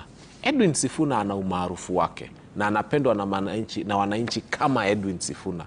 Kwa hivyo chances za Edwin Sifuna kuchaguliwa bila kuwa ati kama ako ndani ya ODM ama nje ya ODM ziko juu sana, kwa sababu hata unaangalia vizazi vya Gen Z na millennials wanasema Sifuna hata akisimama na chama ya ndege ama chama ya kuku ama chama yote watamchagua. Kwa hivyo mimi ningependa kuhimiza wanasiasa saa hii ni wakati wa kujijenga wewe mwenyewe. Huo unatambulika na wananchi wewe kama wewe, na huo unapendwa na wananchi kwa sababu wewe ni mwenyewe. Lakini pia kwa mlimani kuna watu ambao walikuwa wamezoea siasa za kusema ili nichaguliwe mimi nitachaguliwa kwa sababu ya uwezo wangu wa kumtukana Raila Odinga na kumdhalinisha na kumfanya onekane kama mtu mbaya.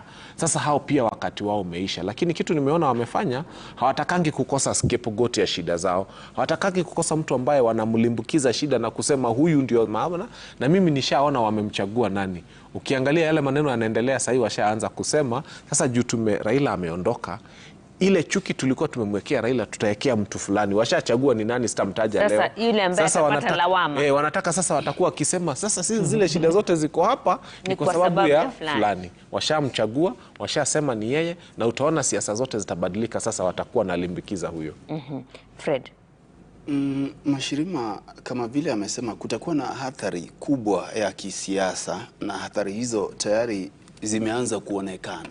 Hivi kwamba uliona hata nduguye Mheshimiwa Oburu Oginga jana akizungumza, wakati akimwomboleza ndugu yake, ilibidi aseme kwamba sasa hivi ndiye amepewa hatamu ya kuongoza japo kwa muda ama interim, kuongoza chama cha ODM ambacho kilikuwa ni chama chake kinara Mheshimiwa Raila Odinga.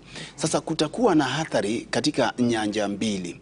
Kwanza kitaifa, alafu pili kutakuwa na hatari ya kutokuwa kwa Mheshimiwa Raila Odinga katika niseme nyanjani ama local politics, hususan katika maeneo ambayo Mheshimiwa Raila alikuwa na uungwaji mkono mkubwa sana. Katika national level itakuwa namna hii. Tayari Mheshimiwa Rais William Ruto ako kidogo, niseme ako safe kidogo, kwa sababu Mheshimiwa Raila Amolo Odinga ameaga dunia kama alikuwa amewaleta jamii ya Waluo ama wafuasi wake ndani ya serikali katika ile arrangement ambayo tunarejelea sana kama broad based. Kwa hivyo ingekuwa amewaacha nje ya serikali, ingekuwa vigumu, manake ingebidi sasa Mheshimiwa William Ruto aanze kuendea wale viongozi mmoja baada ya mwingine. Lakini ameacha uongozi wa ODM ukiongozwa na Mheshimiwa Oburu Odinga sasa kama tayari wako ndani ya broad based government. Kwa hivyo kuwatoa mle ndani huenda ikawa vigumu sana, hususan ikizingatiwa kwamba viongozi wetu wengi sana ni watu ambao kidogo huweka pesa mbele. Naam, hapo sasa itategemea namna Mheshimiwa William Ruto atacheza karata zake za kisiasa. Katika maeneo ya nyanjani ama local politics pia kutakuwa na ramification, kutakuwa na effect.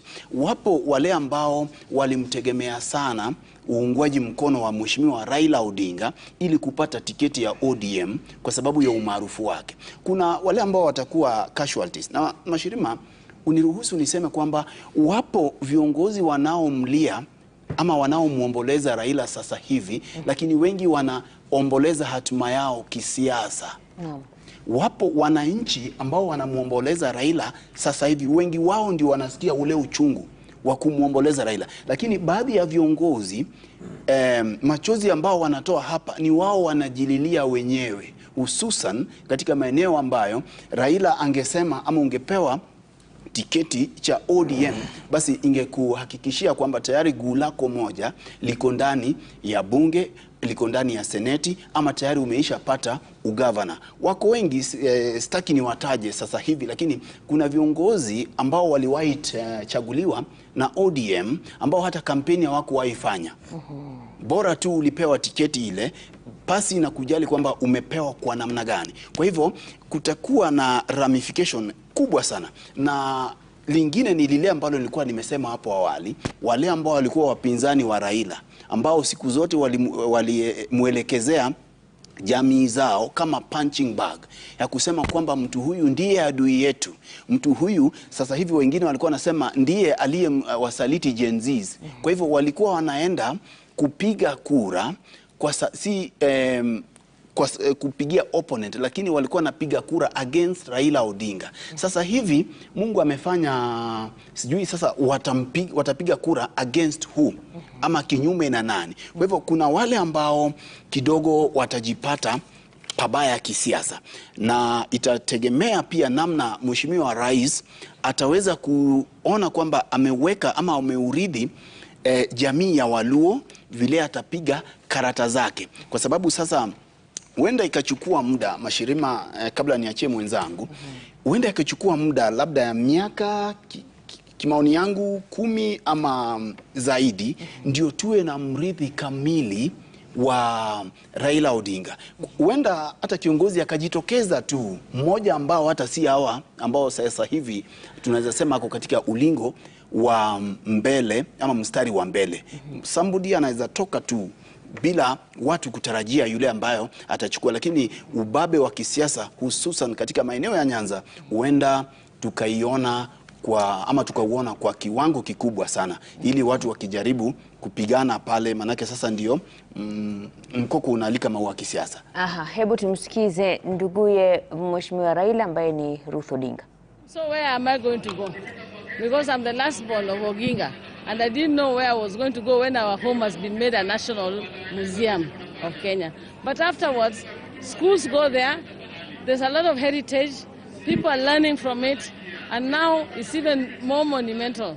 Now that even Raila Odinga is buried there, that means that our legacy, Odinga family, will live forever in people's minds. Asante sana. Looking at the of love that has come as a result of this, how does the family feel? I want to say something. You are the same people, especially you as a Gen Z, who's telling me about the pouring of blood when he's dead. How about when he had not died and he was dead, and you're saying that he died only knowing you people telling him that he only asked for love since how about love? You people to have more love. So I say, for those who said those things when he was still alive, it was really wrong. But for those who have shown their love right now, Amukujua, the reality would be this. But the loss is for Kenya. When I laid him down and I stopped the machines, I said Kenya has lost. Kenya is lost. I don't know where it's going without Raila. Thank you. Can I just go? Thank you.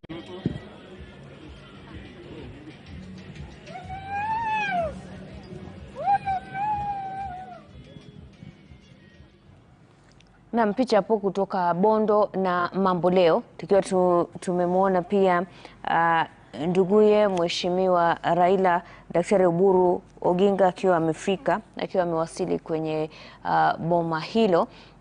Pia tumeweza kumsikiza dadake Mheshimiwa Ruth Odinga akiwa anazungumza hapo, akiwa pia amewasili katika boma hilo. Baadhi ya viongozi ambao tumeona ambao wamefika katika eneo hilo kuomboleza na kuifariji familia miongoni mwao gavana wa Siaya James Agri Orengo.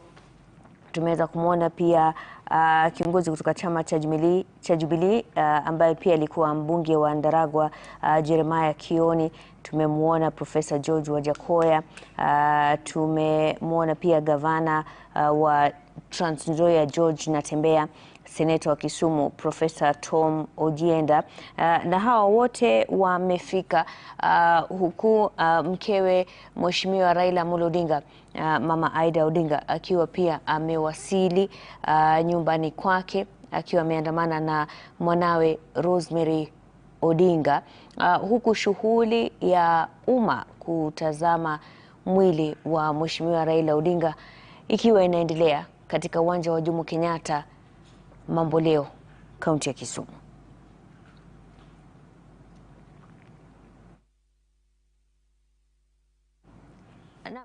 Na huku tunaendelea tu kufuatilia matukio katika kaunti ya Kisumu na kaunti ya Siaya.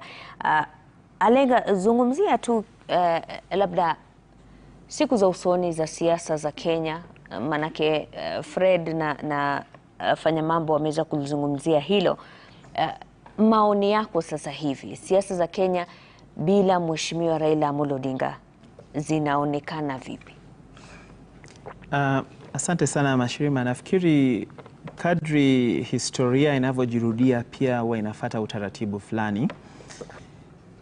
Ukiangalia katika haswa sehemu ya Nyanza, unakumbuka kwamba alipoondoka katika serikali ya kwanza Jaramogi Oginga Odinga alibuni chama chake Kenya People's Union, na chama hicho kikaweza kufungwa na serikali mwaka wa 1969, na kutokea hapo eneo hilo halikukuwa na chama chote cha siasa, manake sheria pia nayo ilibuniwa ya kupinga kuwepo chama kingine ila KANU katika taifa hili.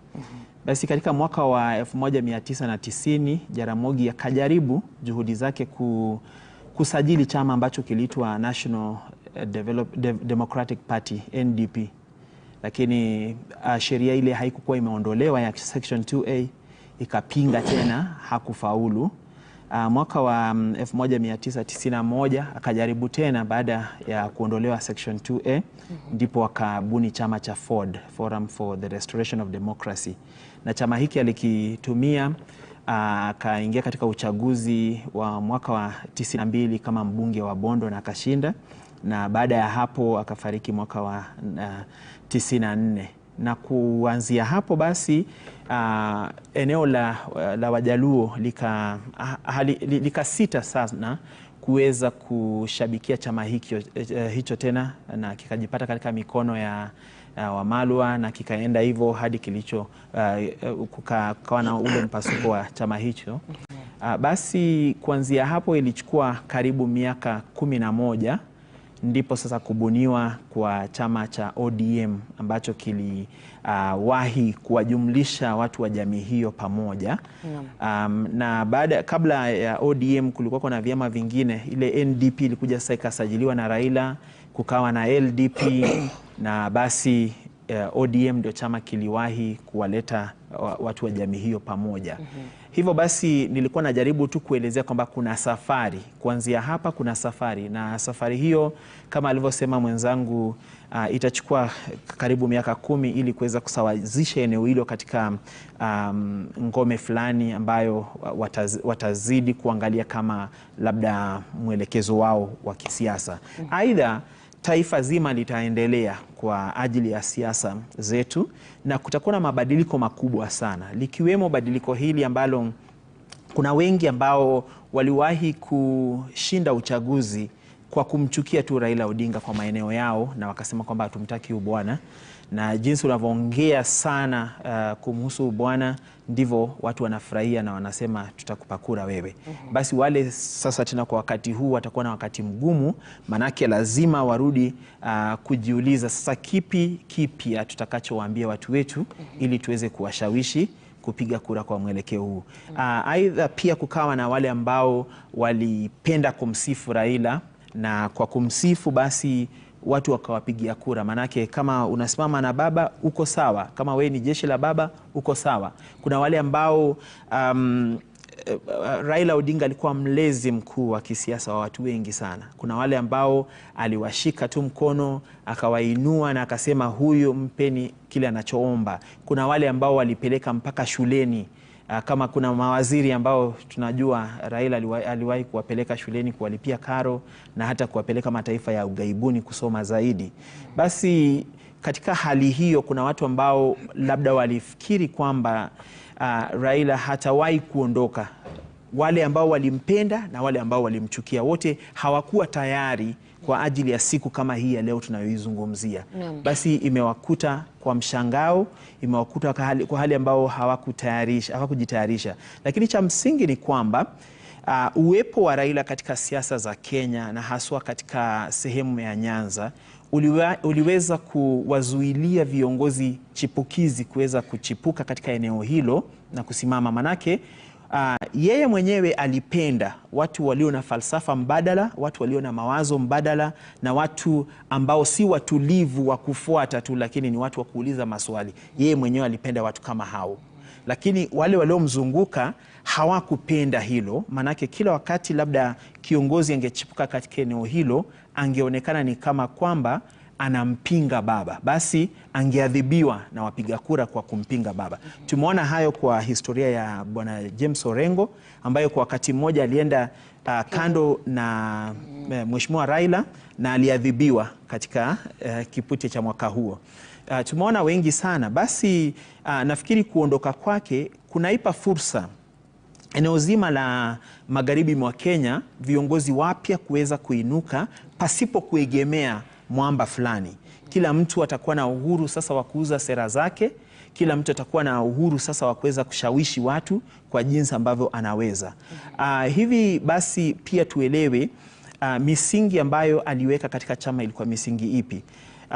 Chama cha ODM lazima tukiangalie na tuweze kukikosoa pale ambapo hakikuenda sawa. Hakukuwa na misingi ya urithi kwamba labda kukawa na watu ambao uliwaona kwa macho yako ukaona kwamba labda huyu akiondoka huyu ndiye anaweza kujaza hili pengo. Ndio maana sasa wakati huu kuna vurugu pale, kila mtu anashindwa nani atakayejaza kiatu hicho. Ukiangalia demokrasia nyingi sana kama vile hata chama cha CCM kule Tanzania huwa wana mtindo, utajua kwamba huyu akiondoka huyu atalijaza hili pengo. Ukiangalia chama kama kile cha China, unaona kwa Communist Party of China, unaona kwamba wana mtindo fulani ambao wanaufuata. Basi nafikiri hiyo ndo ilikuwa dosari kidogo kwa upande wa ODM na upande wa Raila Odinga. Hakuonyesha ule mwelekezo, si kwamba angempendelea mwa fulani kusema kwamba huyu ndio ninayeona, lakini kungekuwa na ule utaratibu wa kuonyesha kwamba hapa pakaondoka mti mkuu Kigwa, basi huyu ndiye atakayeingia katika eneo hili. Hilo ndo tatizo la kwanza. Nafikiri mkutano wa kwanza ambao utaketi pale Orange House, sijui kama utakamilika kila mtu akiwa pale ndani. Na kwa wale ambao wanasema labda unaweza kuiangalia kwa kimombo wanasema as a blessing in disguise. Manake Raila tumesema alikuwa anaitwa Agwambo ambayo ni fumbo. Hungewahi kujua anafikiria nini ama atachukua hatua gani. Na nadhani pia kwa mtu ambaye amejijenga hii miaka yote katika siasa, labda alikuwa anatoa nafasi kwa mtu mwingine mbali na yeye kutawaza mtu na kusema huyu ndio atachukua usukani. Fanya mambo. Kunalo swali ambalo watu wamekuwa wakiniuliza na nimekuwa nikisema sitalijibu, lakini limezidi sana. Walipokuwa wanauliza kwa nini Rigathi Gachagua hakupatikana popote pale.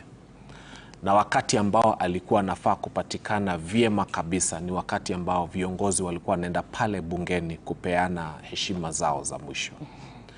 Hiyo siku ikawa ni jana tarehe 17 mwezi wa Oktoba.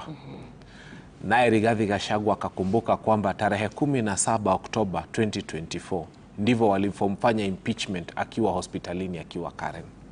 Kwa hivyo kama angeenda pale bungeni ingekuwa kumbukumbu mbaya sana kwake, kwa sababu ingekuwa anniversary ya impeachment na angeenda pale bungeni kupatana na watu ambao walimfanya impeachment, na angefika pale kupatana na watu ambao walimfurusha, angefika pale kupatana na watu ambao waliamua kumfurusha kwa siku kama ile ile pale pale katika majengo yale. Lakini wakati huu fanya mambo Raila alikuwa ametuonyesha kwamba kuna wakati ambapo ya kusameheana na kusonga mbele kama taifa. Na sidhani jambo ambalo kulizungumzia kwa mapana na marefu, lakini tuweze kukumbuka kwamba kitu cha msingi ambacho Mheshimiwa Raila alitukumbusha ni kuwa na moyo wa msamaha. Hata wakati ambapo umefinyiliwa kabisa, uweze kuangalia ile mood ya taifa ambayo ipo and rise to the occasion as a leader. Nadhani vile wewe ulisema, mimi Mheshimiwa Rigathi Gachagua ana shida zake. Nadhani bado hajarecover kutoka ile impeachment, because argument zake ambaye yeye anapeana unakuta ni argument nyingine ambaye haina msingi yoyote, kwa sababu walisema watu watampigia kelele ama watu watapiga kelele nikienda Nyayo Stadium, ndio baadaye wengine wani harass. Hizo ni alama za kuwa na ihtilafu ya akili. Na tukimalizia manake kwa matanga hakuna mwaliko. Kwa matanga hakuna mwaliko na kila mtu anakuja. Kwa hivyo angekuwa kiongozi ambaye tungesema atajaza ile pengo Raila ameacha, angeachana hizo maneno yote, akuje bunge, aende mahali viongozi wote wengine wanaenda, na aende Bondo, aende azike kiongozi ambaye amekufa. Hiyo ingempatia sifa kubwa ambaye watu hata kama angekuwa na dosari yoyote, lakini Wakenya ni watu ambaye wanasahau haraka sana.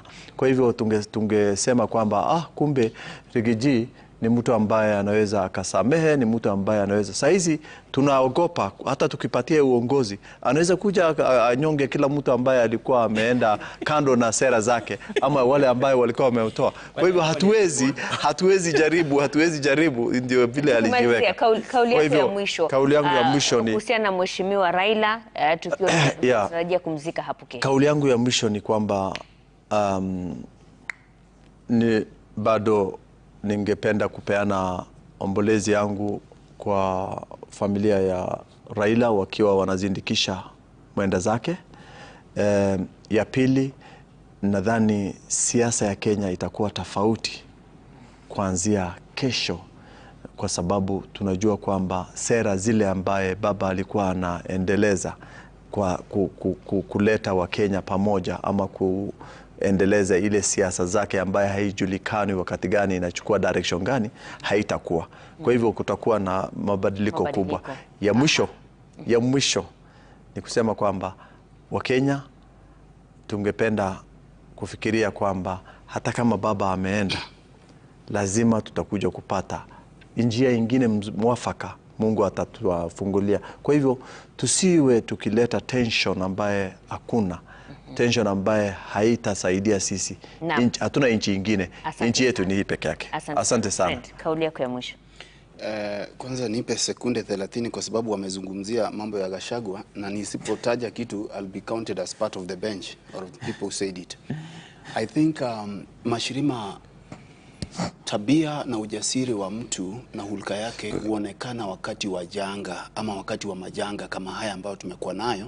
Nakumbuka Mheshimiwa Raila Odinga akimpoteza mwanawe mkubwa Fidel Odinga, wakati huo hawakuwa katika hali nzuri ya maelewano kisiasa na Mheshimiwa Uhuru Kenyatta, lakini namna Mheshimiwa Uhuru Kenyatta walipokuja pamoja, taifa zima lilikuja pamoja kwa sababu taifa lilikuwa linaomboleza.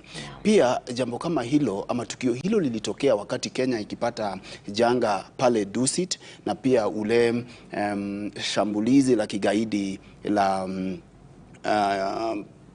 Westlands pale ilikuwa inaitwa Westgate. Uliona kwamba Raila licha ya kwamba hawakuwa wanasemezana ama wanaonana macho kwa macho, taifa lilikuja pamoja na wakasimama wakahutubia vyombo vya habari pale State House. Kwa hivyo nadhani kwamba Mheshimiwa Gachagua amepoteza nafasi nzuri ambayo angetumia. Kwa hivyo sasa hivi hakuna Mjaluo, hakuna Mluya, Raila anaombolezwa na taifa nzima. Kama pengine alidhani wengine wangempigia kelele Nyayo, lakini katika bunge ilikuwa ingekuwa ni fursa nzuri, manake kama Raila aliwahi kuwasamea wote mpaka Moi ambaye alimweka kizimbani na jela miaka 9, ilikuwa ni fursa ya kuonyesha hulka nzuri na tabia nzuri ambayo alisimamia Mheshimiwa Raila Odinga ya kusameana na ya kusema kwamba siasa si uadui. Mwisho ni kwamba sisi ni Waafrika na naelewa kwamba asili yako ni maeneo ya Waswahili, Mashirima. Wagiriama, sio Waswahili. Wagiriama. Maeneo ya mwambani, pale ambapo chimbuko lake ni Uswahili. Wanasema kwamba mti mkubwa ukianguka bila shaka ndege uyumba. Na ni kweli kwamba sasa hivi kama taifa mti mkubwa umeanguka, na haya yote ambayo tunaona kwa runinga, hali ya biwi la simanzi ambalo limegubika taifa letu, ni hiyo hali ya ndege kuyumba. Lakini ndege huyu atayumba akiwayawaya hivyo mpaka ule wakati ambapo atakapo utulia. Kwa hivyo turuhusu ndege wayumbe namna wanavyoyumba, ni hali ya simanzi. Kile ambacho ningeomba wa Kenya ni kwamba hata wakati huu ambapo tunamuomboleza, tuwe watulivu, tufuate mikakati ambayo imewekwa na asasi za usalama ili tusiwe na maafa zaidi. Katika hali hii ya kuomboleza, tusiwe na mambo ya tear gas kama vile Uburu alisema kwamba Raila alipigwa tear gas. Ndiye mtu alipigwa tear gas mingi sana. I think hata ile stock ya tear gas yenye bado iko ni kama yeye ndiye aliletewa. Kwa hivyo hiyo isitumike wakati huu ambapo sasa tunamsindikisha, lakini kwamba tuwashukuru wote ambao wamejitokeza kwa wingi kumpa salamu zao za mwisho Mheshimiwa Raila Amolo Odinga Agwambo Tinga Uonyalego. Asante sana. Fanya mambo, kauli yako ya mwisho. Kauli yangu ya mwisho ni kusema kwamba tunaomba waombolezaji wote mjaribu, najua ni vigumu, lakini mjaribu kuwa na nidhamu, kwa sababu the security forces wanajaribu kila wanalozoweza, na ukiangalia hawajaleta Raila Amolo Odinga ili msimuone. Ameletwa ili kila Mkenya ambaye angetaka kuona mwili wake auone na apeane heshima. Nanyi msifanye kazi ya wale walinda usalama iwe ngumu.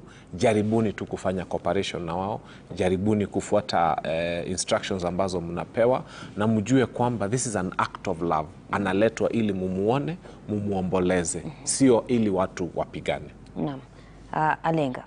Nafikiri kwa ufupi tu ningeweza kushukuru watu wawili. Moja ni Rais wa Jamhuri ya Kenya William Ruto, ameonyesha ukomavu wa kisiasa na akaonyesha hekima ya hali ya juu jinsi alivyomtunuku maandalizi haya Mheshimiwa Raila Odinga katika siku zake za mwisho.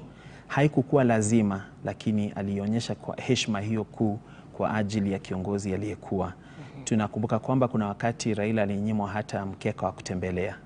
Wakati mwingine akazuiliwa kupitia kwenye VIP lounge kwenye airport. Basi hapa ilikuwa tu ni hekima na ule moyo ambao rais alikuwa nao akafanya hivyo. Hiyo ni shukrani kubwa. Na pili ni jamii ya Mheshimiwa Raila. Walipitia machungu, walilipa gharama kubwa ya kuwa watoto ama mke wa Raila ama kutoka katika jamii ya Raila, lakini kwa hayo yote, katika mazungumzo yao yote, hawajaonyesha kisasi chochote na mtu yeyote. Wamekuwa watulivu, wameongea kama watu ambao wanaelewa gharama ya siasa lazima ilipwe. Basi nawashukuru sana kwa ajili ambavyo walivyoendeza shughuli hii. Mwisho kabisa nasema alale salama baba. Siku moja tutakutana kule. Naam, asante sana Alenga Turosdat, Fanya Mambo Kinuthia, Fred Ogweno na Daktari Isaac Hassan.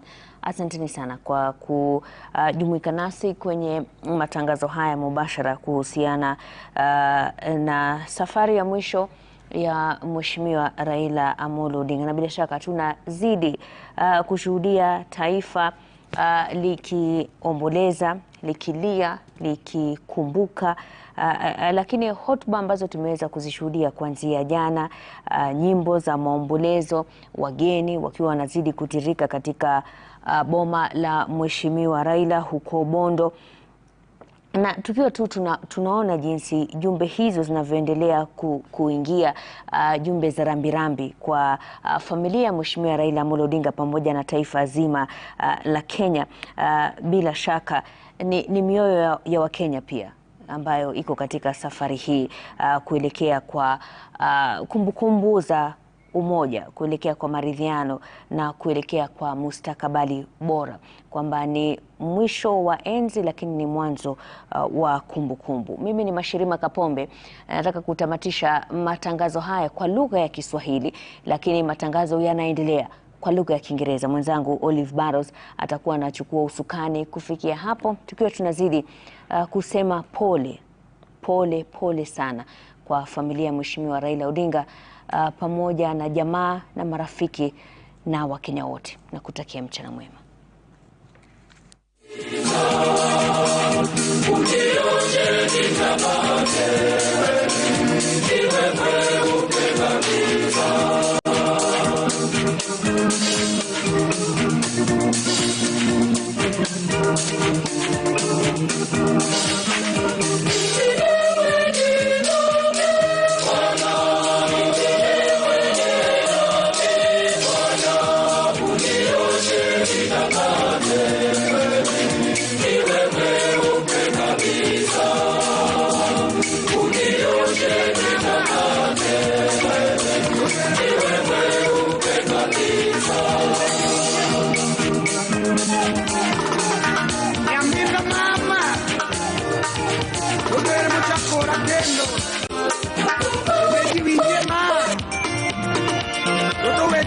Lakini wangi mi ongiso chakuoda kendo ya arabaja pala mosnado perobes teragumo wodongo wuru mi dado chakumakoa ya kendo sima unya si ayo chakumakopo ogwela wun mi dado chakumakoa ya kendo sima unya si ayo chakumakopo okwa nyumba mang'ang'ane manyocho ya Kisumu ane manyocho ya Kisumu Barikiwa Studio kanato wacho na onge katananga mang'ang'ane manyocho ya Kisumu songo mkabimbo kanato wacho na onge katananga usimbane manyocho ya Kisumu kanato wacho na onge kataot mang'ang'ane manyocho ya Kisumu sipara mboku chunye ni mwande ng'ato wacho no pidho gwela manene mang'ang'ane manyocho ya Kisumu nyathina ocho adilorega mosmos aocho adilorega mosmos labekudahero nyambita gigo aditeroga mosmos ahero onge yueyo apuoji gigo adidhiega mosmos nigigo adilorega mosmos nyambita gigo aditeroga mosmos arafuduseme maera duanga maoya injinia nyambita era duanga maoya era duanga mapule kakoyo ngich nyambita era duanga makwake kochopo tieno era duanga mapule kaweche tek nyathina era duanga madembe ademba nyambita era duanga maoya kaingi malo inge kama atuliza kwa rejelina kadwani tinge kama nyathina chunge gikanyo aimaka kama nyathina chunge gikanyo aimaka kama teni kama porque cuado ginundo nyambiti teni kama porque cuado ginundo inyone kama aninyono ginundo nyambita loke gibate kadwani loke kama loke gibate loke kama nyathina chunge gikanyo aimaka kama nyathina chunge gikanyo aimaka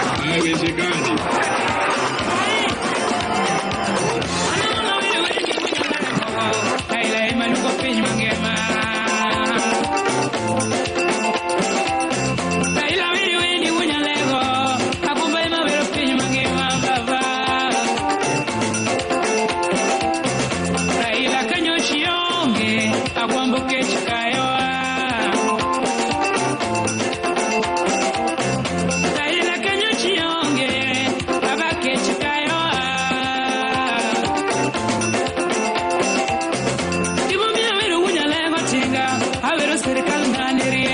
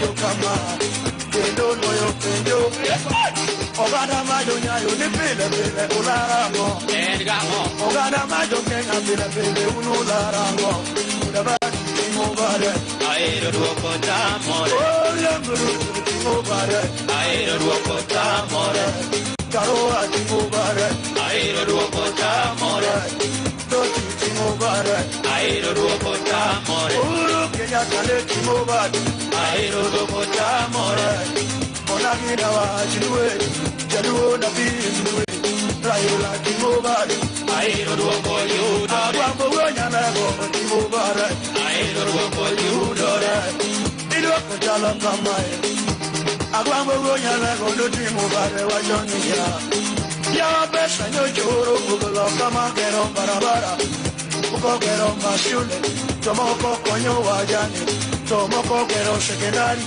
tomani tiyo mara dinani tiyo mara dua katunge onijo kabinde ile bawo tojogo ya koka e akile nwe kamoyonge joana katalotara chine kwa ramogi Asante. Isumo berumos. Raila TV. Shikilia. Yothurwa.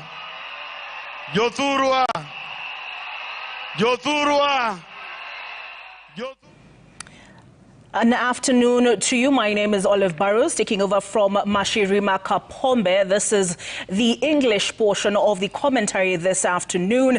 As you see those gathered on your screens at Mamboleo grounds in Kisumu, they're celebrating the life of Raila Odinga, them having been given the occasion to view his body before it is flown to Bondo. As you can see, there are thousands who are gathered there with the intent of bidding him farewell following his demise on October the 15th, Wednesday, the October of 15th. He had made provisions in his will to be laid to rest within 72 hours, and that explains why we had the funeral service yesterday as well. There's a lot of activity in his home in Bondo as well, aside from what you see on your screen in Kisumu. We have Sam Gituku there. We expect at any moment now a statement to be issued by his widow, Mama Ida Odinga. The Nairobi senator, who is also the Secretary General of the Orange Democratic Movement, and that is Edwin Sifuna, is also already on ground. Among those who have visited the home to give their condolences include the Trans Nzoia Governor, George Natembeya, and he arrived with a number of bowls. So there is a lot of activity happening in Western Kenya, Nyanza, as relates to Raila Odinga this afternoon. And let's get a sense of what the mood is in Bondo.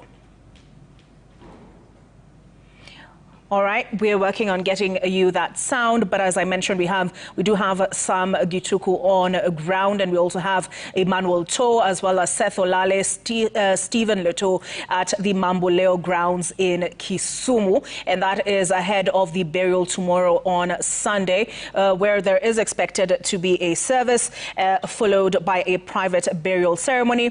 In fact, the Ministry of Information has made public a website, and that is railaodinga.go.ke, railaodinga.go.ke. When you visit the website, there are a number of tributes, including that which was posted by the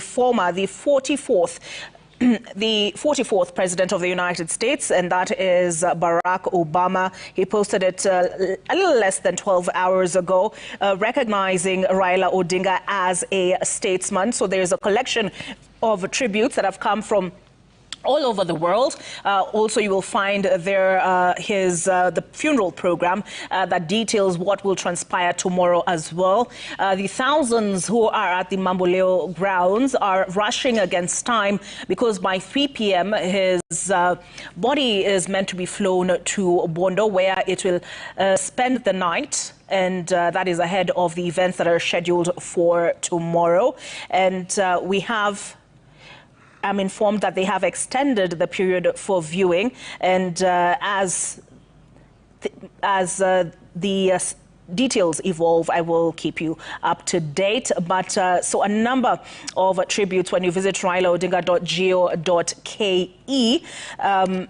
from several world leaders, and in Bondo we are seeing a gathering of ODM leaders. We have Millie Odhiambo, we have the Governor Homa Bay, who is Gladys Wanga, and she's also the chair of ODM, present in Bondo. As I mentioned earlier, we do have the Secretary General of the Orange Democratic Movement, Edwin Sifuna, in Bondo as well. I did mention earlier that we heard from the Trans Nzoia Governor, George Natembeya, who recognized Raila's status as a man celebrated across, not only on the continent, but across the... We expect at any moment now a statement from Mama Ida Odinga ahead of the burial scheduled for tomorrow. Last night we heard from his brother Oburu Odinga, who gave details of what can be expected today and tomorrow.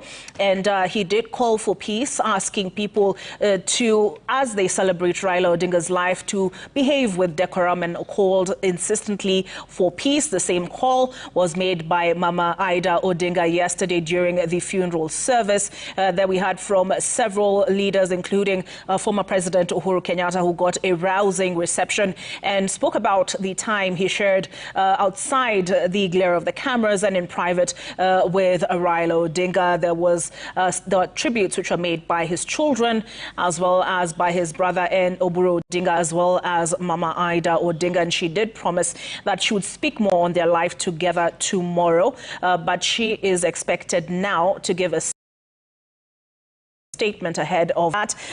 We've seen the Siaya Governor, James Orengo, say that only close friends and family will be allowed in the home as they prepare to lay to rest the former Prime Minister Raila Odinga.